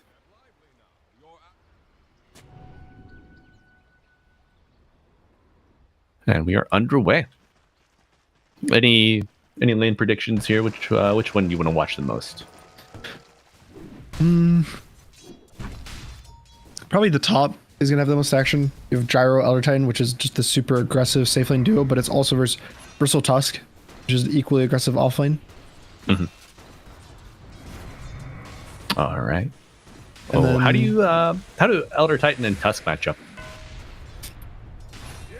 I feel like you just play around Spirit. Yeah, I mean the Elder Titan will win whenever your spirits. The Tusk's goal is just to exist and pull creeps. Versus Elder Titan, you just want to pull creeps. So having this melee 4, even though the Elder Titan will always outtrade the melee 4, is just good for the way the game is played. But what about on Muerta? Yuma getting very low. Don't know how much juice Vitaly has left to squeeze. That Tidebringer, that was so close. Tidebringer, pretty fun. Let's see if it hits both of them. Oh, Deadshot taking off the last bit of that salve. Unluck. Unlucky. Unlucky. Was that a level 1 meta, or he had Reflection early on? I think it was I didn't see. I wasn't looking at bot early, but I think it was just a meta. I think it was a level meta 1. Appreciate your honesty. I knew you wouldn't lie to me. I was excited about the top lane. Me too. Me too. I see armor reduction and I start nerding out. But bottom side here, fighting to keep the camp block. Michael puts his body on the line. We have the more of the other lane, I think, which is mid. Well, let's take a look top real quick. Snowball comes out. Flat cannon is firing, but inconsequential. We're making Momo sweat tonight. All right, this creep. Yeah, little wave manipulation between the mid players, bro. It's like, boys, your tower is over there. I love the creep mechanics mid. That happens in some matchups. It's so fun. I made an entire strategy as Lone Druid. That was like the craziest thing ever. And we did in a scrim and it worked so well. But then I think we just stopped picking Lone Druid after it. And I didn't want to do it in pubs because I didn't want to reveal the strategy. Right. But it was insane. It was like you'd push the first wave in really hard. You'd send your bear to grab the second wave behind their tower and pull it behind yours. So it would beat the third wave. And then you'd CS that and deny that with your hero while your bear would just grab every single creep wave. And so instead of normally when that happens, where it's like, a creep crashes into your tower, right? Every creep wave would just start meeting behind your tier 1 tower. And then the enemy mid would have to show up there, and then your support would TP and kill the enemy mid. And then at some point you'd be level 5 and they'd be level 3. And it was just unplayable for them. And you have a level 5 bear. And it's just so you love it. But man, why what's the problem with Lone Druid these days? Why don't we ever see him? His numbers are just a bit low, I think. And some of the meta heroes are really good versus Lone Druid. Like Phantom Assassin's one of the best carries versus Lone Druid. Sure. It's potential. I think also like Monkey King can get Jingu stacks off the bear now, something like that. So there's just a lot more counters to it. I could be wrong about that. I don't know if I'm recalling that correctly, but I'm pretty sure that was like a change that made me not want to play it. I don't know. It just hasn't felt as good. It's also a harder hero to play. And when the hard heroes are not worth the effort, it feels bad. Right. And I mean, that gives people do not have the incentive to practice the harder heroes. So it's less likely that, oh, hey, this looks like a Lone Druid game where it would be very good. But it's like, well, that'd be really rusty. And we're not getting quite the return that you'd want. You need to get a good ROI. Yeah. But, theory crafting aside, we got to deal with what's in front of us. Yuma, level 3. Metamorphosis winding down. Vitaly playing this lane pretty low health. Double bracer will help him tick up over time. And top side, Looks like Tusk is off stacking. And Yodomi just trying to challenge Whisper. Won't be able to deny the banner creep. And Matthew, how many stacks has he made? Just 3 on the hard camp. 2 on the entrance. Analog TP's in though. Oh yeah, 2 on the entrance as well. Only level 5. So no Echo fun yet. It's hard to... I'm like impressed, honestly, that it's this amount of stacks, because melee heroes are usually pretty hard to stack unless they have some type of like ranged nuke. So just the fact that he even got like this 3 stack is really nice. And that his Bristle is also having a pretty good game. You know, it's not like he's sacrificing his Bristle's game for these stacks. Absolutely. This does lead help me ask the question, like, our Elder Titan, level 3, he's just kind of making his rotation for the rune. I haven't really felt a big impact yet. Just maybe the fact that the gyro has not died could be his impact. Middle tower is under attack. Like one of the things that doesn't stand out because a bad thing has not happened elsewhere. Yeah. I don't know. I don't think he was really set up for success. The way that the lane was being played out with the waves being cut. Melee 4s are usually really good versus these like stompy 5s because you just drag the wave and they can't deal with you. Right. It's definitely having lower laning stage impact than I think you would hope for.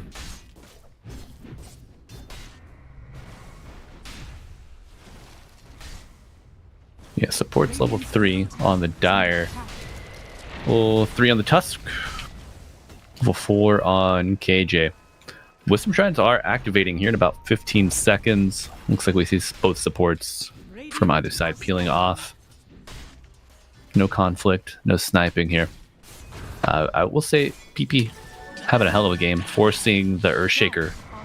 Do you think it's an exercise like he's forcing the Earthshaker out of the lane, or is there just more efficient ways to get gold and XP for Analog? No, it's definitely he's getting forced out. I think there's very few heroes that are content with the jungle in terms of like what they get out of it. I think almost always laning creeps give somewhere between like 30 to 50% more gold and XP. If you look at like the net worth difference, right, it's almost 1,000 between the two. And the benefit of doing stuff like this is not so much for the shake or wait, following terribly. Yeah, bottom lane, he's got Sunder. Yuma is silenced though. Vitali, can you extend past that ghost line? No. No, you cannot, unless you risk the Sunder. The benefit of this is more like, okay, let's say you're only gonna get half the creeps. Like, let's be nice. Like, half the creeps will get denied, and you'll see us half the creeps. If you put a support there, maybe he gets about the same. Maybe like one more, one less. Because usually when supports are in the lanes, as a mid, you stop caring as much about perfect CS. Like, you'd rather just shove the wave and do something else and let the support get it. So the support would probably get about the same as you do as a mid, but now you're also jungling. Whereas the support, if you're getting mid that stuff, like the support can't jungle the same way you can. Right. So it's kind of like Earthshaker's having a worse game than he could, but his support's having a better game is like the benefit of this, but it's not understood. It's not ideal. Like, you don't. It's Whisper found out, stunned. Another bash coming through. Deadshot misses the mark, but the silence prevents as many kills as you'd expect. And a relatively quiet game, starting to get a little rowdy. Oh, Yodomi sees all of the stacks happening here. Also blocked it. And blocked, yeah. Just body blocked. Like he kind of aggroed the creeps for half a second so they don't leave the radius. Yeah. Gunner, I think Mosquito Clan are certainly playing off the momentum they gained in game 2. Definitely, yep. They're looking good. The mid Sardar kind of crushed his lane. Which, again, in the draft, I was kind of worried about the Sardar pick itself, but the fact that his laning stage went so good, I think is fine. And like you said, it is a minus armor stacking with Elder Titan. Like, how I believe it works is, let's say they have 20 armor. The Elder Titan's on top of them, they're going to have 0 armor. and then the Slaughter armor will apply, which is really, really good. They'll go to this like super low number. He'll pretty much delete all of the bonus armor that they buy to counter the Slaughter anyway.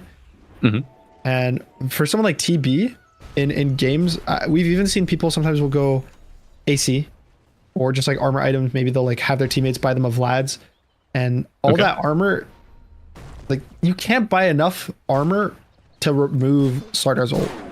Like the armor you're buying is supposed to be to supplement your base armor. It's not. So it's not supposed to be everything. So what do you think some of the answers are? Do we get barriers? Do we get damage block? Do we just get dispels and disarms? What's like the least inhibitive path?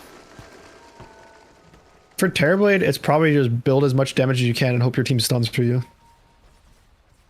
Hell yeah. I like it. All in, baby. BKB is good too. At some point, like to be able to survive the boat combo, to be able to survive the Elder Titan. Yeah.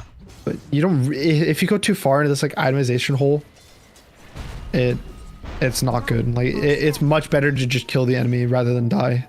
Which sounds kind of stupid to say, but it's like the most valid option. No. I mean it because you can just get bogged down in the minutia so easily. And as we know, Dota, a game of choices, a game of seconds. Everyone that passes by influences the next. So you can't just look backwards. You can't look too deep beyond the surface level. Otherwise, you just get kind of frozen. And plus, what's the saying? It's like live fast and leave a beautiful corpse, something like that. You know, at least I'll die with a Daedalus on my hero, or a Revenant's Brooch. What's your favorite damage item? Favorite damage item? Rapier. Easy. Next question. Really? I feel like it's Deso for me. Deso. Ooh. I do like the sound your attacks make with Deso, but I like the sound of an Echo Slam even better. Oh, that stomp comes out a little too slow, but Invis Rune will get you out of dodge. All right. Good pick off. Right. It's like that Blink Dagger smoke. You instantly go. They get the Slardar. Not much more you really want to ask for. No, first Echo to get you that huge ancient stack. Accelerated that Blink Dagger, and then next one, a good kill. What's our next item for a Shaker? Treads. I think this game he can get away with the Ags. Yeah. If he wants to be safe, he would go for the BKB, like we've seen before, but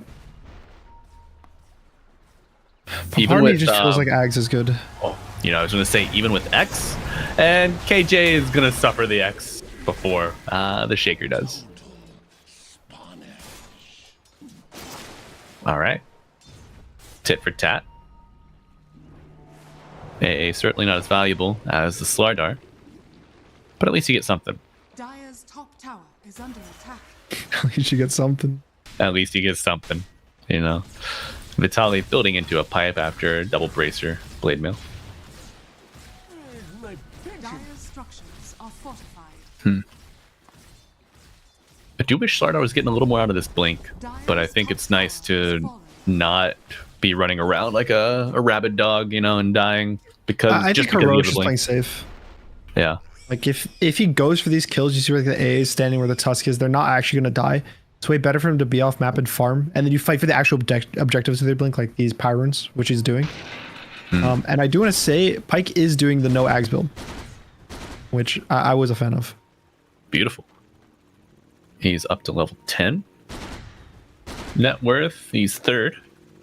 Narrowly ahead of the Terrorblade. A little behind Whisper, but let's see, he's going Dragonlance into Pyke. Okay. Yeah, I don't know why. Don't ask me, but this is the build, and it feels really good. You get a ton of HP, right? You just, I mean, you don't need the early damage right off rip because you've got the minus armor to kind of enable you that way. You get a little more survivability for. Oh, let's take a look mid. Oh no, analog, not like this. Saved by the shards, temporarily blocked off, but Michael letting those bullets fly through the ether. X marks on Whisper, pushing him up into the torrent. Snowball bringing him forward though, and that's how do you, Gunnar? How do you kill a ghost? A lot of goo. Radiant's A lot of top goo. tower is under attack. A lot of goo and a bigger ghost. You ever see Ghostbusters? I have seen. I'm not that young. Yeah. You got a favorite ghost from Ghostbusters? The marshmallow. Oh, do you like the big one or the tiny Yeah, the ones big that one. are the Of course, big the one? big one. Okay, hell yeah, The finale of it. that's right. Big finale kind of guy. That's why they call you Mr. Game 3 or Mr. Game 5. Yep. That's why I steal the Yep. Roshan Aegis. Like you gotta make the big blast. Ooh. That's right. Dire are scanning. It is Tormentor Speaking of- time. Oh yeah, yeah. Speaking big blast, Tormy time. 4 heroes. Kunkka is nearby, but just checking out this wave. Tempting fate. Yodomi was smoked, I think. Scouting with the spirit. Oh man. Which team wins the 4v4? It looks like Gyro might be ready to take the twin gate just by kind of judging the map. Alright, we are underway. X marks the spot on Whisper, thrown up into the silence. Deadshot pushes him away. And it's a standoff. Heroic hold the high ground. They're gonna give it up. Yeah. Mosquito Clan, that is. Probably just seeing that it's like not worth taking the team fight into heroic between like the AA, the Earthshaker. Their team fight's really strong. Like, yeah, you can win it along with your Kunkka, but you have these ancient stacks that they're doing right now. There's a power now spawning. There's other objectives. You're gonna lose some gold giving this shard away to the AA, but all in all, I think it's like a fine trade that they're willing to take. Yeah, you're not fighting uphill into an Ice Blast Echo Slam, which is a tough task for even the most stalwart lineups. Like seeing BP going for... Wait. Okay, he bought the Ogre Axe, and now he's got Shard queued up. So it's like he wanted a little more beef just to survive the jump, perhaps. Yeah, probably was thinking like he wanted to buy Ags or a BKB, and then there's times where you kind of just like zone out and you like buy an item before your shard because your shard's on cooldown at like 14 minutes. The other argument is that it's like 14 minutes, you have 1,000 gold. Do you want to wait an extra minute to buy your shard, or would you rather just like have an item and then have your shard be like another minute late? I would say the starter shard's okay for it to be slightly delayed. Okay. So it's often better to spend your gold, especially because they were thinking about the Tormentor fight. Michael, maybe spinning the first life, gets the Pierce the Veil off, gets the Silence off as well, maybe buying enough time to be effective. The Splitter comes through, Earthshaker gets saved by the Sunder. Yuma looking to return fire, but not enough to save Analog, and now Yuma's gonna die. Oh man, what a turn of events. Selflessness will be your undoing, my friend. Sometimes you just gotta know when to say goodbye. Oh, now Matthew just got spotted. Uh-oh, that's a BP with a blink dagger. He gets the ward though. Got some shards and a little snowball to play with. I mean, he is the amplified damage on him. Oh no. Oh no, yeah. Yeah, nothing's gonna get you out, but that's the second time this series we've seen somebody get clipped in that spot. What the? I've seen that cliff. Oh no, Whisper mid. Oh, it's a disaster. Whisper gets pulled back. Letting those quills go with the blade mail. Some damage returned, but Vitali is the target to soak it all. Echo Stomp buying some time. KJ looking out from afar, has the Ice Blast. Now Pike is Whisper here. pulled back. Second X is the deadliest. Pike, as you mentioned, Gunner shows up. Dire's bottom tower is under attack. What was that? 4 kills back to back? Yeah. Shaker, Terrorblade, Tusk, Bristle. Oh, the game kind of just took a big swing. It was so close. Yeah, I feel like Arya Stark reading through her list. Earthshaker, Terrorblade. Are you a Game of Thrones fan? I never watched that single episode of my life. Or read the book. What? Oh no, Analog. Was that a That was not an echo, was it? That Oh was. no, analog. Oh my god. Okay. He tried to just echo because PP was farming the creep wave, and then. Oh. Didn't happen. You gotta have the memory of a goldfish. Right? Yeah, I don't know if cooldowns have a member of the goldfish. All right, there needs to be a mental reset. Like, there's times in games, genuinely, where you'll lose a really bad fight, and then you kind of make like a slight desperation play, like that. It's not like that the play's bad, but it's like maybe you are slightly hesitant because you lost this fight, or like, you know, something happens, and then you mess up the second play in a row, and the stress affects the execution. Yeah, and so now at this point, it's like, okay, stop. Like, we messed up. We lost this fight. I wasted echo. No one do anything. Wait till I get echo. Let's get our items. Let's not get picked off. Let's kind of take a deep breath. Right. And ice blast into the pit. It's a shard from the AA as well. Yep, the Doesn't look like. Oh, he's jumping. Matthew. Yeah, he's in. Matthew, the madman, dies to Pike. Does not steal the Aegis, but god damn, you gotta respect the effort.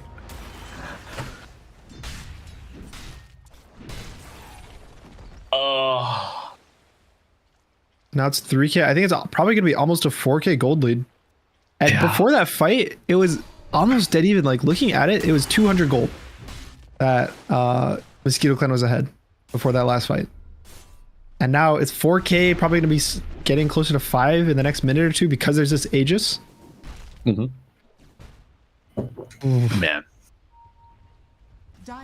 This is where the 1,000-yard stare begins, Gunner.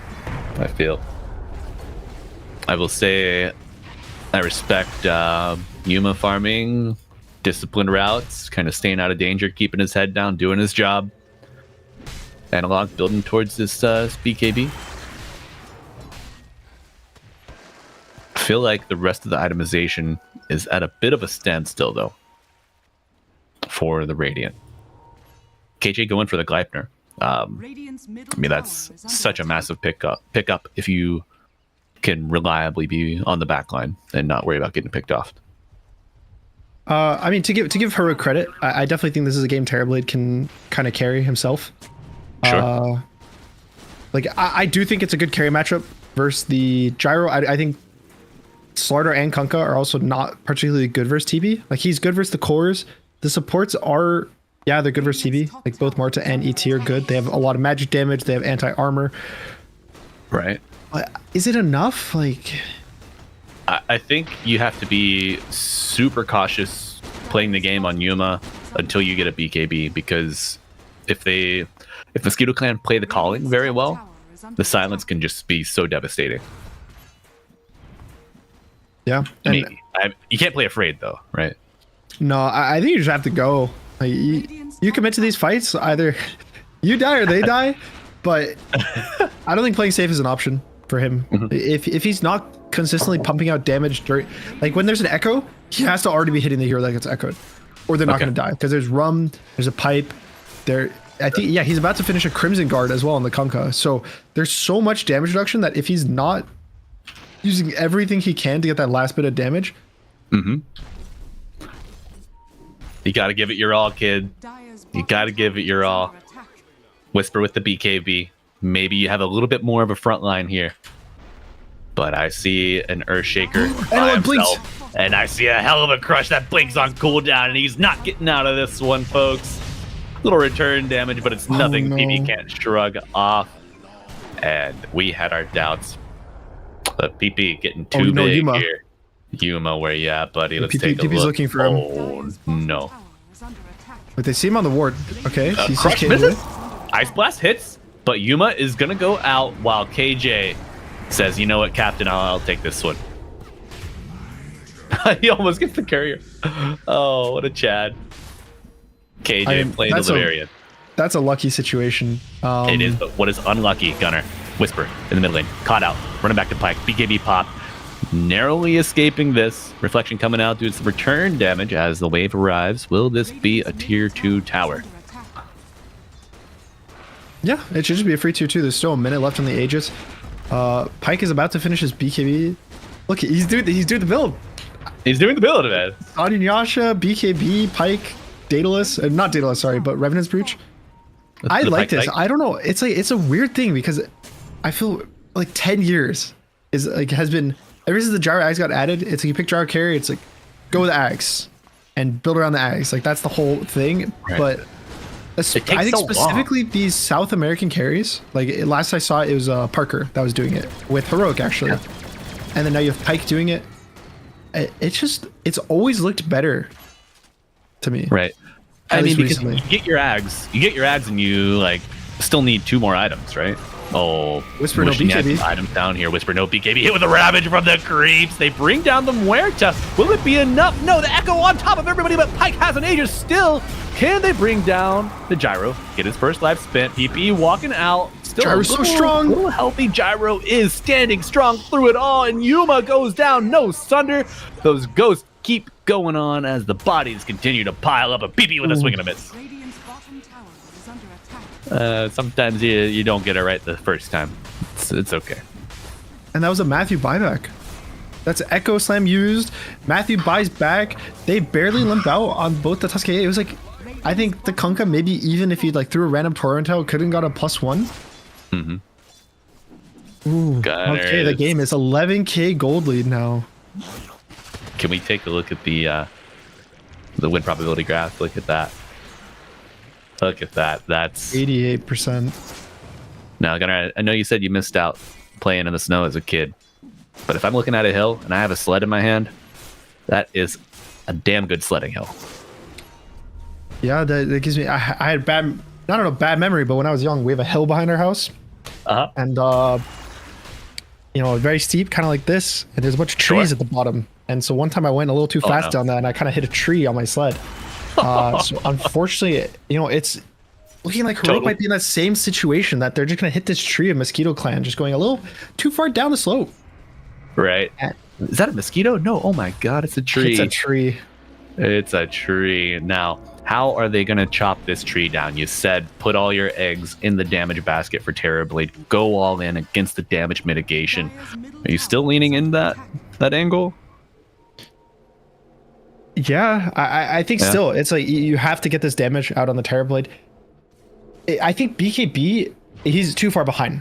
Let's say you swapped his his gold with the Gyro's gold, right? Like Terrorblade was top net within the whole game. Even if everyone else is the same, but he's just this one item ahead. Yeah, I think he can afford to go a BKB. But now going a BKB while behind, I would say he doesn't have the damage to burst heroes, and you need that. Like we saw that last fight where Earthshaker Analog, he got this like 2-man Echo Slam. I think it was like Gyro Slardar, I want to say, got echoed. Yeah. And did they take damage during the echo? Like Terrorblade wasn't hitting them. So they were still like 80%, 90% HP. There's so much damage reduction between the Pipe Aura, the Crimson Guard, the boat, the rum. And the rum, just all the, because like how rum works with damage reduction and like damage block is like crazy, right? Like just how it all kind of stacks together that unless. So does the damage block apply before the damage is delayed? After. Oh my God. For damage delayed. I think that's just like a health removal. So there's no damage or block or anything. It doesn't cancel blinks. It's just strictly your health is going to get reduced by this number. But I think that number is calculated on hit, which will apply the damage block to it, if that makes sense. Yes. It's not like, hey, here's the 100 damage that you were supposed to take. Now take 65. Yeah. No, it's like you were supposed to take 100. You're gonna take less, but they're gonna take a lot of damage here. BP oh my, the damage! Not able to get out. The Whisper goes down too. Mosquito Clan, they're starting to look like some hornets, some big threatening bugs. The beasties going down where it dies, but there's only one alive. Your mid laner, folks, Mr. Analog, looking down the barrel of a gun. And I don't know if he's going to be able to do too much. What just happened? They all got deleted. So the Slaughter Shard that applies his ult to everyone, he crushed 3 heroes. Everybody. And then I think there's a Tidebringer. There's the Gyro. Oh no. Yeah, baby. That's the physical damage getting spread amongst everybody. Another knocking on your door. Knocking on your door. It's not delivery. It's Mosquito. Ooh. That's kind of something. All right. Tier 3, range racks down. So that means they don't get another fort. Refreshed. Are you a range racks taker enjoyer?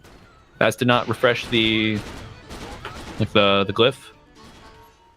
Or would you prefer to take a melee if you could? You definitely take a melee. The refreshing glyph. If anything, it's better to refresh it early, right?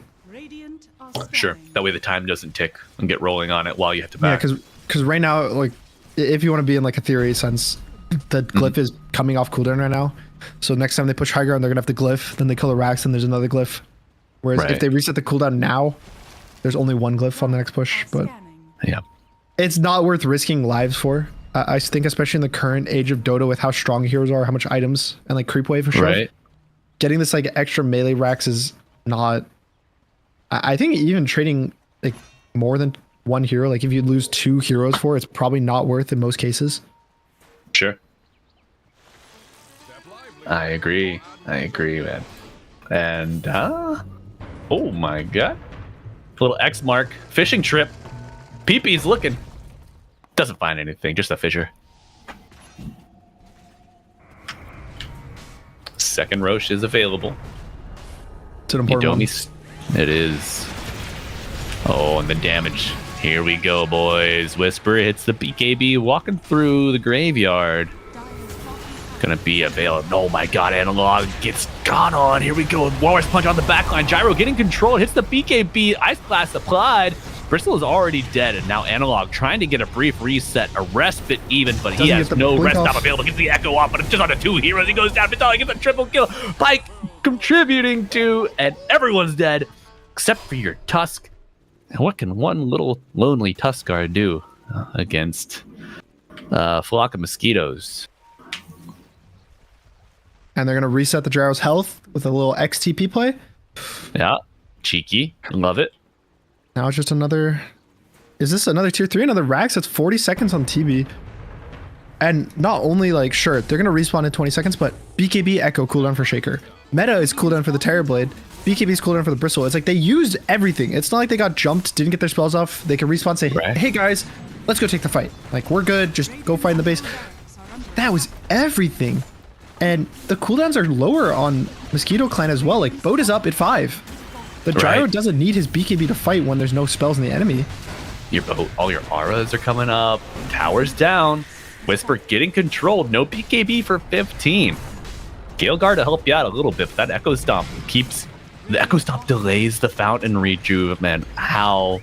These guys are looking for everything. Mosquito Clan trying to min-max it to a T.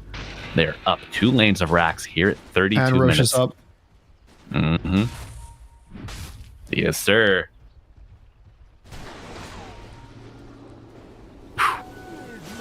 Not looking good for Heroic. It is not. And the X marks the spot with the Slardar sprint play that they tried to get the vision on Heroic before that last fight broke out. Yep. It's so good, so creative.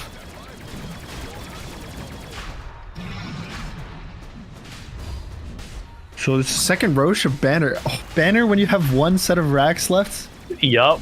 It's so free. Tough. Like you just walk in with the siege. They can. I think probably the best plan of attack for them is you wait till the 35-minute siege creep. Like sure, you go up, you start like pressuring the area, but you don't have to force it. Then you just place your flag all the way back, so that the sieges are invincible. Yeah, because the sieges are the furthest back creeps, right? They're further away from the range creeps, and so you just place it in a way that it just like barely clips the sieges, so it's even further back. And the only way for them to ever kill your siege creeps is Heroic. They're positioned to jump before they get to the barracks, though. Gunnar, what do they time? Jump? I don't know, man. Muerta to prevent the silence from the Terrorblade, enabling him in the fight. The best possible kill is Kunkka. If they can kill Kunkka before Boat, before Crimson, before Pipe, I just don't know. Or the Slardar. Like the Slardar 2? You don't mean though. He's gonna be the first point of contact, and there's a lot of your reduction gone. Oh, look at Pike. Yeah, oh no, Analog just takes all that damage right off rip, and he's dead for 50. Oh, the fight So is changing Yuma. south, though. Yuma's already gone. Tusk to join, and Pike gonna use that first life with a smile on his face as he sees Whisper expire. The tips coming out. King Jungles is down too. That's a team wipe. Mosquito Clan taking flight here, approaching the final lane of barracks. Tips are coming out, and they're just going for the Tips tier are coming 4s. A heroic have to buy. This is the last hurrah that they can do. No meta on the Terrorblade. There's no BKB on the Bristle. There's no cooldowns. No. Not a single one. They even purchased a Desolator. Getting a little more minus armor against these buildings. Earth Splitter coming out. Yuma waving bye-bye, everybody. As the last D4 goes down, Whisper with the buyback. Ancient exposed. Banner firmly planted. Will they stand their ground? No. Mosquito Clan still keeping a good head on their shoulders. Proper Don't get reset. ahead of with themselves. Exactly. I mean, okay, they all chatted. Would you all chat like that? You can't. You can't throw. It's so bad to throw. Matthew did XD first. He Matthew did, XD it was first. after all the tips. I think Yes. every one of them tipped Matthew. Maybe there's a little something behind the scenes. Uh-huh. But scary situation. Radiant are scanning. He was a player from Peritos or Mosquito. from Mosquito. Oh, yeah. Okay, I He thought kind of that's left what them might to have stand happened. in for heroic. Yeah, he got called up to the big leagues, and the minor leagues came back for him. Okay, this is a crazy smoke play. Oh, they see Pike on the sentry. Yeah. Okay.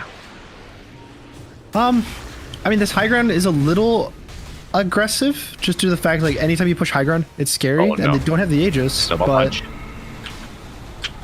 I don't know how scared do you have to be when you're up 35,000 gold. I don't know, God. I'm not even in the game, and I'm kind of scared. That's a little scary, buddy. I don't know. I like. PP bought a Desolator. Yeah, he did. He wants to tear down these buildings. Mr. Gorbachev, tear down this wall as a fissure is constructed. Pike walking back, trying to cancel some blinks, but Matthew playing the tree line, staying out of flat cannon vision. I really like how they're doing this. They're just X marks the spot, the gyro, and then he goes in, gets pulled out. Also, when he gets pulled back, he gets like the rum buff from the facet. Yep. Very strong. You love it, but the stun there will be pulled back. Pike. Oh, he doesn't have an X marks this time, but he still steps up all the same. Whisper already brought down to half health. Deadshot hits. Push him away. PP keeping that mid wave pushed in as to not let Heroic get a breath of fresh air. And an Echo solo on the gyro. They're going all in. They want to bring him down. Can they do it? The Earth Splitter coming in. 3 dead, 4 dead. A buyback already on the Ancient Apparition. And GG, well played. No more 76-minute games here. Mosquito Clan take the series in game 3. Let those tips fly, boys. Congratulations, Mosquito Clan. Your final qualifiers to DreamLeague Season 26. Holy game 3, Gunner. I think that's one for the books, my boy. Yeah, and it's an upset, right? Surprising upset. Not only was it, I think most people going to this qualifier would see Heroic and say, wow, them not getting the first seed slot is bad. Right? Yes. Like, just the fact that they were ever in the lower bracket, even getting the second slot, I think would feel a little bad. Yes. But the fact that they got third, which means they're not going to DreamLeague. Ooh. That's choppy waters. Choppy waters. I mean, Matthew, great job standing in. You did leave your boys behind, though.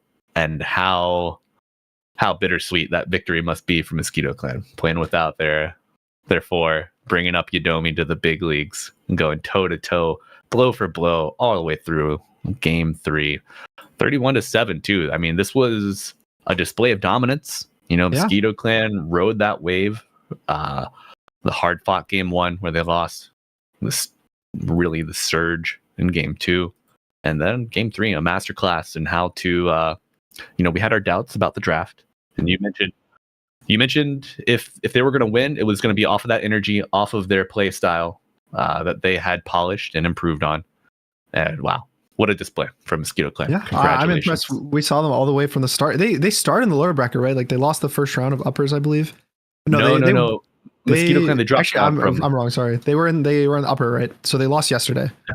Yes, it was I was thinking for heroic, but right. But I mean, yeah, they suffered that heartbreak yesterday of that guaranteed qualifier spot from the upper bracket. And then like, oh shit, we have to play heroic.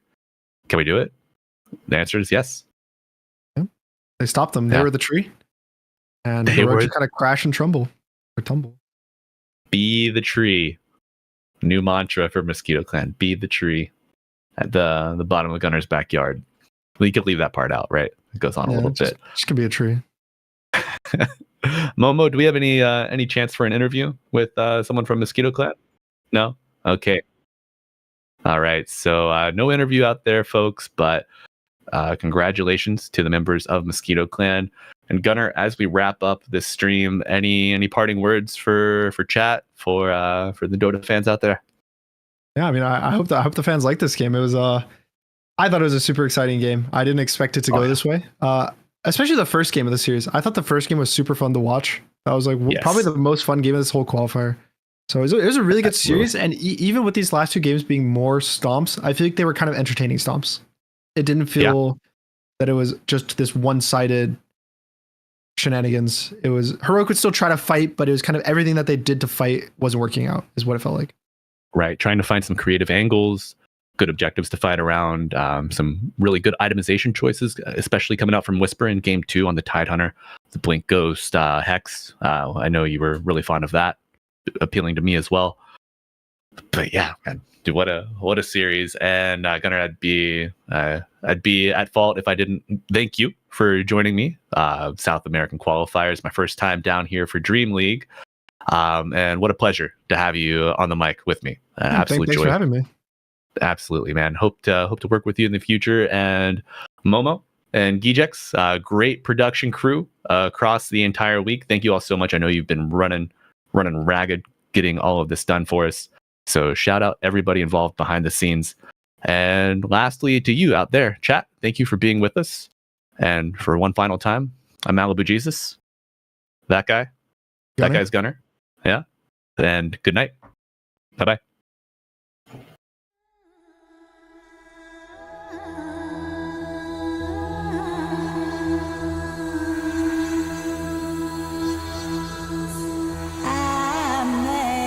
Amazing grace, amazing grace, amazing grace, our Lord.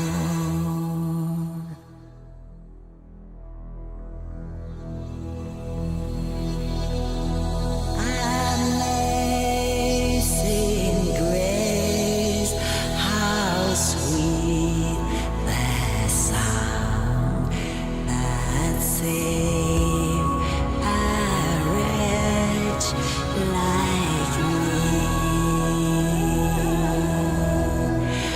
I once was lost, but now I'm found. I was blind, but now I see. Was grace that taught my heart to fear, and grace my fears relieve. How precious did that grace appear the hour I first beheld.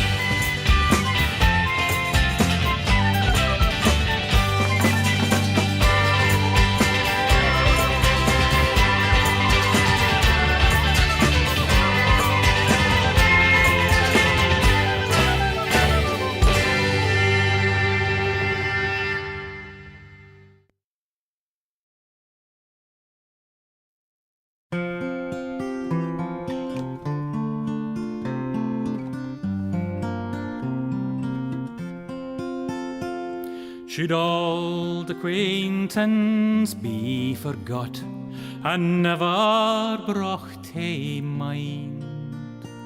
Should old acquaintance be forgot and old lang syne? For old lang syne, my Joe, for old lang syne, we'll take a cup o' kindness yet for old lang syne. We twa hae paddled in the burn fae morning sun till dine. We've wandered mony a weary fit sin old lang syne. For old lang syne, my Joe, for old lang syne, we'll take a cup o' kindness yet for old lang syne. We twa hae rin aboot the braes and pooed the gowans fine. But seas between us braid hae rolled sin old lang syne. For old lang syne, my Joe, for old lang syne, we'll take a cup o' kindness yet for old lang syne.